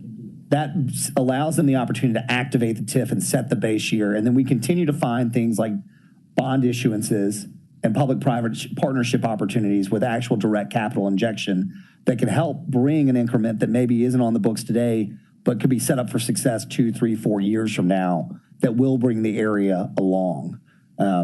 So I appreciate you being here. I understand it's not, the sexiest TIF in the world, but these small area plans, you have to start somewhere, and I understand the efforts behind that. And I also will say that having two large forces competing with different plans and areas and having to navigate the politics and the narrative of all of that is never easy. And I think you should be commended for getting all of those parties to the table in such a very public way to some sort of compromise. I think you should be commended for that as well. Councilman Ford, sorry for taking so much time, but I appreciate you. I yield the floor. I got Councilwoman Johnson, Councilwoman Logan, and then Councilman Warren. We can kind of wrap things up, okay? Okay. We're a lot behind.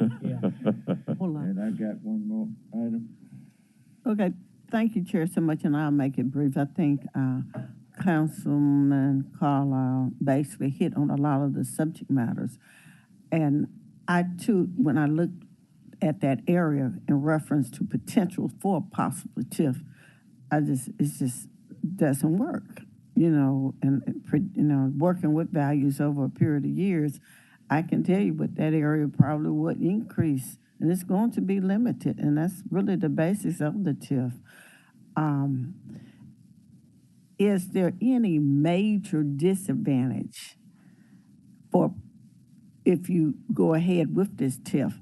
I think the first one is the possibility of no possible pilot. Somebody may have given it a try if they had a pilot opportunity, but this would knock that out.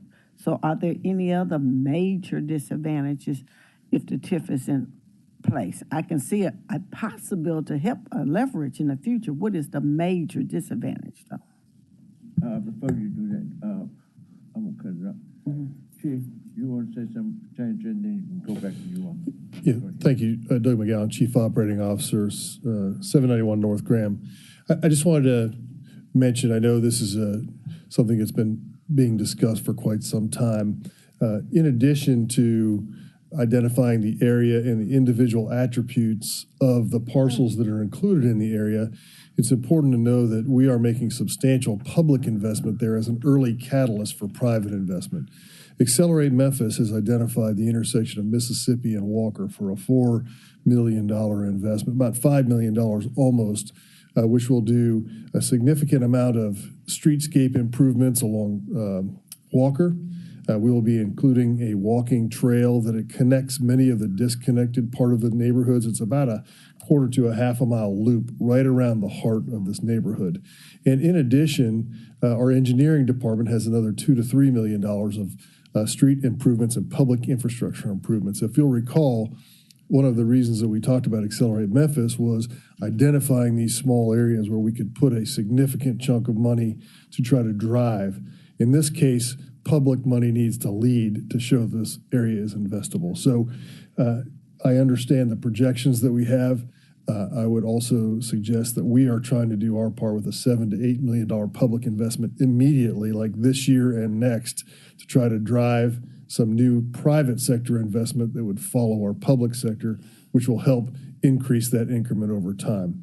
That would not be our last public sector investment in this area. It's too important to our city, but it will be a big injection all at one time. So I just wanted you to know that that is a complement to what's happening down here and focused right at the heart of this neighborhood. So hopefully that helps to inform that you may not see an increment immediately, but you will see almost $7 or $8 million immediately invested from the public realm from the city of Memphis and our Accelerate Memphis projects and those complementary projects. Did you want to finish? Yeah, and to answer Councilwoman Johnson's question, the reason that we are here is because there's not a big disadvantage to move forward.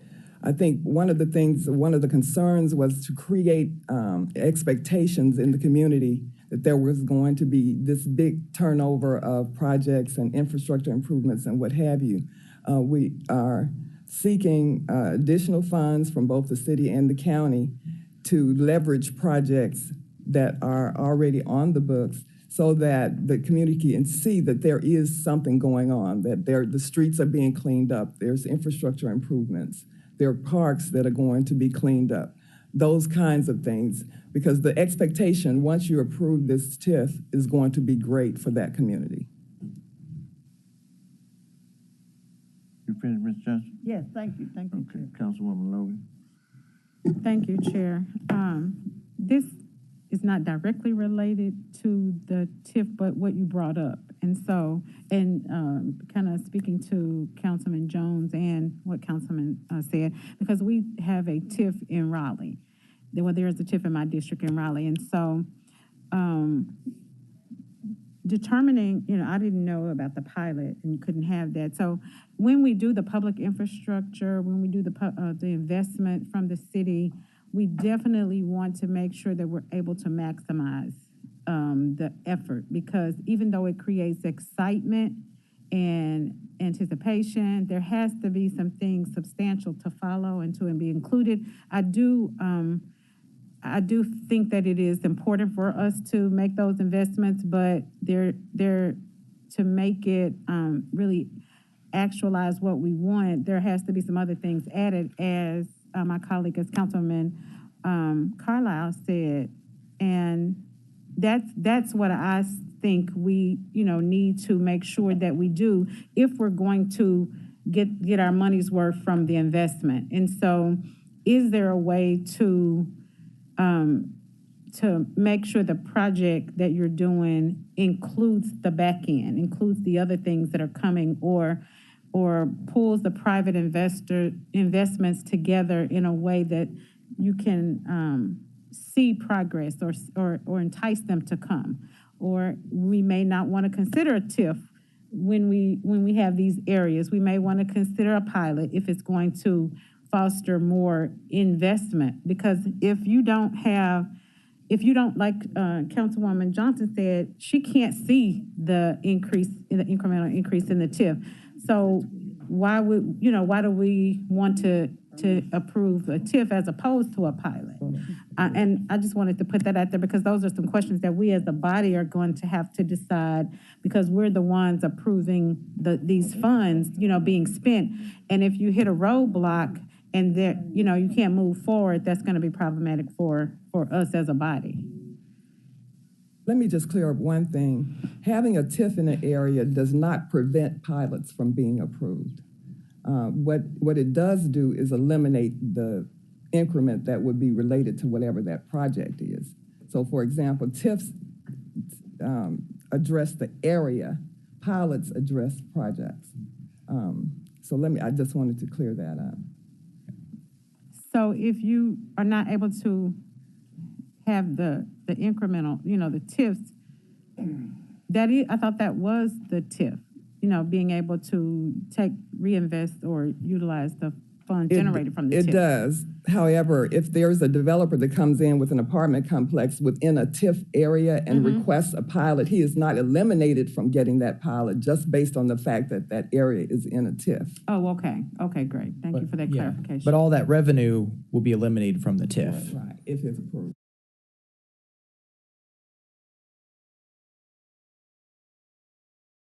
Right, taking it off the table. Okay. So it basically kind of creates a hole in the TIF. Oh, okay. Finance-wise. Exactly. Yeah. Okay. Yeah, and to address your question, TIFs were designed to be public-private partnerships. At the CRA, we throw community into that. So it was really a public-private community partnership.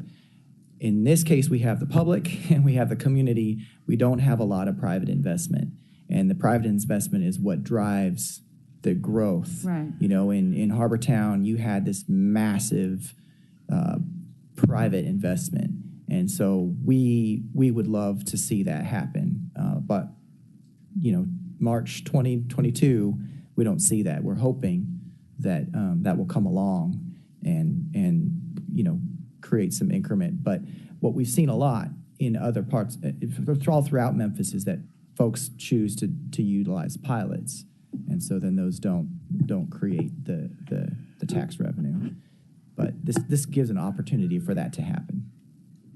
We've also been told, based from the groups that actually came before us, that there are several grant opportunities. When an area is designated as a TIF, it says something to people. It says there's economic development going on, and I need to participate. And so just having that label helps in this instance for this particular area. Okay. They telling me the time. I don't go by time. Let me ask you a question. This is a presentation. Do we have to do anything today? Can we come back? What we're asking today is that you set a public hearing. Okay, that's on your third item. Yes. Okay, yeah. All right. On the second item, it's just a presentation. I'd like to hear more, and then get with Doug, and then can you come back our next meeting on that particular one?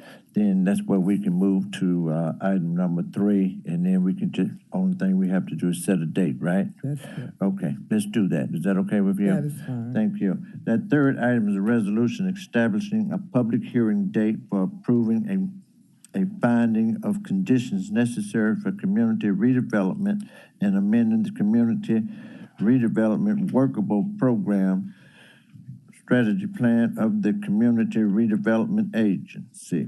District 6, Super District 8, sponsored by the Community Redevelopment Agency. Okay, same night minutes. Got a motion, second, okay? Hearing date of April 5th, 2022. April 5th, 2002. 22. Okay. Do I have any council members need to speak? I just have one. Go right ahead, go right ahead. Okay, this TIF is amazingly successful. It's doing a great job. What's the earliest you would reevaluate it for expansion? Is it 14 years like previous ones, or can you do this earlier? What's the earliest that y'all would consider it? We can do it earlier. It's really this whole process was driven by the community, and so I would say we would work with the community. One thing I didn't mention is, and we can talk more about when y'all. I just wanted if 4 years. It could be 6 next year. It could be 2 years. Okay, so there's not a time frame. Yes, it's based on success. That's correct. That's all I need. Yes, sir. Okay. Any other council member? Okay. All right. Thank you. We set date. Wait a minute. We got a motion second. Everybody in favor? No. Aye. One no. One no. Okay. And one no. Okay. Ayes have it. All right. Appreciate y'all. See you in 2 weeks. Thank you very much.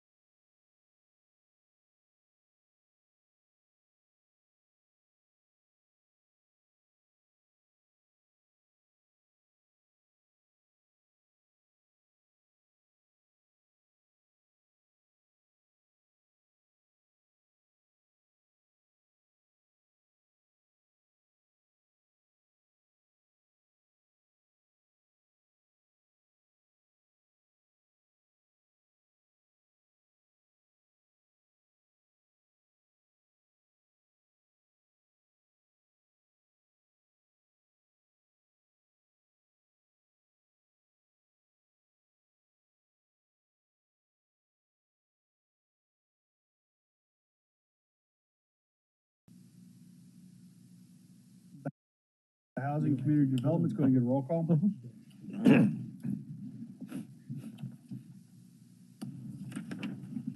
Councilman Canali, Councilman Carlisle, Councilman Jones. Here. Councilwoman Easter Thomas, Councilman Ford, Councilwoman Johnson, Councilwoman Logan, Present. Councilman Morgan, Councilwoman Robinson, Councilman Smiley, Councilwoman Swearingen, Councilman Warren, Present. Chair Colvett. Chair observes a quorum. We have two items on the agenda. First is resolution to amend the previously appropriated allocation to Department of Treasury funding the amount of $5,507,654.13.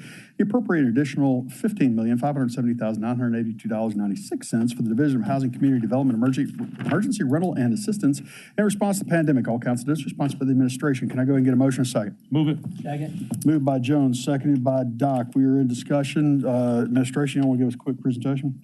Sure. Very quick, just got a couple of points. Ashley Cash, Director of Housing and Community Development. Happy to be here. Thank you, Chair. We have so far served over 15,000 households. Just a reminder, this is our emergency rental and utility assistance program that's administered by the City of Memphis and the county combined. And so together we've done over 15,000 households. We have spent over $38.7 million. And so if you remember, we had a first allocation of assistance and a second allocation of assistance. We've spent both of those. So the city has spent 38.7, the county has spent 12.9 million. Together, we have spent since March, 2021, I think, $51.7 million. We are asking for this $28 million, this additional allocation. We've spent all of those funds, so we are ready to serve more community members. And so we hope that you all will approve and allocate this funding. Thank you very much, Councilman Jones. No? Seeing nobody else in the queue, assume you're ready to vote. All those in favor of sitting this down with the positive recommendation, signify by saying aye. Aye. Opposed, same rights and privileges. Opinion of the chair, it is unanimous. Goes downstairs, positive recommendation. Second is a resolution amending and appropriating the sum of $755,453.18 chargeable to the FY 2022 budget by appropriating funds to the Division of Housing Community Development Affordable Housing Program account. All council districts sponsored by the administration. Get a motion second. So moved. Second. Council Lady Logan gets the second on that one. We go ahead and presentation, please. Great, thank you. And so this is, once again, we come to you all usually annually to accept these funds from the Health, Education, and Housing and Facilities Board. It is a percentage of pilots that is approved by council. I'm getting all my stuff mixed up, that is approved by the board. And what we do is we use those funds for different city projects. It's not federal funds. And so in the past, we've used them for funding for South City projects. We've used it for, or we will be using last year's funding for a community project in the North Memphis area and working with other just different partners across the city. And so we're asking y'all to approve and allocate that funding. Thank you. Council Lady Logan is recognized. Yes. Who determines what projects are funded through this? So we have competitive processes for like our SCIF and our trust fund, other types of funding, but we really like to use this pot of funding for when we see a project that it can be complementary to some efforts that we're doing, or if it may be a certain type of situation where they wouldn't necessarily qualify for a housing project. So a lot of those community supported projects, but really the way that they're approved, and they're approved internally with our office, but it's people come to us with their projects, ideas, and thoughts, and we just try to figure out and find ways to make the projects happen. In some cases, it's working with other government agencies, and so if there's a project we're trying to get off the ground, it could be some support towards either a lead project or weatherization, but really it's just some flexible funding that we have when we get those requests that maybe fall outside of our grant year or that fall outside of the parameters of our typical funding areas. Okay, so how is the public or general public made aware of the the process for requesting funding, or? So the process, so they go through our neighborhood economic development opportunities grant process. Is just not, it's not the federal source. So we still go through that typical process. And Councilwoman, usually what happens is if you know anybody, you can certainly refer them to us and we can have a conversation. But we'll hear about a project and say, okay, that sounds good. You should probably apply to this source of funding, and we figure out how to deploy it on the back end. Oh, okay. Does that make sense? I'll follow up with you to get more. Any other questions? Great. Thank you very much, Council. So you know the members of the queue, assume you're ready to vote. All those in favor signify by saying aye. Aye. Opposed, same rights and privileges. Seeing none, submitting to the chair, it's unanimous. This passes. Councilman Warren, you're recognized. Yes, I don't know if this is the correct place to ask, but I think last year the council allocated $5,000 to be used for home repairs for people who own their homes, elderly people. And I don't think any has been allocated. Where are we and why not? That is, so it was $5 million, yes. And we actually started on those contracts and working with those nonprofits January of this year. We wanted to see that money move a lot quicker than it has, but I'm excited to say we're about 30 to 45 days out from being able to deploy those funds with those nonprofits.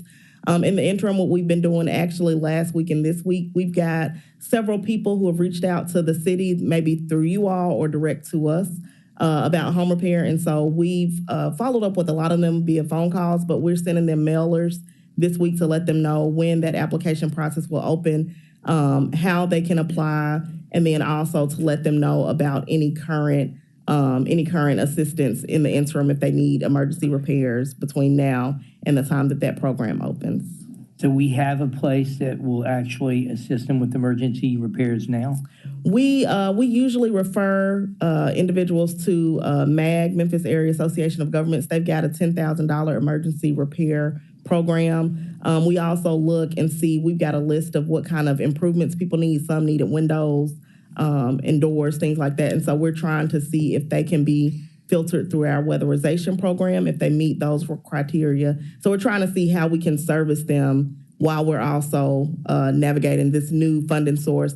I will just mention with the ARPA funding, it is flexible, but there still are compliance regulations. There still are restrictions and requirements. And so we're just trying to make sure, which we feel like we're in a good place, but we've been trying to make sure we've got all of that right on the front end so that as we're deploying the services, we don't get our hands snapped on the back end. I appreciate that. I just know that we just got congratulated for how well we did getting out rental funds. And it's taken us a year to get out these funds, to get it going. So I just wanted to know where we were and wanted to see what we can do next time we have this situation and make it go faster. Thank you. And Doc, let me piggyback on that because Councilman Canale and I, or some of those folks asking about it, I'm a little disappointed in the pace here. I'd like to speed it up. So if there is, why don't you come back, committee in 2 weeks, tell us about how this $5 million was allocated, what we as a city council can do to help you speed up the process. Because I know ARPA's got their deal, but and again, I'm new to this chairmanship, so I didn't know about the government funding source that you just mentioned, the agency, I should say. So I think getting educated on that, but also come to us 2 weeks with suggestions on how we can potentially help you speed it up. Because sometimes maybe there's a red tape somewhere that maybe we can fix. All right, Councilor Logan, you're recognized. Yes, in deploying those funds to those nonprofits, are you all going to be the ones to create or get information out to the community, or will the nonprofits be doing that? It will be both. And so what we would do, we have a website, home901.org, where people can go for the rental assistance. And the idea is that it's a one-stop stop, rental assistance, mortgage assistance, and then we'll put the home repair resources. So people can go there. We'll share information, which we always do, on where to go for home repairs. And then we certainly expect those nonprofits to advertise and market the programs as well. So will they, if we want to help push it out, will we push out 901? That would be that would be the best option. Home 901, of course, link 211, and then they can always call our office. Okay, so we'll be notified when it's actually up and Yes. online, and then we can have people go to that. Okay. Thank you. I yield back, Chair. We're good. Any other thoughts, questions, or comments? Let the record reflect that Councilman Ford has joined us. There being no further business, we stand. You wish to be recognized. Councilman Ford, you're recognized. Did we take care of any business today? Yes, sir, we did. Yes. Good business. Okay, I'll get my colleagues, okay, y'all can. Pops always keeps me honest. Further thoughts, questions, or comments? Seeing none, I see we are ready to adjourn. Thank you for coming. Thank you.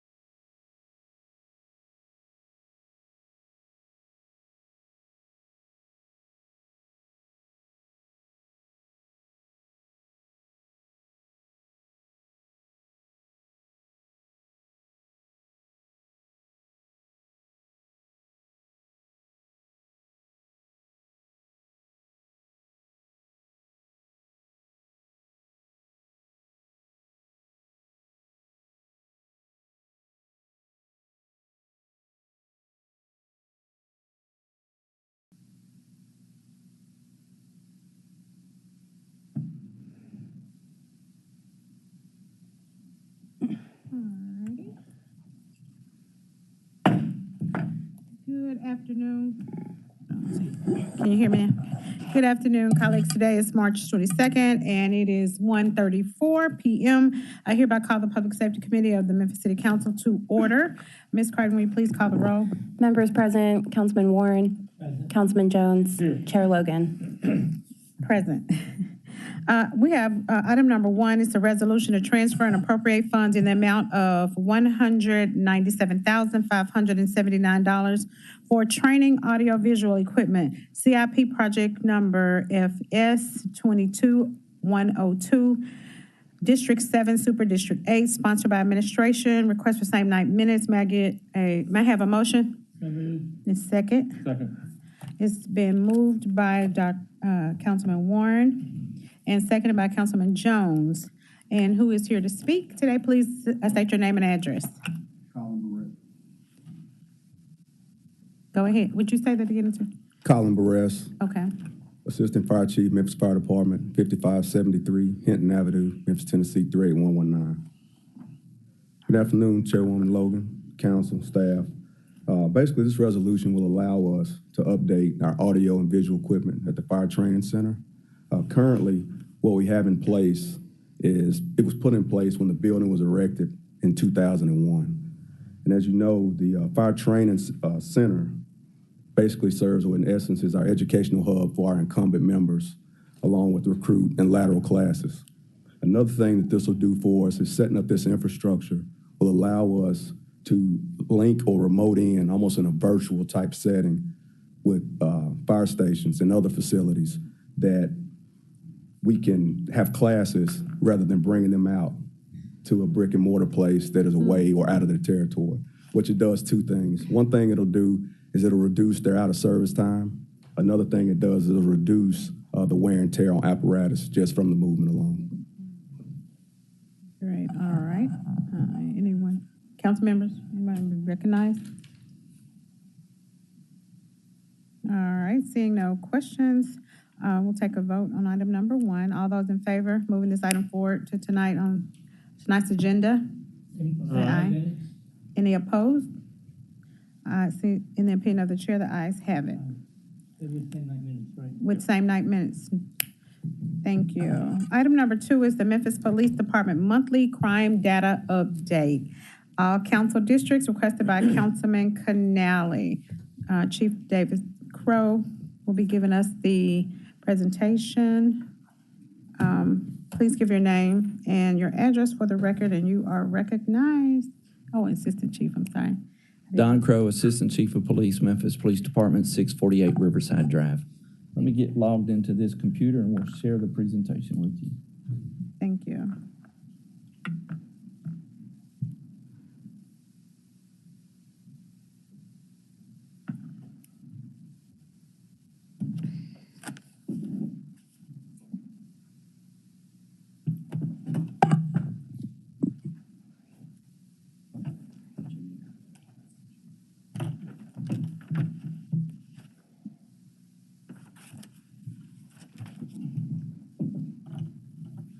Please let the record show that Councilman Carlisle is here joining us, and Councilman Ford and Councilman Canale.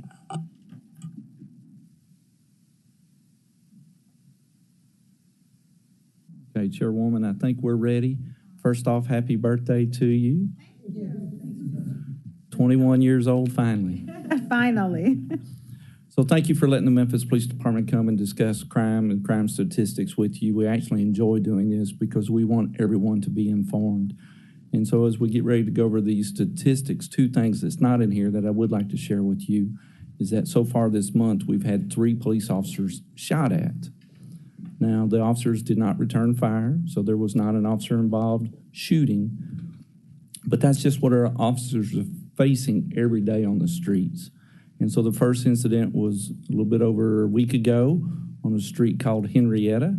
We had 2 undercover detectives investigating drug activity when they were shot at. From that particular scene, the suspects fired over 30 shots at our officers. Our officers were able to evade out of the area. They did capture the 2 suspects.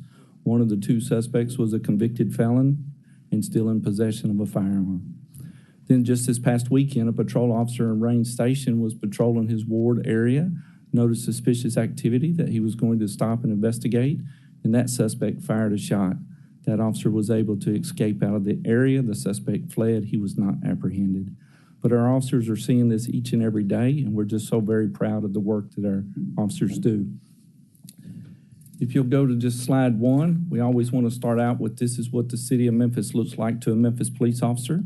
We take the 324 square miles of the city of Memphis and divide it into 9 uniform patrol precincts. Each uniform patrol precinct has their own detective division, their own patrol officers, and a colonel that commands that precinct.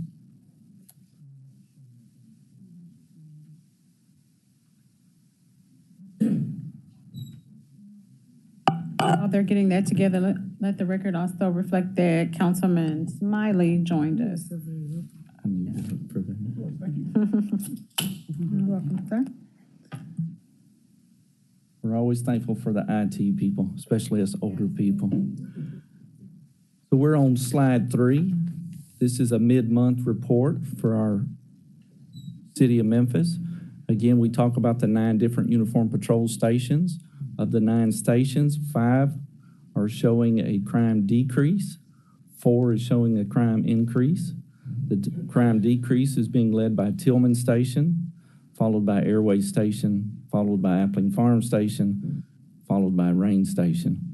And of course, we see the precincts that are showing a crime increase month to date so far. So Mount Moriah Station, Ridgeway Station, North Main Station, and Austin P Station. But overall, Part 1 crime is down 3.5% for the month. There's been 1,761 incidents in 2021, 1,700 incidents so far in 2022. So this is the crimes that make up Part 1 crime. We talk about this often. Part 1 crime is not every crime that occurs, but it's the group that the FBI classifies as the most serious crimes. It certainly does not include things like vandalism and misdemeanor assault. But if you look on this chart, the left side shows the month to date, the right side shows year to date numbers. One thing that really stands out to us is the month to date aggravated assaults. If you go to the smaller line, the non-DV aggravated assaults are down 15% month to date. They're down 14% year to date. We hope this is going to be a turnaround and the start of the turnaround in the reduction of non-fatal shootings, which we know will lead to a reduction in homicides. I could go over each and every one of the numbers, but I'm going to let you read those. Certainly, if there's a question, we can come back to it. We always want to pull out the violent crime numbers out of our crime data. So when we look at violent crime incidents, so far for the month of March, there have been 389 violent crime incidents compared to 386 at this point in 2021. That represents a 1% decrease in violent crime incidents. Year to date, 1,805 violent crime incidents compared to 1,803 last year, so a 0% change in violent crime incidents. An update on murders and homicides, and always remember that murders are the intentional killing of another. The homicides include justifiable homicides and negligent homicides. So at this point in 2022, we have 56 total homicides. 47 of those are classified as murders, compared to 52 murders at this point last year. So a 10% decrease year to date for murders. You do see that at this point for the month to date, on the right-hand side, it's a 13% increase, but that is one additional murder that equals a 13% increase. We always want to point out the work of our Scorpion unit. The unit was created this past fall by Chief Davis and the command staff, and specifically, they just go from hotspot to hotspot, assisting the precinct commanders. And what we always talk about with the Scorpion team is they're not subject to calls for the dispatcher. How many folks are in the Scorpion unit? The Scorpion unit right now has 3 teams. Each team has 9 members.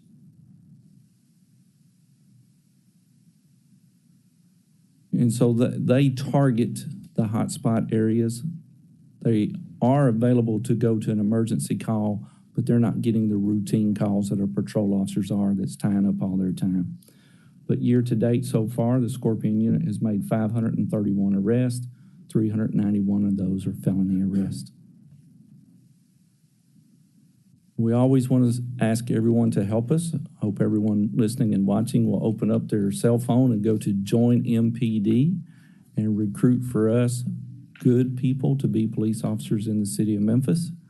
Certainly, I'm ready to answer any questions. Chief Jones is with me. He's available to answer any questions. Thank you, Chief, for that. We appreciate that presentation. And I have Councilman Canale in the queue. Please go right ahead, sir. Thank you, Madam Chair. Thank you, Chief Jones and Chief Crow, for being here today. We certainly appreciate you being here and the service that you provide the citizens of Memphis on a daily basis. One thing that stood out to me when you were going over the Part 1 crimes is the businesses have been taking a real hit, from burglary to shoplifting to robbery, from robbery being up almost 85%, 75% up in shoplifting, and 42% in burglary of businesses. So what could you offer as far as advice to our businesses that are being targeted as far as what they could do to help minimize these acts of robbery and violence and shoplifting against them? Absolutely. So 2 or 3 things. First, when you look at the year-to-date numbers, you have to factor in the month of February. And if you go back to February 2021, we had what was declared the 3rd largest snowfall in Memphis history. We had 10-plus days where the high temperature never went above 32 degrees. And that was another record for Memphis. So in February 2021, we had historical low crime rates. We had crime rates where some days we only had 30 or 31 Part 1 crimes for a day. We typically average about 110 to 120 Part 1 crimes. So because crime was so low February 2021, that in February 22, it returned to what would be considered the average, but it showed a huge increase from February 2021. You almost have to look at it on a graph to appreciate the decrease we had in 2021. But with that, there has been an increase in business robberies. We always want businesses to be aware of it. We want them to have layers of security. So it starts with cameras, lights, panic alarms, hold-up alarms, training for their employees. Don't just look at it as it's going to be a natural course. It has to be a plan, and the employees have to be trained on that plan. There's so much technology out there, and some companies are taking advantage of it, from putting GPS trackers inside money, putting GPS tracker inside devices that are often stolen, and then that triggers an alert. Most of these companies also sell the tracking service with them, where they're able to call us and say, this business was just robbed and this tracker device is traveling on this street. So we just want businesses to take a proactive approach to protecting their employees. Okay, and there's several businesses in town that their company policy has become that they don't say anything or try to stop shoplifting, and it's also it's almost become just a regular act, and they're just chalking it up to the cost of doing business, which is very unfortunate in teaching our youth that it's okay. Almost by not doing anything, you're almost saying that it's okay. We're allowing this to happen. So one, how do you ever get it to stop if that's what is spreading through the community? That they're not going to say anything to you if you go in and wheel out an entire shopping cart full of stuff. What can we do about that to encourage our businesses? And I'm not saying that they go try to tackle them running out of the store. But do something to at least file a police report or something so people understand that this type of behavior is not acceptable. Absolutely. So we've watched this as a national trend. It's not something unique to Memphis. And we've watched it for over a year now develop that a lot of national companies have a policy, do not intervene in shopliftings because of the possibility of employees getting hurt. Believe it or not, every now and then a suspect will sue a business because the suspect is hurt when he's apprehended. So it's hard for us to control national policies, but we as the Memphis Police Department, we absolutely investigate shoplifting. We will send an officer out to take a report. We'll collect evidence. If we can identify the suspect, we will make an arrest, and then we turn it over to the court system, hoping that the court system will correct the person's behavior, right? The purpose would be once they're brought to court, you find out what causes their behavior, and the court system's responsible for modifying that behavior. One more question, Madam Chair, and I'll be done. Real quick, a substantial increase in carjackings from 21 to 22. Anything that you'd like to be made known to the general public on how they can more protect themselves and be aware of their surroundings so that more of these type acts aren't happening? That's scary.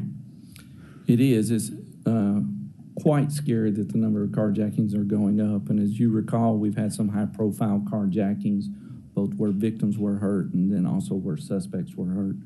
And so we always want to refrain this to say that it's a car. Cars can be replaced, but lives cannot. So protecting your life is much more important than protecting your car. But it's all about where you're at, knowing your surroundings, and not making yourself an easy target or an easy victim of this. So don't get out and leave your car running. Don't get out with your keys in your hand. Get out and lock the doors. Before you get out, look at your surroundings. Before you go to your car, look at your surroundings. If you see something that's out of place or something uncomfortable, don't just go into that situation. Pause and take a break. Thank you, Chief. Thank you, Madam Chair. Thank you, Councilman Canale. Councilman Jones. Thank you, Madam Chair. Deputy Chiefs, welcome. I'm looking at the numbers again. I'm just curious about, and you don't have to be exact on this. Do we have an idea of the number of arrests that we're having in comparison to some of these numbers? Yes, sir. So I don't have the breakdown by each crime. Right. But we're arresting somewhere on the average of about 3,000, 3,500 people a month. Okay.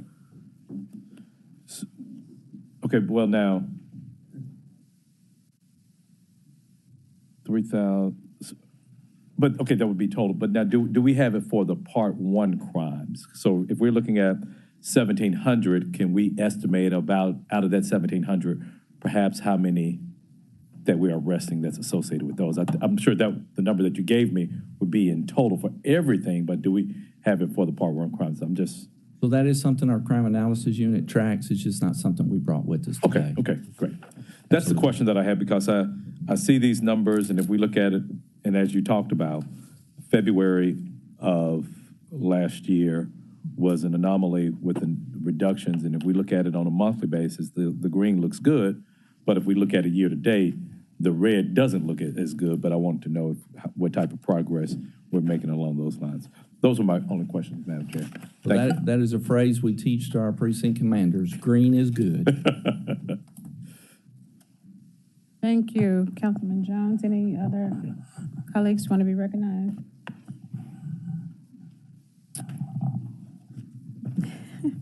Seeing no more questions or comments, this concludes the presentation. Thank you so much, Chief, as well, Chief Jones. We appreciate you all coming down each month for this information, and we appreciate all that you all do every day. We really do. All right, thank you very much. Is there any other business that needs to come before this committee? If not, we'll stand in adjournment. Thank you.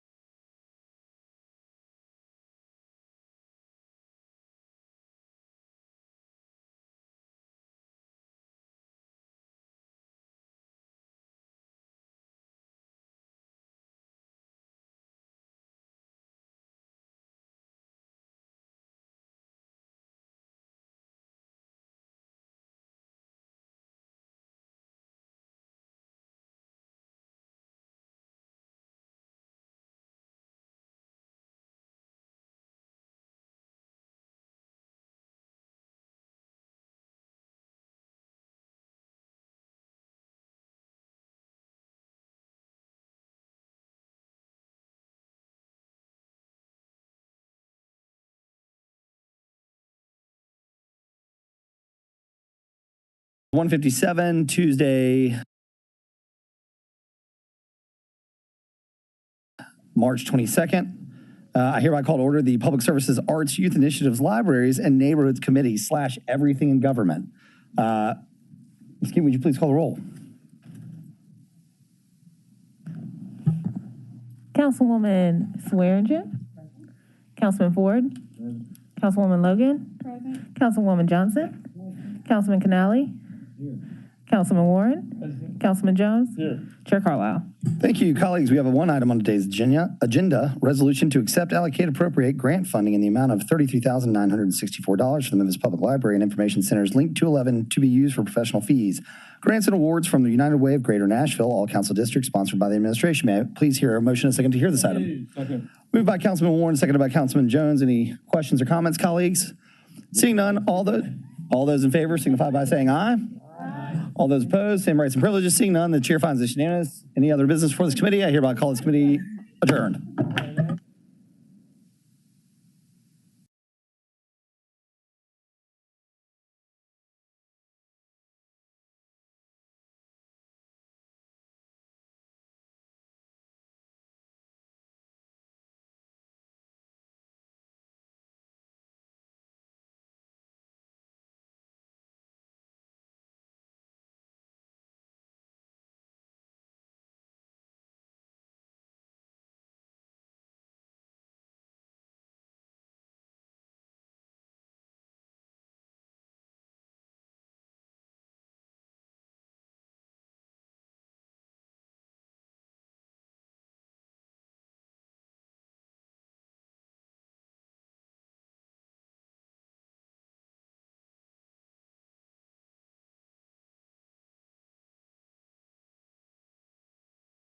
Of the Memphis City Council. Ms. Key, would you please call the roll? Councilwoman Swearingen. Councilman Ford. Councilwoman Logan. Councilwoman Johnson. Councilman Canali. Councilman Warren. Councilman Jones. Chair Carlisle. Here, the chair observes a quorum. Colleagues, we have 4 items on today's agenda. Item number 1, a resolution requesting the approval for the sale of a city-owned parcel located at 1799 Boxtown Road, Shelby County, Tennessee, further described as parcel ID number 08201000050. Council District 6, Super District 8. This item is sponsored by the resolution. Could I please have a motion and second to do this? Second. Moved by Dr. Warren, seconded by Councilwoman Logan. Mr. Osborne. Yes. Name and position for the record and take us away. Carlton Osborne, real estate manager, City of Memphis. And because Ms. Willie Alexander handled this particular sale, I'm going to let her give the details. Thank you. Ms. Alexander, name and position with the city, please, as well, and sure. Floor is yours. Willie Alexander, Senior Right-of-Way Agent with the City of Memphis Real Estate Office. This property, an adjoining property owner would like to purchase it. We did comps on it to come up with the price with properties that have sold around the property. She wants to use it for a community garden. People are dumping on it now, so she wants to clean it up and teach the children about community gardening, and we would like your approval. Thank you. Thank you. I'll defer to the distinguished gentleman from Council District 6. Yeah, I met with her. That price that you got really $5,000. It's 45. 4,500, 4,500. Councilman, would you turn your microphone on, please, sir?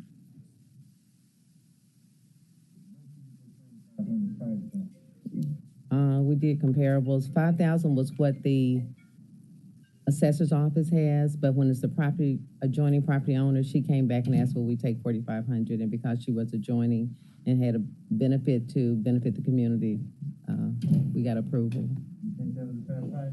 Yes, sir. Yes, sir. Yes, sir. Do you object or? Okay.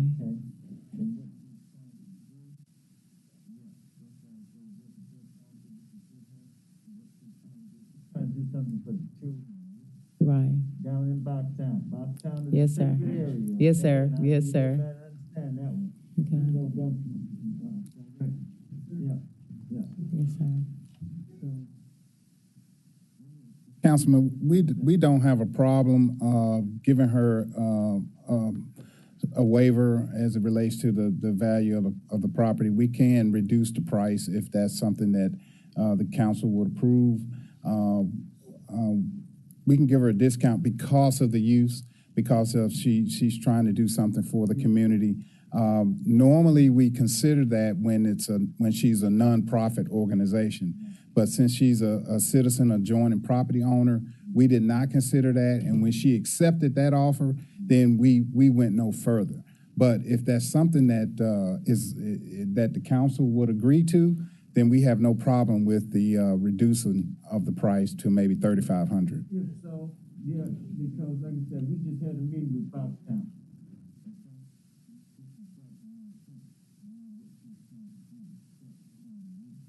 Mm-hmm. Anytime we can help some of these. Absolutely. We can kill it. And you know.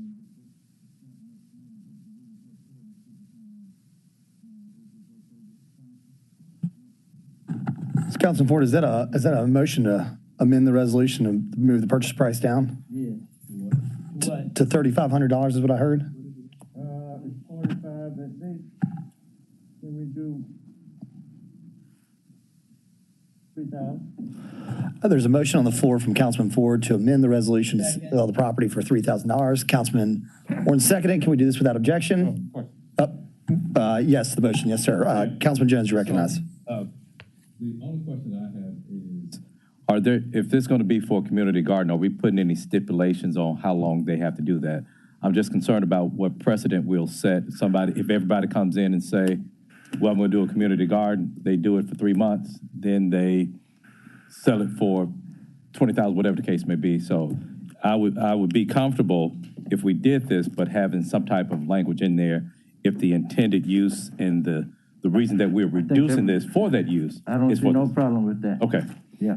Mm-hmm. So I would amend it to basically say it has to operate for a community garden for at least 12 months. We're good. Okay. All good. All right, colleagues, we're going to do this. Friendly amendment has been accepted, so we've got the first motion without objection, which is we're going to lower the purchase price to $3,000, so long as conditions set that it be used as a community garden from 12 months from the date of purchase. And so, what was that? It was 4,500 to 3. 12 months from the date of purchase? Yeah, from the date they close. Have to have the garden in place in 12 months, or it needs to be used for 12 months? It has to be used for 12 months. Okay. Yeah. For 12 months. And we can put best faith effort if we want to. Yeah. Because I hear what Councilman Jones is at. All right. Do you want to, Councilman Ford, would you like to move this down with same night minutes? Or you just want to? You move it downstairs, same night minutes. All right, colleagues. So all those in favor with same night minutes, a resolution requesting the approval for the sale of a city-owned parcel located at 1799 Boxtown Road, Shelby County, Tennessee, and further described as parcel ID 0820100050 as amended, signify by saying aye. Aye. Any opposed? In the ayes of the chairs, it is unanimous. Same night minutes. Thank you all. Yes, sir. You want me to keep going? Okay. I'm trying to fix up Boxtown down there. They don't want nobody down there. You look good. So ridiculous. Let's see here. Moving along in Councilman Smiley's agenda. Item number 2, a discussion on well, actually, I think we're going to actually move this. Yes. We get to amend it on the floor tonight anyway, right? So we'll call this a discussion, and then we'll add it on an executive. Got it. Okay. All right. Yeah. So, colleagues, item number 2 is a discussion on substitute ordinance 5818, adding a method of payment provision and defining commercial property to Chapter 41 City Code of Ordinances, wreckers, and towing operators, all council district, requested by Councilman Jones. For context, we pulled this off the minutes, trying to get some language correct, and I will turn the floor over to Councilman Jones. Thank you, Mr. Chairman and colleagues. Those changes have been made. We took it off for, actually 3 weeks to allow for any other amendments to it. I don't think that there were any, but just to delineate what some of the difference were, it's going to be cash or major credit card and any additional form of payments accepted by the City of Memphis impound lot, which shall be accepted within 60 days of implementation by the city. We also increase the fee to no more than 4% from 2%. Colleagues, any questions for the sponsor? Yes, Councilman or Dr. Warren. Both. Yeah, I just was, after getting into the weeds on this and talking to a bunch of people who are tow truck drivers and had towing companies and things, we have had the same fee for towing for over 17 years at $135. And one of the problems I think we have in getting wrecks off of the street sometimes are people don't like to come and do that because of the amount we're paying them. And I'm wondering, is this the appropriate time, or do we need to bring it back later to move that we increase that towing fee from $135 to $200? So I'll take the chair's discretion. Interesting idea. I think it's worthy of discussion, but I don't think it should. It's unrelated to what Councilman Jones, and I think for consumer protection purposes, we need to move forward with this. But certainly a discussion item that we should have at a later date. But so, interesting. From chair's perspective, then what I should do is bring back a resolution recommending that? Well, I think an ordinance. We're going to amend the fee schedule. It's going to be. This is an ordinance we're doing now, correct? Correct. Yeah. So why would it not be a good time to add this to this ordinance since it has to? Because it's omnibus, basically. You're talking about the fees in which they're paid versus a consumer protection. And I think the will of the body is to get this business taken care of, and then we can begin the process of evaluating the fee schedule. We can finish this tonight. There's no way we're going to. I accept the ruling of the chair. Thank you. For executive, we need to make sure that it's on. It is on tonight, right? Yes. Yeah, it's on tonight. I think there's going to be a motion for same night minutes. If we could note that for executive. Chair. Yes, ma'am. Councilwoman Johnson. Absolutely. Thank you so much for the opportunity. I too think we need to hold, and I've had plenty of discussion with the tow truck owners and drivers. That came up, but they still want, I think we need more discussion with them to find out what type of money they're looking for. I would hate for us to recommend one amount, and they think it should be something else. So let's just postpone that concept of an increase until we have opportunity to sit down with that group and find out what's feasible. Very reasonable. Thank you, Councilwoman. All right, colleagues, Councilman Jones, again, really appreciate the work on this. I think it's, can't believe we didn't have anything in place in 2022 that was electronic. So thank you for that. All right, colleagues, items 3 and 4. Mr. Chairman. Yes, sir. Before we move on, I don't see anybody here, but going back to the industry, one of the issues that I just received a call on yesterday is and Ms. McGowan, perhaps we can have somebody to talk about this issue, is the wait time that they're having at the city lot.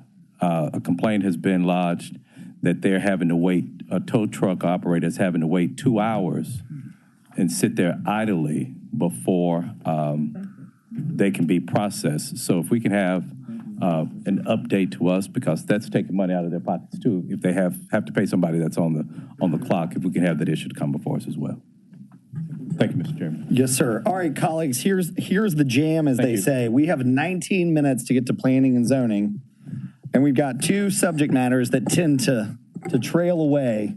So do we want to try and take both of these items for discussion today, or do we want to shoot for one and have more meaningful dialogue? Because there's no way we're doing both. Okay. Just quick show of hands. All right, okay, thank you, Councilman Canali. We're gonna take a beat and hold a discussion on illegal dumping and litter in the city for next time. And we're gonna get to spend 19 sweet, beautiful minutes on environmental enforcement with our favorite director, Robert Connect. Name and position for the city, and the floor is yours. Yeah, thank you, sir. Robert Connect, Public Works Director for the city of Memphis. You have a presentation. I'm going to go really kind of quickly through this because I have Officer Witter here with me, who's our environmental enforcement inspector, because I want him to kind of explain to you what he does in helping with talking about illegal dumping being one of the key elements that's kind of hot topic for us for blight. So if you look at the presentation, the first slide is just a reminder of what illegal dumping is and how we manage it. So there's the state regulations. Hold on, we're not, thank you. if we do environmental enforcement is what we're going to focus on, not illegal dumping.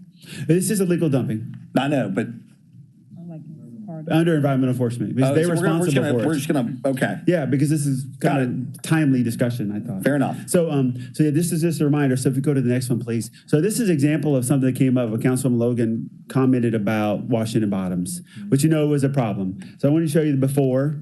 Now you go to the you got two pictures. Go into the next one. So in the tires, and I want you to see what it looks like today. Now, so go 3 slides. But I want to also see that we put out the barriers as well. So you go to this, you see Washington Bottoms clean. You'll see the next one up is the barriers that we put up, and someone took the heart to paint them and say thank you to the mayor. So we appreciate that as well. But if you look beyond that, what did it take? So it took us. Took Public Works 3 days to clean this up. We hauled 1,170 cubic yards of debris, 50 dump trucks, basically, of material. It cost us $30,482 to do that. Now, that's just a cleanup effort. But the good thing is that we had cameras out there. Mr. Witter is going to explain to you that we had several cameras. We caught multiple violators. We actually have 50 investigations occurring for dumping that happened, 50 individual cases of illegal dumping that we caught. And then, of course, we're gathering evidence for prosecution. So what I'm going to do now is ask Mr. Witter, who had the cameras, kind of walk through this for you, what he does, what it takes to do the job, and what are we doing to kind of combat this issue across the city. So, Mr. Witter. Mr. Witter, welcome. If you just give us your name, position with the city, and the floor is yours. Robert Witter, Environmental Enforcement Officer for the city. So we've had cameras down in the Washington Bottoms for probably 6 or 8 months, maybe even longer, that were monitored on a weekly to bi-weekly basis. Once the cameras have been, we would go out, we'd pull the SD cards out of them, and then the process would be to start going through the images. And then once the images have been gone through, finding suspects that would go in full, come out empty, find license plate numbers, and then turn those over into usable information through our supervisors, and would then serve the individuals a summons to environmental court to stand in front of Judge Dandridge. On average, those cameras took anywhere between 20 to 40,000 pictures, maybe even more. And like I said, we'd go through them and find those individuals. Tell them what your normal thing is about this. So my normal day is the camera portion of things, where we have 96 cameras throughout the city. That's on top of my normal duties and assigned handling 311 calls for illegal dumping in my assigned area. And then once those have been prioritized, then handling the cameras, going out and pulling the SD cards, repositioning, putting more cameras up or moving them and adjusting them as so on needed.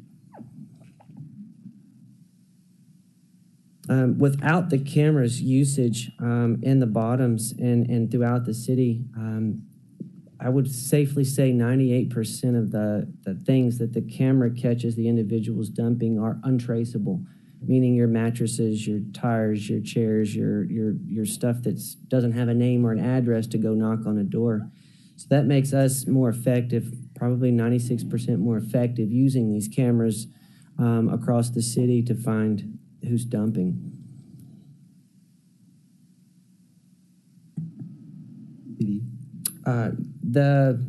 A lot of times our cameras are in areas of higher concentration of dumping, not just the 1-time, 2-time, but these are areas that have been identified. We've had some success stories. We have a great relationship with the Real-Time Crime Center, with the MPD, where we've been able to, some of the major cases used to help us is the AT&T wires that were stolen for a while. And then we were also used at Tillman and Pershing, identify a chop shop that was in the area because of a car that was dumped in front of one of our cameras. But the Real-Time Crime Center helps us out tremendously in using some of their technology to find these individuals that do more large amounts of dumping. Back to the Washington Bottoms, we discovered that a lot of them were multiple offenders, 3, 4, 5, 6 times, and going through that and building cases on those individuals causes stiffer penalties as well. Great. All right, colleagues, I've got 3 of you in the queue so far. We've got 12 minutes if we could try. And what I'm going to do is we're going to kind of clock you at about 2 minutes. I got Cheyenne there, so that's 4. And I'm unlikely to come back around unless it's the best question of the day. I have one real quick question myself, and then I'll turn it over, which is, you're time stamping these. You've got multiple offenders. So I assume you're starting to figure out when the most likely time of the illegal dumping is occurring, or is it sporadic? It's sporadic. Got it. All right. It's fine. All right, here we go. Councilman Canale, you're on the clock. Thank you, Mr. Chairman. So I think that the most frustrating thing with illegal dumping violations along with other code violations is that some of these people have started going to court before I was on this body. Yep. And these cases will still be continued after I leave this body. Yep.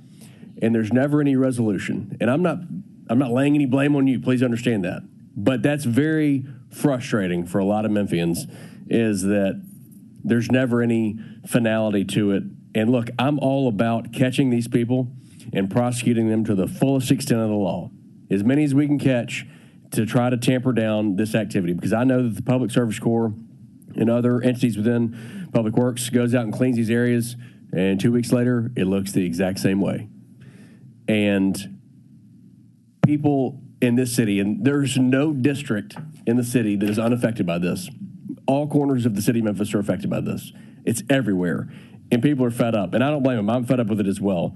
So I don't know what we can do to help catch these people and stop them. But also, if we don't have the manpower, is there a possibility within the budget that we hire some third-party contractors to start picking up some of this larger waste, such as, I can't believe there's so many tires. I didn't know there's even that many vehicles in the city. Tires or doors? Thank you, Mr. Chairman. All right. Thank you, Councilman Canale. Councilwoman Logan. Thank you, Chair, and thank you all again so much. I really appreciate it. It looks wonderful. To Councilman Canale's point, working with the partnership for some years now, I do know that those repeat offenders, like he said, they will be in environmental court for a long time. So in order for, now I don't know about these, but I have seen cases that I have taken to environmental court last over a year, and they were just as egregious as the one we're looking at. So environmental court is where it's bottlenecking, and there's nothing we can do about that, but we can do something, because, you know, when it's time for election, we have to remember that. And we've had this problem forever. Neighborhoods and residents are being held hostage by environmental court. And I'm so sorry, but we're going to have to do something about that. I do appreciate the efforts that the city has done, but we have some great code enforcement officers. They work very hard. They do everything they have to do, and they get it to environmental court, and it sits there, or it's continued, or it's sent back out, slap on the wrist, cases that I know of that have been in there for over a year, you know, and that's just ridiculous. That's number one. The second thing is, now that you all have cleared the Washington Bottoms, I never knew that's what it was called, the Washington Bottoms, but the cameras that were there, can you move them? Can they be moved to another location? Because you put that concrete barrier there on the Covington Pike side, so they won't be going in that way no more. Now, they may come in from the other 12 entrances, but can you move those cameras if there's another place just as bad as that one? Yes, ma'am. They're okay, and they're actually covert cameras. They're not out on right. They'll display them because they don't want anybody to know they're there. We've had people steal our cameras. So if we know of some places that are like the Bottoms, can we request that they be, you know, where they be placed there if we know of places that are just as bad as the bottom? Yes, ma'am. If you provide us location, then the Okay. investigators and team, they'll look at it and see if we have repeated. We try to do repeat Yeah. locations because Okay. otherwise, one stop, one time is not efficient for us. But Right. but it's repeat cameras. That's why we have been acquiring more cameras and keeping those in our inventory. So if it's 200 tires that they dump at one time, is that not large enough of a dump to record, to, deal with them? If it's one time, maybe, maybe not. If it's two times, yes, I would say it's a recurring location, yes. If it's one time, then I don't know. It's a question mark. The team would have to evaluate that and see if there's, it looks like a camera would suit that location, Council. Okay. And is this team ongoing? That's my last question. Ongoing, the team that meets to discuss all of these bad areas? So, Inspector Witter? I'm one of the officers that's in charge of the covert climber operations, and it's an ongoing. I mean, it's okay. Yes. Okay. Thank you. I appreciate that. All Thanks for your very good questions. I All yield very back. good questions. Councilman Jones, and then Councilwoman Johnson is going to bring us home. Thank you. My question is, we have 96 cameras now. Where were we last year? How many are we adding? What's the process for adding these cameras? And is there going to be an ask of this body to increase the allotment of cameras that we have?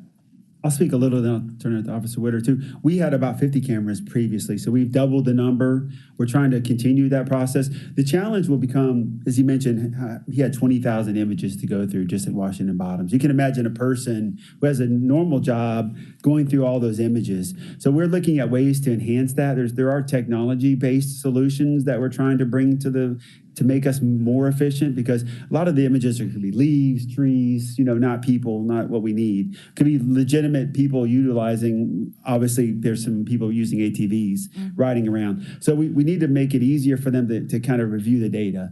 But getting more cameras is important, so we continue to add to our complement. We didn't bring the cameras because we didn't want to show what they look like to the public. But we are, the camera technology is evolving. So we do replace them with newer technologies and better cameras. He's constantly, and I'll let him speak about that, we talk to the manufacturers saying, here, this is what we need. Make this for us, because cities could use this across the country. We're not the only one. So we are trying to find ways to partner with industry and buy more cameras constantly. Okay, because I'm thinking about, we covered 300 square miles, 96 cameras. That's just a drop in the ocean. There's one area that it's a regular route. I take it at least weekly when I go to Mom's house for dinner. It's on Jonah, between Kimball and Huguenot. Tires, mattresses. And so I don't know what the method is or how we go about, it doesn't have to be one of the Sky Cops, and if there are other more covert type of cameras that we can deploy. But that area, and so what I would appreciate is you're bringing back a process, because you all can't be everywhere. I would like to think that we are 13 additional eyes or 26 additional eyes that we can be for the administration to help tackle this problem. Well, and the public's been very successful. We had the situation where the people caught the U-Haul, the one out of the back of U-Haul. We apprehended those people within a day and actually able to prosecute them. So we do ask the public to help us. You're absolutely right. But then they were dismissed because they didn't mean to. So, I mean, we do have success in actually identifying individuals and working to prosecute. So I think that's a critical component. The cameras are extra eyes for us, as Officer Witter said. We have 15 officers. We are looking at things to grow environmental enforcement. We're adding resources. The mayor's going to talk about that at the budget to really scale up illegal dumping, what we're going to do in response to it. So we're going to continue this to grow this organization. This is 5 years in since we came up with the concept of environmental enforcement. It's really showing the merits. We will continue to grow it. But like I said, if you can bring back a process to where we can, like I said, we can be additional eyes. And like I said, I pass this place, I go down the street almost weekly. And there's not a week that goes by that I'm just looking on both sides, because it runs parallel to a railroad track, both sides that I see there. And so what I'm wondering is, how do we help you address that problem? Okay. 311 call is what we were going to say, but yes, sir. We'll come back with a process. Perfect. Thank you, Councilman Jones. What I was saying, just so there wasn't any confusion, if you missed the news, Judge Dandridge, at a pro bono case for Commissioner Turner, had that U-Haul case dismissed because they, quote, were told it was a legal dumping spot, which... And the public service will pick up every piece of trash. Yeah, so... Wow. Well, and I'll let Councilwoman Johnson, but I will say one of the things, you mentioned the bottleneck. Environmental court was created out of a division of general sessions, and the conversation has often been since then is whether or not they have the capacity, meaning the money, to actually move the amount of volume of cases that come through there, and should there be a conversation within the Shelby County government and within from the voters really about creating another division of the environmental court so that cases can come by there. Is that plural? What's that now? Is that plural? Are you saying consolidation? I'm sorry. Divisions. Yes. So whether there should be two separate divisions. So they turned, I think they turned General Sessions 14 into environmental court. And so the question is whether you convert another General Sessions court into a second environmental court in order to process, because it's an administrative judge. I'm a big advocate of that. The question is mechanically and how you fund it, but I just want to clarify what you were saying. That's how when Judge Potter became the environmental court judge, it came out of that. So, Councilwoman Johnson, take us home. Thank you. They have them, the license plate. Connect. It's proof when they get the fine. Hi, how are you doing today? Yeah, I'm doing well. Thank you, Councilwoman. Thank you. He was reminding me that they do get fines. Yes, they are. I do have some numbers. They are getting some fines. The $50 is basically what we're doing. Yes. Well, the court is responsible for the collections. There it is. Robert's doing his part. Yes, so I understand what you're saying clearly. Okay. My question is, last time we met, you said that in regards to picking up the trash and debris, you were at 25%. Can you give me a quick update on how you are coming along with that trash pickup throughout This is the city? storm debris question. I was going to talk about that quickly that would be a little separate, but I mean, that's... Go ahead. He took his time. Okay, all right, well, so where are we? So we're at 100, they're almost at 100% for the first pass. They should be closely at 100% by the end of next week. The tree trimming is ongoing. They're at 50% of the city where they're trimming the trees, the hazardous limbs, and the leaners and hangers. So we're at 50% of the city that way. Make sure 100% at what? Okay, so the storm debris we've told citizens to bring to the curb that was related to the ice storm, right? So that we've done what we call the first pass. They just up and down every city street collecting all that storm debris. We're at like 98% citywide of the first pass. They're getting ready to do a second pass and do the whole thing all over again. What would constitute the second pass? Second pass will be when they start all over and they're going to drive every city street again and pick up everything of the storm debris again. You mean maybe something new people have brought out since the first time? We got started early. We were fortunate to have a lot of contractors here who mobilized early. So certain areas of the city, they were really going quickly. So some citizens didn't have time because it was either cold or they didn't have the capacity to bring storm debris out. So we know that at least another whole pass is going to be necessary, Councilwoman. Okay, but I'm here to tell you Whitehaven is not 100% or close to it. Well, I guarantee you that we visited every street that we've said. So, but the debris may have came out after they already went down that street the first time. No. But yesterday was the first time I saw a truck on my street, and they hit maybe 4 or 5 houses in a discussion. That was the first time, and this was nothing, no delayed trash or brought out later.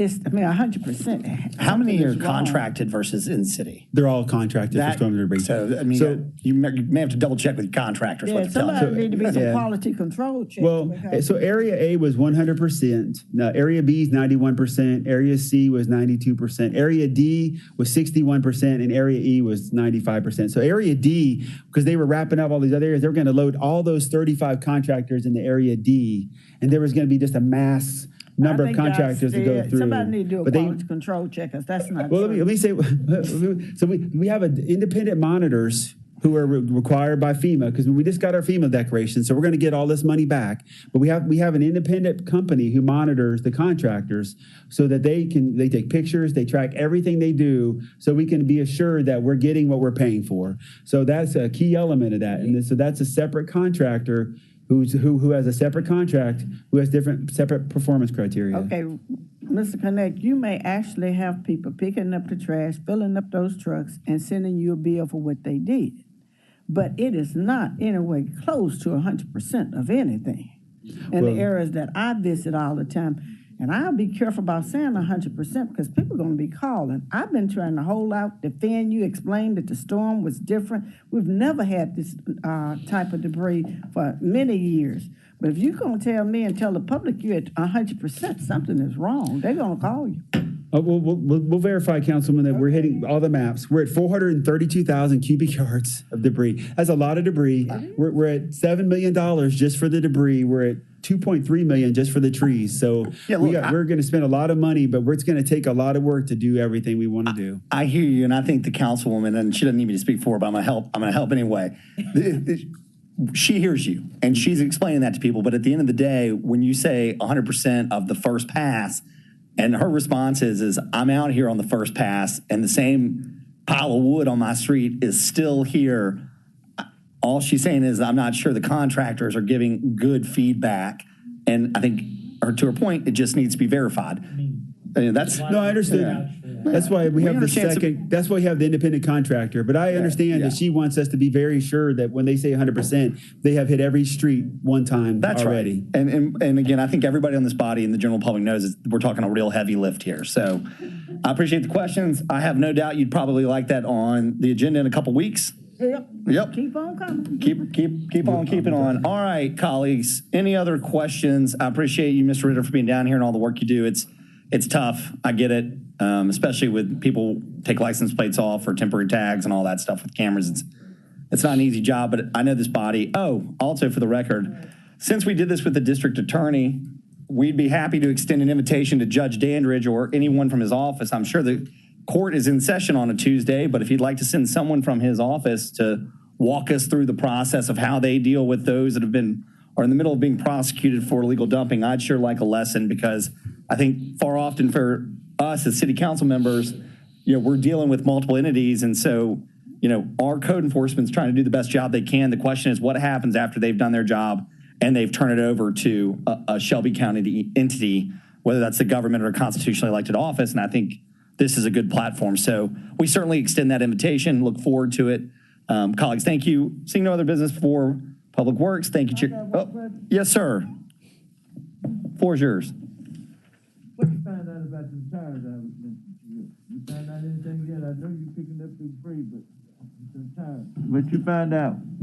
We do. The question was about how do railroad crossings utilize recycled rubber for crossings. We reached out to them, have not heard back on their from the railroads yet. They do utilize the alternatives for what they call quieting, for keeping those road crossings quiet. We just haven't heard back from them yet about where they're getting it from and would they receive it from us. What I need you to do, I want you to call Cohen's office and I want you to call the senator's office, okay? Put them on that because that's federal, okay? But this is what they do. If you don't have no response, please let me know. Yes, sir. Okay? Yeah, because, hey, that's could be taken care of. Yep, and all they have to do is make a phone call. So let's let them make some of these phone calls, okay? Thank you, sir.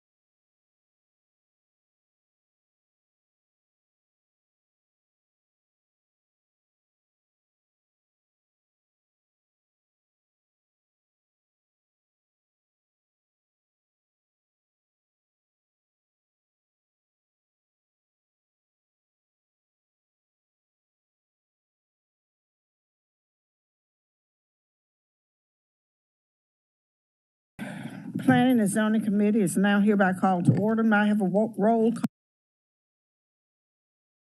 call, please? Members present, Councilwoman Swearingen. Councilman Colvett. Councilman Smiley. Councilman Jones. Councilman Warren. Councilwoman Robinson. Councilman Canali. And Chair Johnson. Present, thank you. Today we have 4 items on the agenda which we need to address. The first one being a resolution approving an honorary street name change of Castleman Street between Winchester Road and Flanders Avenue for Bishop Brandon P. Porter, District 3, Super District 9. Can I get someone to move this? Move it without opposition, same night minutes. Oh, second. Call the vote. Who seconded? I didn't hear. Everybody smiling. Smiley. Okay, let's call, this is sponsored by Councilwoman Robinson. Would you like to say anything or let's move on? Thank you. Let's move on. Thank you. Okay, everybody in favor? Aye. Any opposition? Hearing none, that resolution is hereby passed.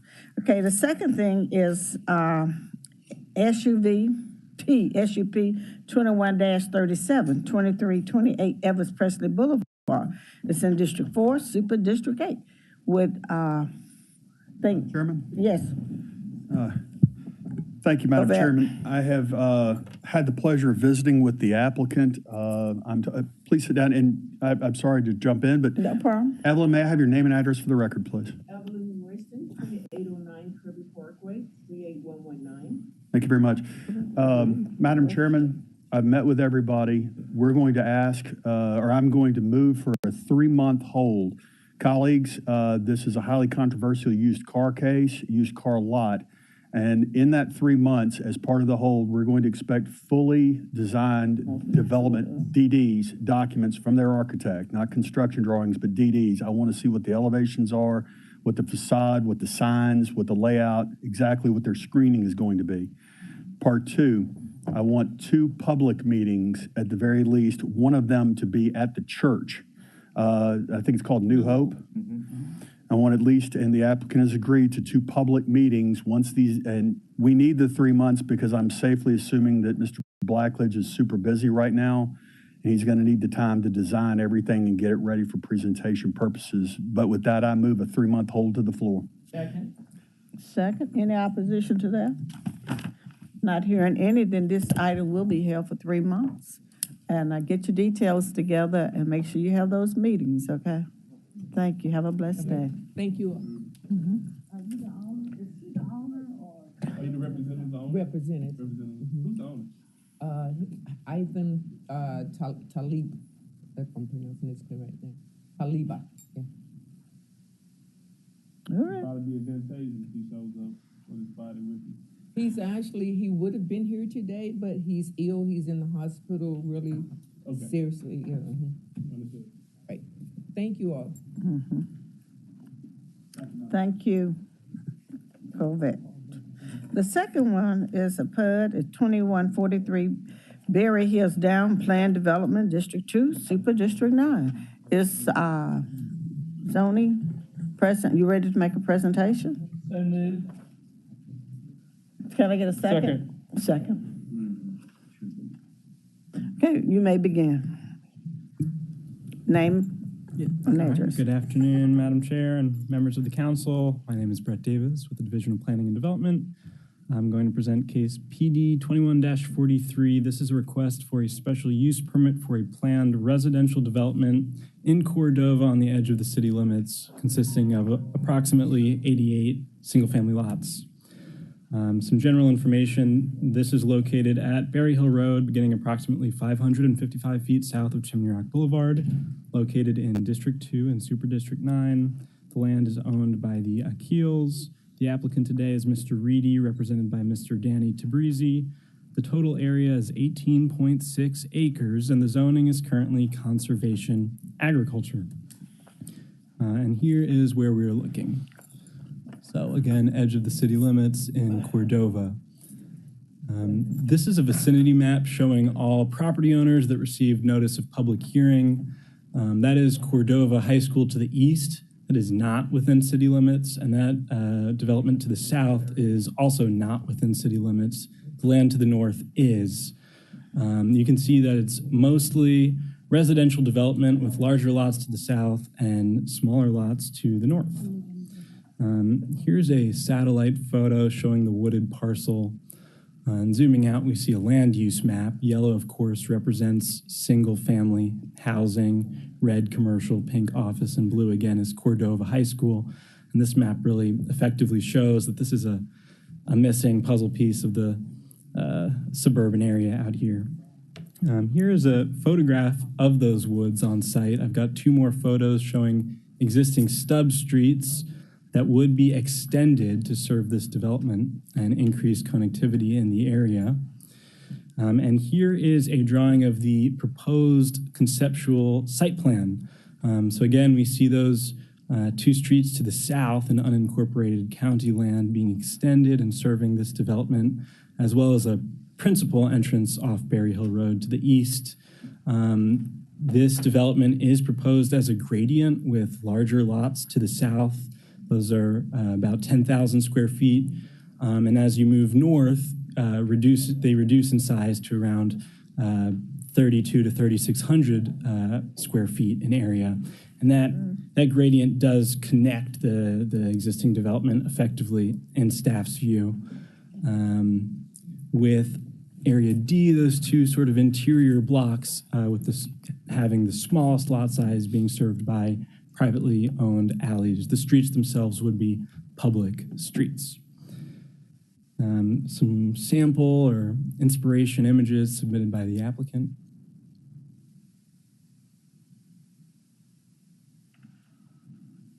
All right, and in conclusion, Brad Reedy has requested this approval to allow 88 single-family lots, which would extend two existing stub streets, improve the Berry Hill frontage, and construct several short streets. This land is currently zoned conservation agriculture. So what does that mean? It means by right, this land can be conserved as natural land used for agricultural purposes or subdivided into residential lots, but with a minimum lot size of 1 acre. Staff does recognize that this land adjacent on three sides to single-family housing and on the fourth to that high school is better suited for suburban development and zoning than agricultural purposes or large lot housing. Again, the site plan shows that gradient of lot sizes from 3,400 to over 10,000 square feet, complementing the two neighboring sites. Staff has agreed to all of the applicants' requested lot sizes and setbacks, with the one exception that the lots along Berry Hill are recommended to have that minimum width of 100 feet, and I believe the applicants agreed to that. And my final point is that we have recommended several conditions related to individual lot elements. So how do you site each house?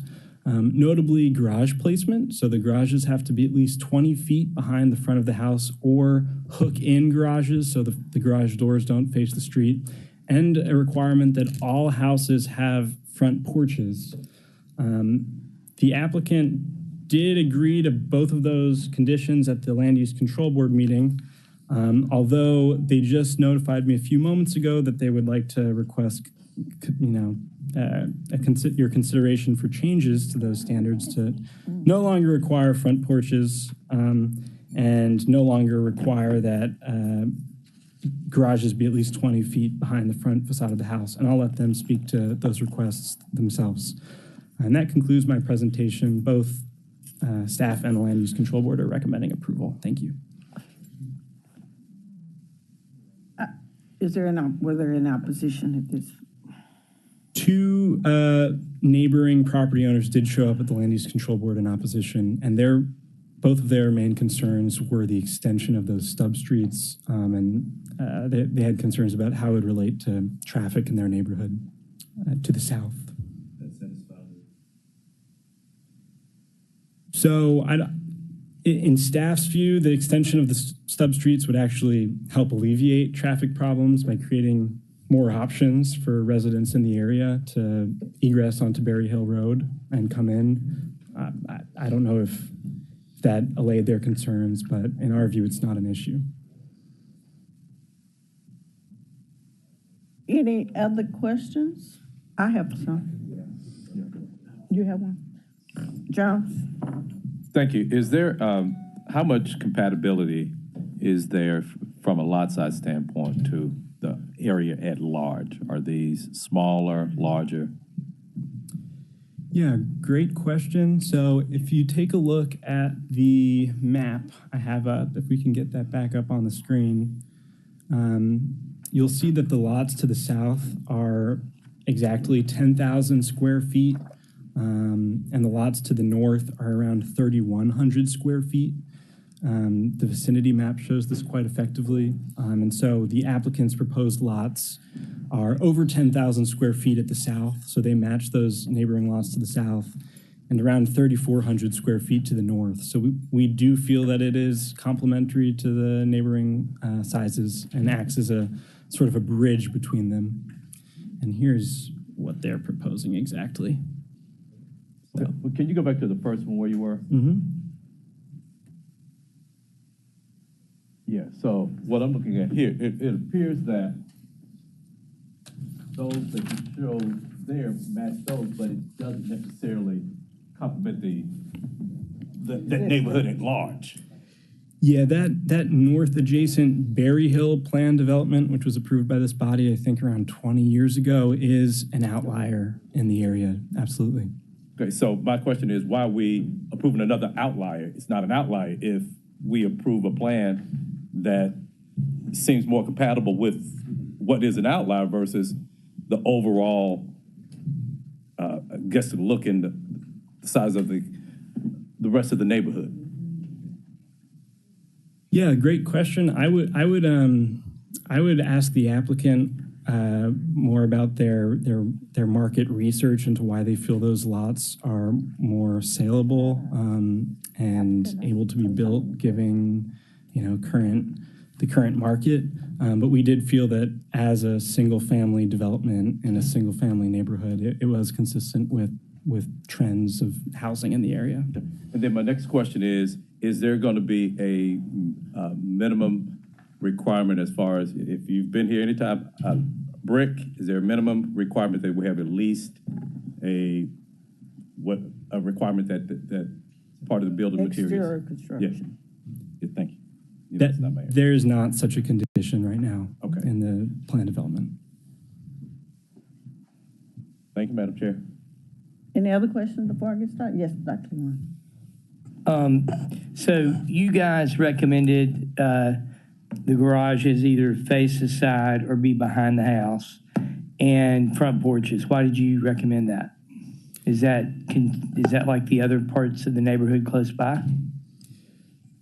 So it is not a predominant feature of nearby neighborhoods to have front porches. We do feel that they improve the aesthetic of the street, as well as contribute to safety in the area by sort of bringing the street and the private realm and the public realm closer together, creating that middle ground where people can be on their private properties, but interacting and engaging with the street. And given the predominance of porches throughout the city and the positive effect they can have on new neighborhoods, we felt that it was warranted in this case.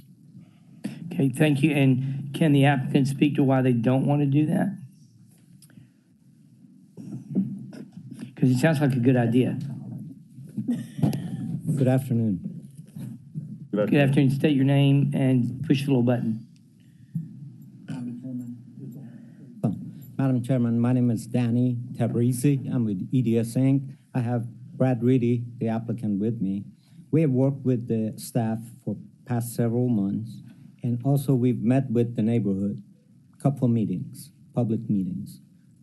All the neighborhood, all the member of neighborhood, whether to the south or to the north, they're in support of this application. Their only objection is extension of two stub streets. And we did tell them that this is a requirement that city engineer has imposed on us, and we will do that. And other than that, neighborhood is for this project.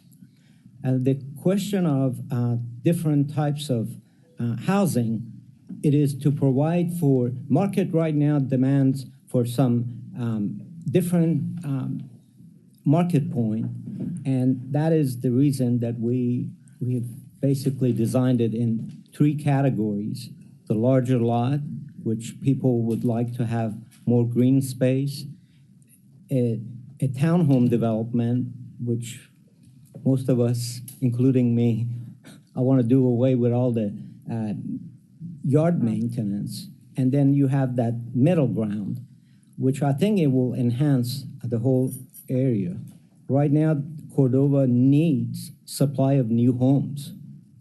You can't find new homes in this area right now.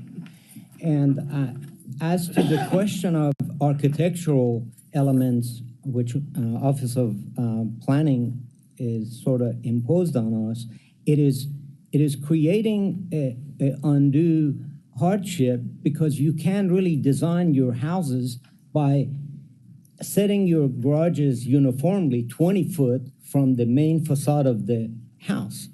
I think it will render a lot of existing plans just unworkable. And we've proposed a middle ground. We're proposing to set the garages on the front-facing homes about 8 feet rather than 20 feet. And we also have asked for an alternative to front porches, in addition to front porches, to have ability not just uniformly have front porches or wraparound porches, have ability to put bay windows, garden windows, and shutters, not just uniformly impose into whole development one uniform standard.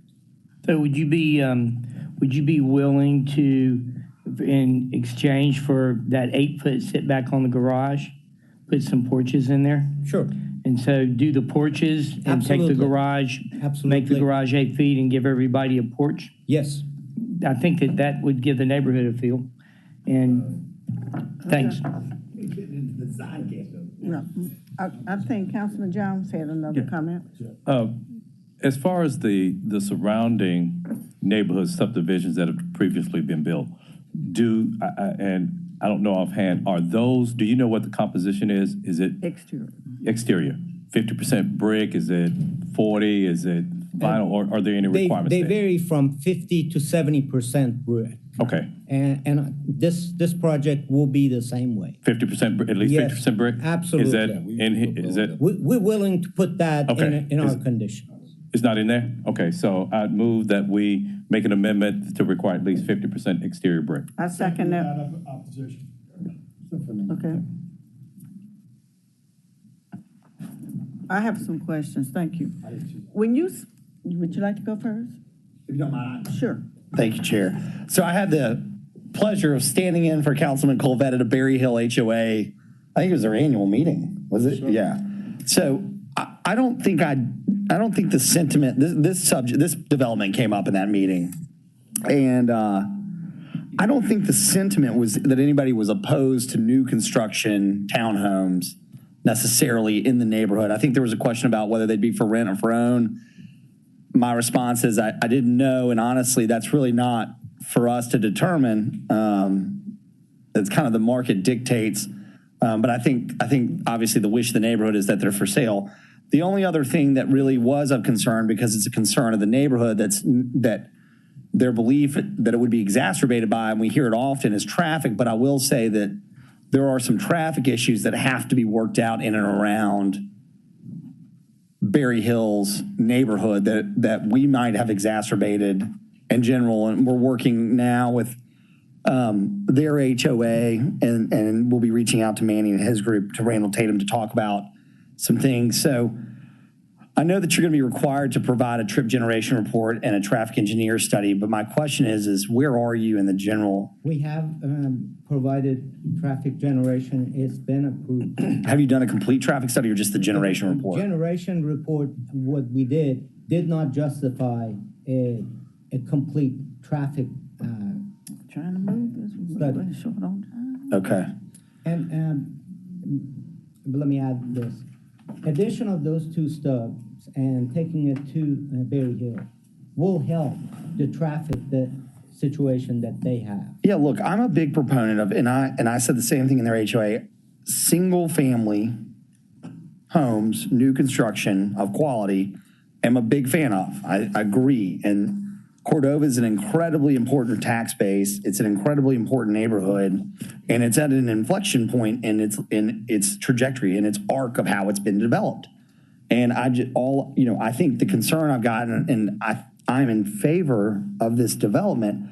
I'm just, I think between now and 3:30, we've got to take some time and make sure that we're very thoughtful about the traffic that you're not necessarily causing, but that you're going to be a part of, that's got to be thought out. And that may be more of a city issue than a private developer issue, but it all has to fold into one. Because there are some significant issues where you talk about Cordova High coming out, in the middle of the day. And just to be frankly honest, Brad, as you're building this stuff, people are going to go out there looking and like, holy crap, look at this traffic hot mess coming in here. So again, I'm not sure whether it has to do with your development, but you're certainly a part of the larger breadth.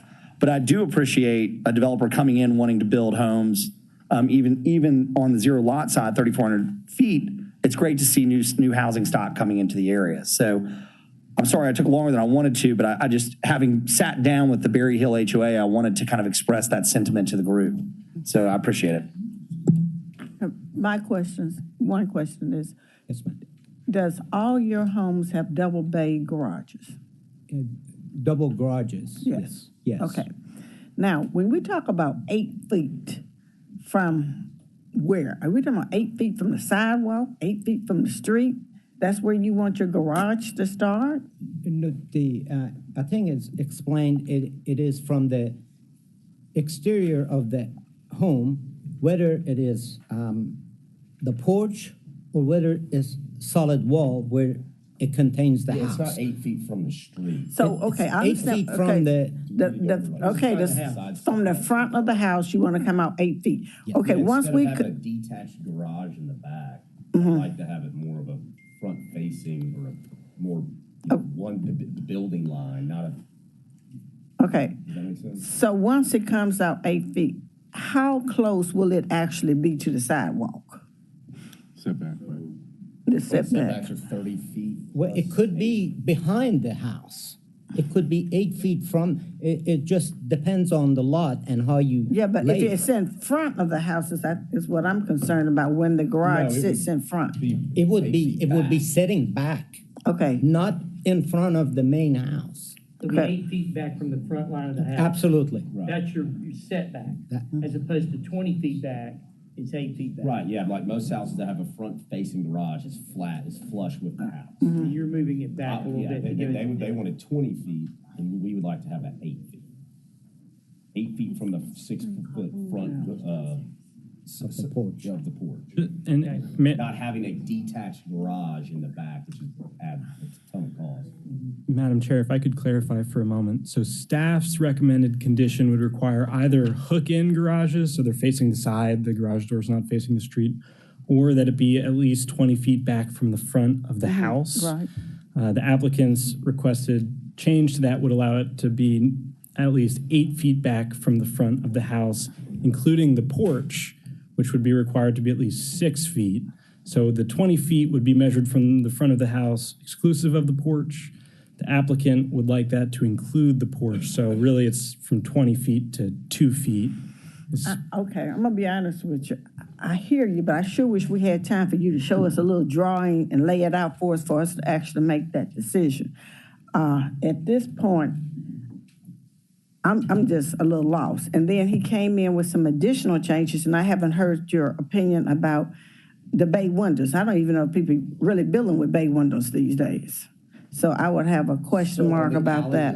Access corner lots, he's wanting us to have wraparound porches Uh-huh. on all of those. And we would like to not have to have wraparound porches from a cost standpoint. Instead, we'd be willing to use some architectural, bay windows, turrets, shutters, anything like that to help dress up, the sides of the house. I believe. But that's what he's trying to do with the porch, dress it up.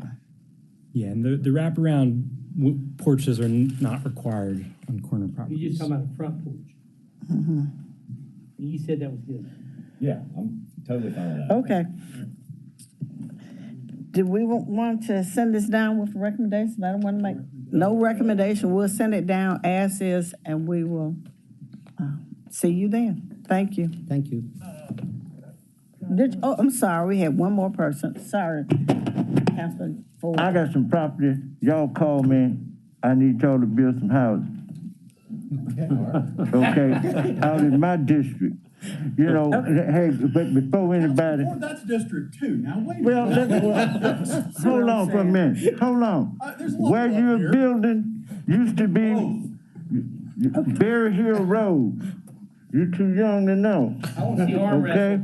That was Berry Hill Road, all out there. I remember when it was woods. Yes. I remember all the people that lived on Berry Hill Road. And if anybody know, all of our police director, all of his family lived out there, the Winfreys. That was their properties and everything out there. The Winfreys, yes, go back history, years ago. All of them lived on Berry Hill Road. There wasn't no woods out there. There's a church out there. Okay? Morning View Church. You do that little winding. But hold up there. Let me do some talking. Y'all talk. Let me talk for a second. I got to get some history. Hey, hold up. Just hold up. Everybody, hey. But I want you to come out to my neighborhood. Okay? We like nice things just like everybody else. We like to spend money. You may be happy at our place. I ain't got nothing to do with them out there, but hey, please contact me. Absolutely. I'm gonna be quiet, but please do not ever cut me off when I'm trying to take care of my District 6. Everybody else want to take care of theirs. I want to take care of mine. Okay. Let's do that. All right, thank you very much. I'm just trying to fight the time today. Well, I'm not in the time. Okay. Time is our time. Hey, when we get ready to go downstairs, y'all gonna talk about the time. Hey, let's see what's on the agenda downtown. All right. Downstairs. Thank you. Thank you. Don't cut me off now. Not today. Told y'all that this morning. Kind of sad. But you can talk about a garage and then. I'm talking to I want y'all to give me my respect just like I did and listen to y'all. All right. Next, we have item number 4, Z22-01, Mineral Wells Road, District 3, Super. This is a zoning case which will require 3 readings, but we're going to give you all the information on the front end. So if there's any questions before the 3rd reading, you have opportunity to raise those questions. Can I get someone to move this? So moved. Second. Been moved and second. Planning zone, you may proceed. Good afternoon, Seth Thomas. Office of Planning and Development. The case before us here is Z2201, located at 0 Mineral Wells Road, 500 feet south of the intersection of Mineral Wells and Global Drive. The owner applicant, Knopf Insulation, Dedrick Burnham, is their representative, and the request is a rezoning of 19.48 acres from conservation agriculture to employment, employment being a light industrial zoning district. Here's an aerial of the site. It exists, in fact, it sits on the border between Tennessee and Mississippi. So there's, no property in our jurisdiction that's south of it. However, north of it is mostly light industrial uses. Here's the land use map sort of indicating that purple being an industrial use with some residential use to the northeast and some commercial uses directly west. Here's some site photos of the property from Mineral Wells Road, the 2 corners of it. Here's the plot plan. And so comprehensive planning found that this is consistent with the Memphis 3.0 plan, considering the myriad of industrial and light industrial uses that surround the property, although in its land use description, it is preservation or open space land. The majority of the surrounding property uses have been granted through zoning dispensation, whether that be through a special use permit or a planned development. So in conclusion, the applicant's requesting a rezoning from 19.4 acres from conservation agriculture to employment. Given the industrial use zoning entitlements and uses of the surrounding properties, we find that the proposed industrial rezoning is consistent with the pattern of development and is consistent with the future growth of the area, both in the borders of Tennessee and south on the borders of Mississippi. The subject property is currently vacant, and staff is recommending approval, and approval was granted through the consent agenda at Land Use Control Board. Been moved by Robertson. Can I get a second? Are there any questions in regards to this request? If you're ready to vote, let's take the vote. All in favor, say aye. Aye. Anyone opposed? Here not, this item will go down with a favorable recommendation. Thank you. Thank you. Thank you.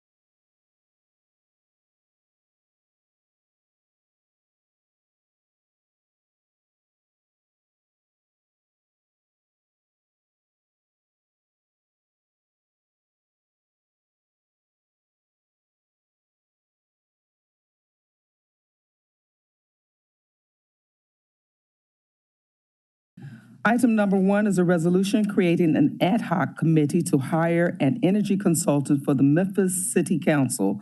All council districts sponsored by Councilwoman Johnson. May I have a motion and second to hear this item? Move it. Move it, Councilwoman Johnson, seconded by? Covet. Thank you very kindly. Councilwoman Johnson, you are recognized. Thank you so much, Chair, for the opportunity. What you have before you is a resolution asking to allow the council to be able to hire their own expert in regards to the upcoming proposed RFP proposals that Memphis Light, Gas, and Water is currently reviewing. That individual will actually just read the proposal. This person will not have any input in the selection process whatsoever. They'll just be our expert. At the current time, the mayor himself is seeking to have an individual to do the very same thing in regards to just having someone there to read the proposal and to give advice to him the same way our expert would give advice to us. At this time, we know that there has to be transparency in the process that we're dealing with. I know RFPs have their practices and procedures, and we're not trying to do anything, at least this proposal is not trying to do anything that will prevent that from taking place. We do not want to get into any type of confidentiality setting. We want to just make sure the individual that we select is going to be able to come back and give us the best information about this particular process to their knowledge. I would hate for the individual to come on board at the very end. I'd rather for the person to be there in the beginning so that they will have insight on the process. But we're not, again, emphasize, we understand it is a Memphis Light, Gas, and Water process in order to make that selection. I'm only asking for an expert to be able to come out, be hired rather, and to review the RFP. Again, give transparency to the process for the citizens of Memphis. And I would like for that to be done as quickly as possible. The limit, fiscal note on this at this time is $30,000. And I'm just asking for your support. So we'll have our own personal expert. And this is not the first time this has happened in regards to contracts that had to be addressed by different groups in the city. What's your recommendation on this being financed? From the council, please. Councilman Jones, the budget chair. Well, I don't have a budget book in front of me, and I don't know how we are looking as far as the different line items in there and how it would be paid for it out of there, but that's just my initial thought on this. This is my first seeing it. Yeah, well, one suggestion, I know, Councilwoman Robinson, I'll proceed after you. Okay. I'm not questioning where the money comes from. What kind of expert are we looking for? I don't think we need this is my personal opinion, a energy expert. We got enough energy people that's gonna be squabbling over this.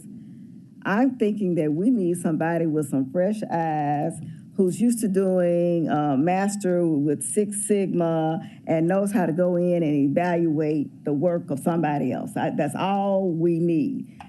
We can't put a price on it because we don't know, we haven't decided what it is that they'll be doing and how much time it will take.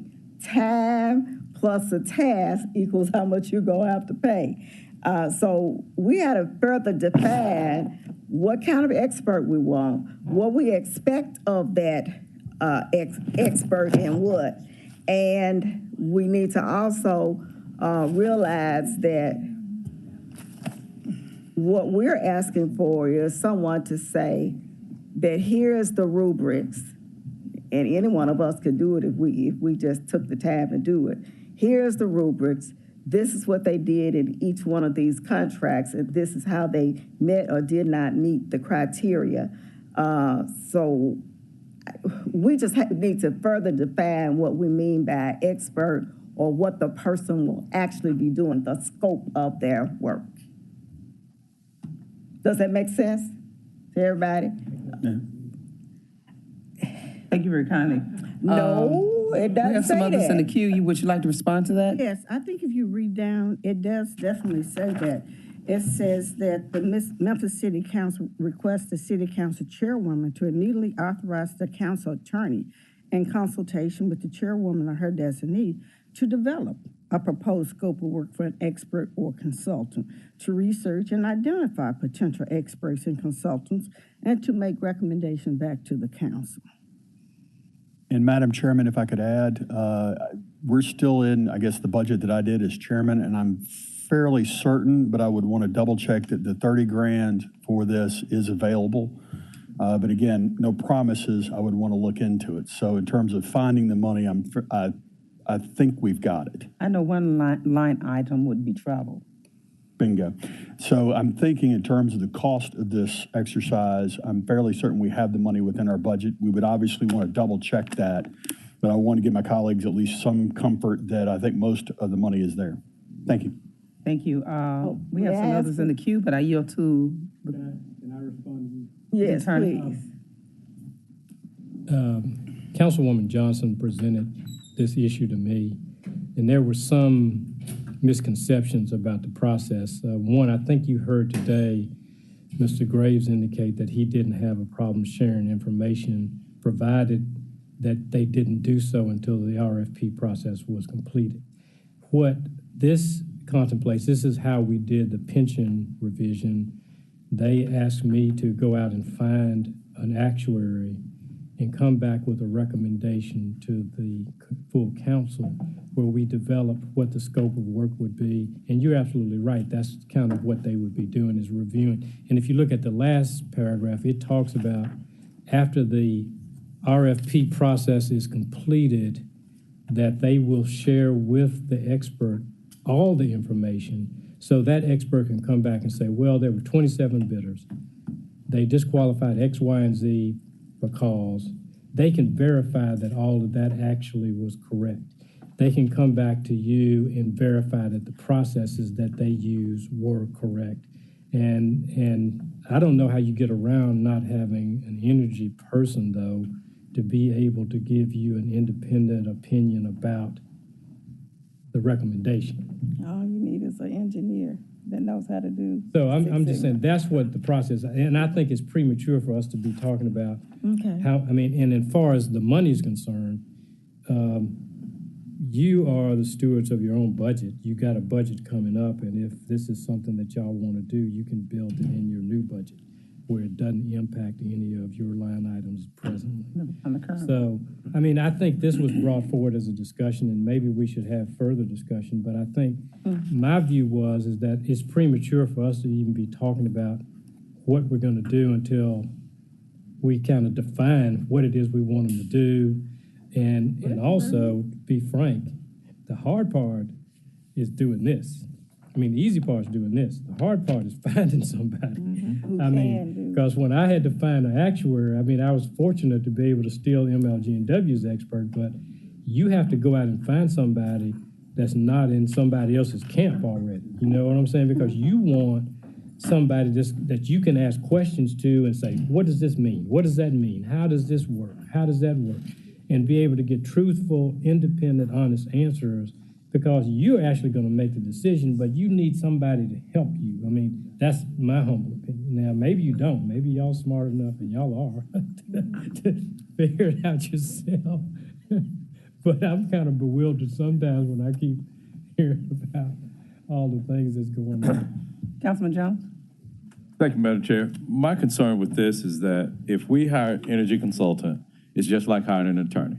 If we bring Herman Morrison here, he's going to have a different opinion than Alan Wade. If we bring Robert Spencer here, he's going to have a different opinion than all of them. And I think that we're going down that rabbit hole. I think that we have to have a level of trust in the expert in that area. I know that, I know that I'm not an energy expert, and going back to Mr. Wade's point, to the point that he made, that somebody's going to be in somebody's camp, how available that they are, how available, what's going to be their expertise. I feel that everybody's going to have their own, if you have the 5 individuals, they can come to 5 individual conclusions, and it's still going to be based upon whose opinion are we going to trust. And I don't think that this accomplishes that. My next question is, how has the process not been transparent so far? From the standpoint of the process that is going through right now, everybody submits their bids, it's being evaluated. I don't know how this accomplishes or unveils anything that's not taken place so far. Can I respond to that? Sure. I think the issue is the way the first 2 proposals were put out. They were put out in a very narrow way, designed to get a very narrow return. The first 2 proposals says, MLG&W, give us a proposal with us building all the transmission lines coming in. It didn't say, give us a proposal to give us energy. You build the line or we build the line. Okay, you're in charge of that or we are, because when they did that, only in the very last proposal were people able to actually put in a proposal for building lines to get their solar power in or to get their wind power in. So the way it was set up is what we want this energy person to look at, in my mind, to tell us, did we have a proposal and an RFP that was designed to get us, our best rate, or was it designed to just make sure we stay with TVA? Because we're going to rig the way the system's set and the way the proposal's set to where no one can really do anything, because we're going to have to put $1.5 billion in transmission, where an energy company coming in would say, we're going to amortize that over 30 years, and that's going to be part of our bid. But we won't be part of their bid if we have to put it in. So that's what I think we need, someone who understands this process to be able to tell us that says, okay, this is what you got. This is what you didn't get by the way it was put on. And then we can decide whether we need those other criteria added. So we don't know if we need them added or not until we have someone tell us what was missing or what could have been in an option for us. Does that make any sense? Yes. It does, but to me, that's still going to be a varying of opinion that if you bring two different experts, they may come in with two different conclusions. And so where do we stop? Do we not trust I believe I'm of the personal opinion between who MLG&W has hired, who the administration has hired.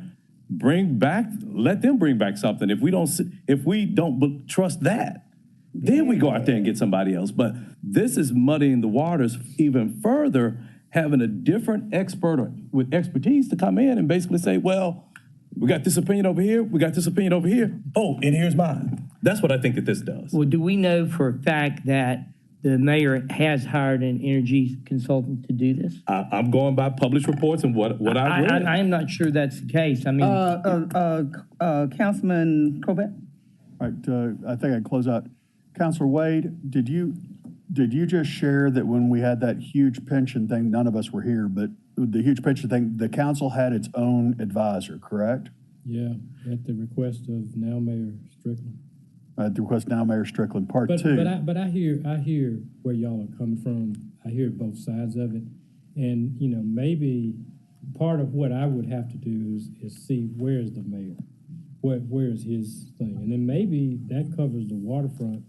And to address your point, if you had an expert to just review the present RFPs, which they could do now, to evaluate whether or not we're on the right path, that would end the inquiry at that point. And we just sit back. But I think you have to look at it from the tail end. Mm-hmm. What is it that you're going to be asked to do? You're going to be asked to approve a recommendation. What is it that you want to know? And then build backwards to see who you can get to do that work. Make that decision. So I don't know that I think this is great to put this on the table now. Mm-hmm. And let's just let it simmer for a little while and let you think about it. And let's come back and talk about it next meeting in executive and kind of see where we want to go. And I'll do some more work. I mean, I've talked to MLG&W. They call me and go, I see y'all want an expert now.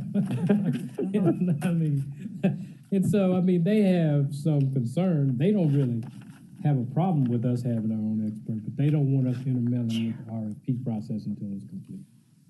Councilwoman Johnson? I thank you. I'm totally in agreement. I think we just may need to discuss it, but to tell the honest truth, to make a decision that you're asking me to make, I can listen to 100 people's opinions. I don't think 1, 2, or 3 is enough. This is a major impact that's going to affect every citizen in this city. It's not like your typical RFPs. You may have an opportunity to go back in 6 months or a year and change something or replace it. We won't have that chance. Once we make this decision, it's going to be here probably for another 100 years at the rate we're going. So, I'm saying I need a consultant. Maybe you don't need one, but if I need to come back and ask one for my personal self, I need a consultant to help me comprehend everything that's about to be presented before me, and even to go back through some of the points that I'm already aware of.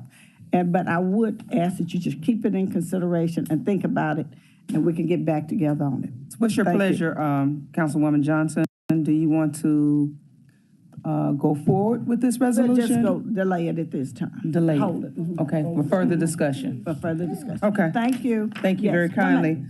This brings us... For 2 weeks, please. 2 weeks? Okay. Thank you, Patricia. 2 weeks. All right, this brings us, our whole item 4 will be held until April 19th. Item 7 will be withdrawn. Item 9 will be held for 3 months. Item 35, for the sake of time, I won't read all of them. Item 35 through 53, those are add-on items. Same night minutes will be 6 16, 35, 36, 37, 38, 39, 40, 41, 42, 43, 44, 45, 46, 47, 48, 49, 50, 51, 52, and 53. I'll repeat, item 4 will be held until April 19th. Item 7 will be withdrawn. Item 9 will be held for 3 months. Our add-on items, 35 through 52. Our same night minute items, 6, 16, 35, 36, 37, 38, 39, 40, 41, 42, 43, 44, 45, 46, 47, 48, 49, 50, 51, 52, and 53. No further business. This meeting is adjourned. And let's get down quick, fast, and in a hurry. 50 seconds.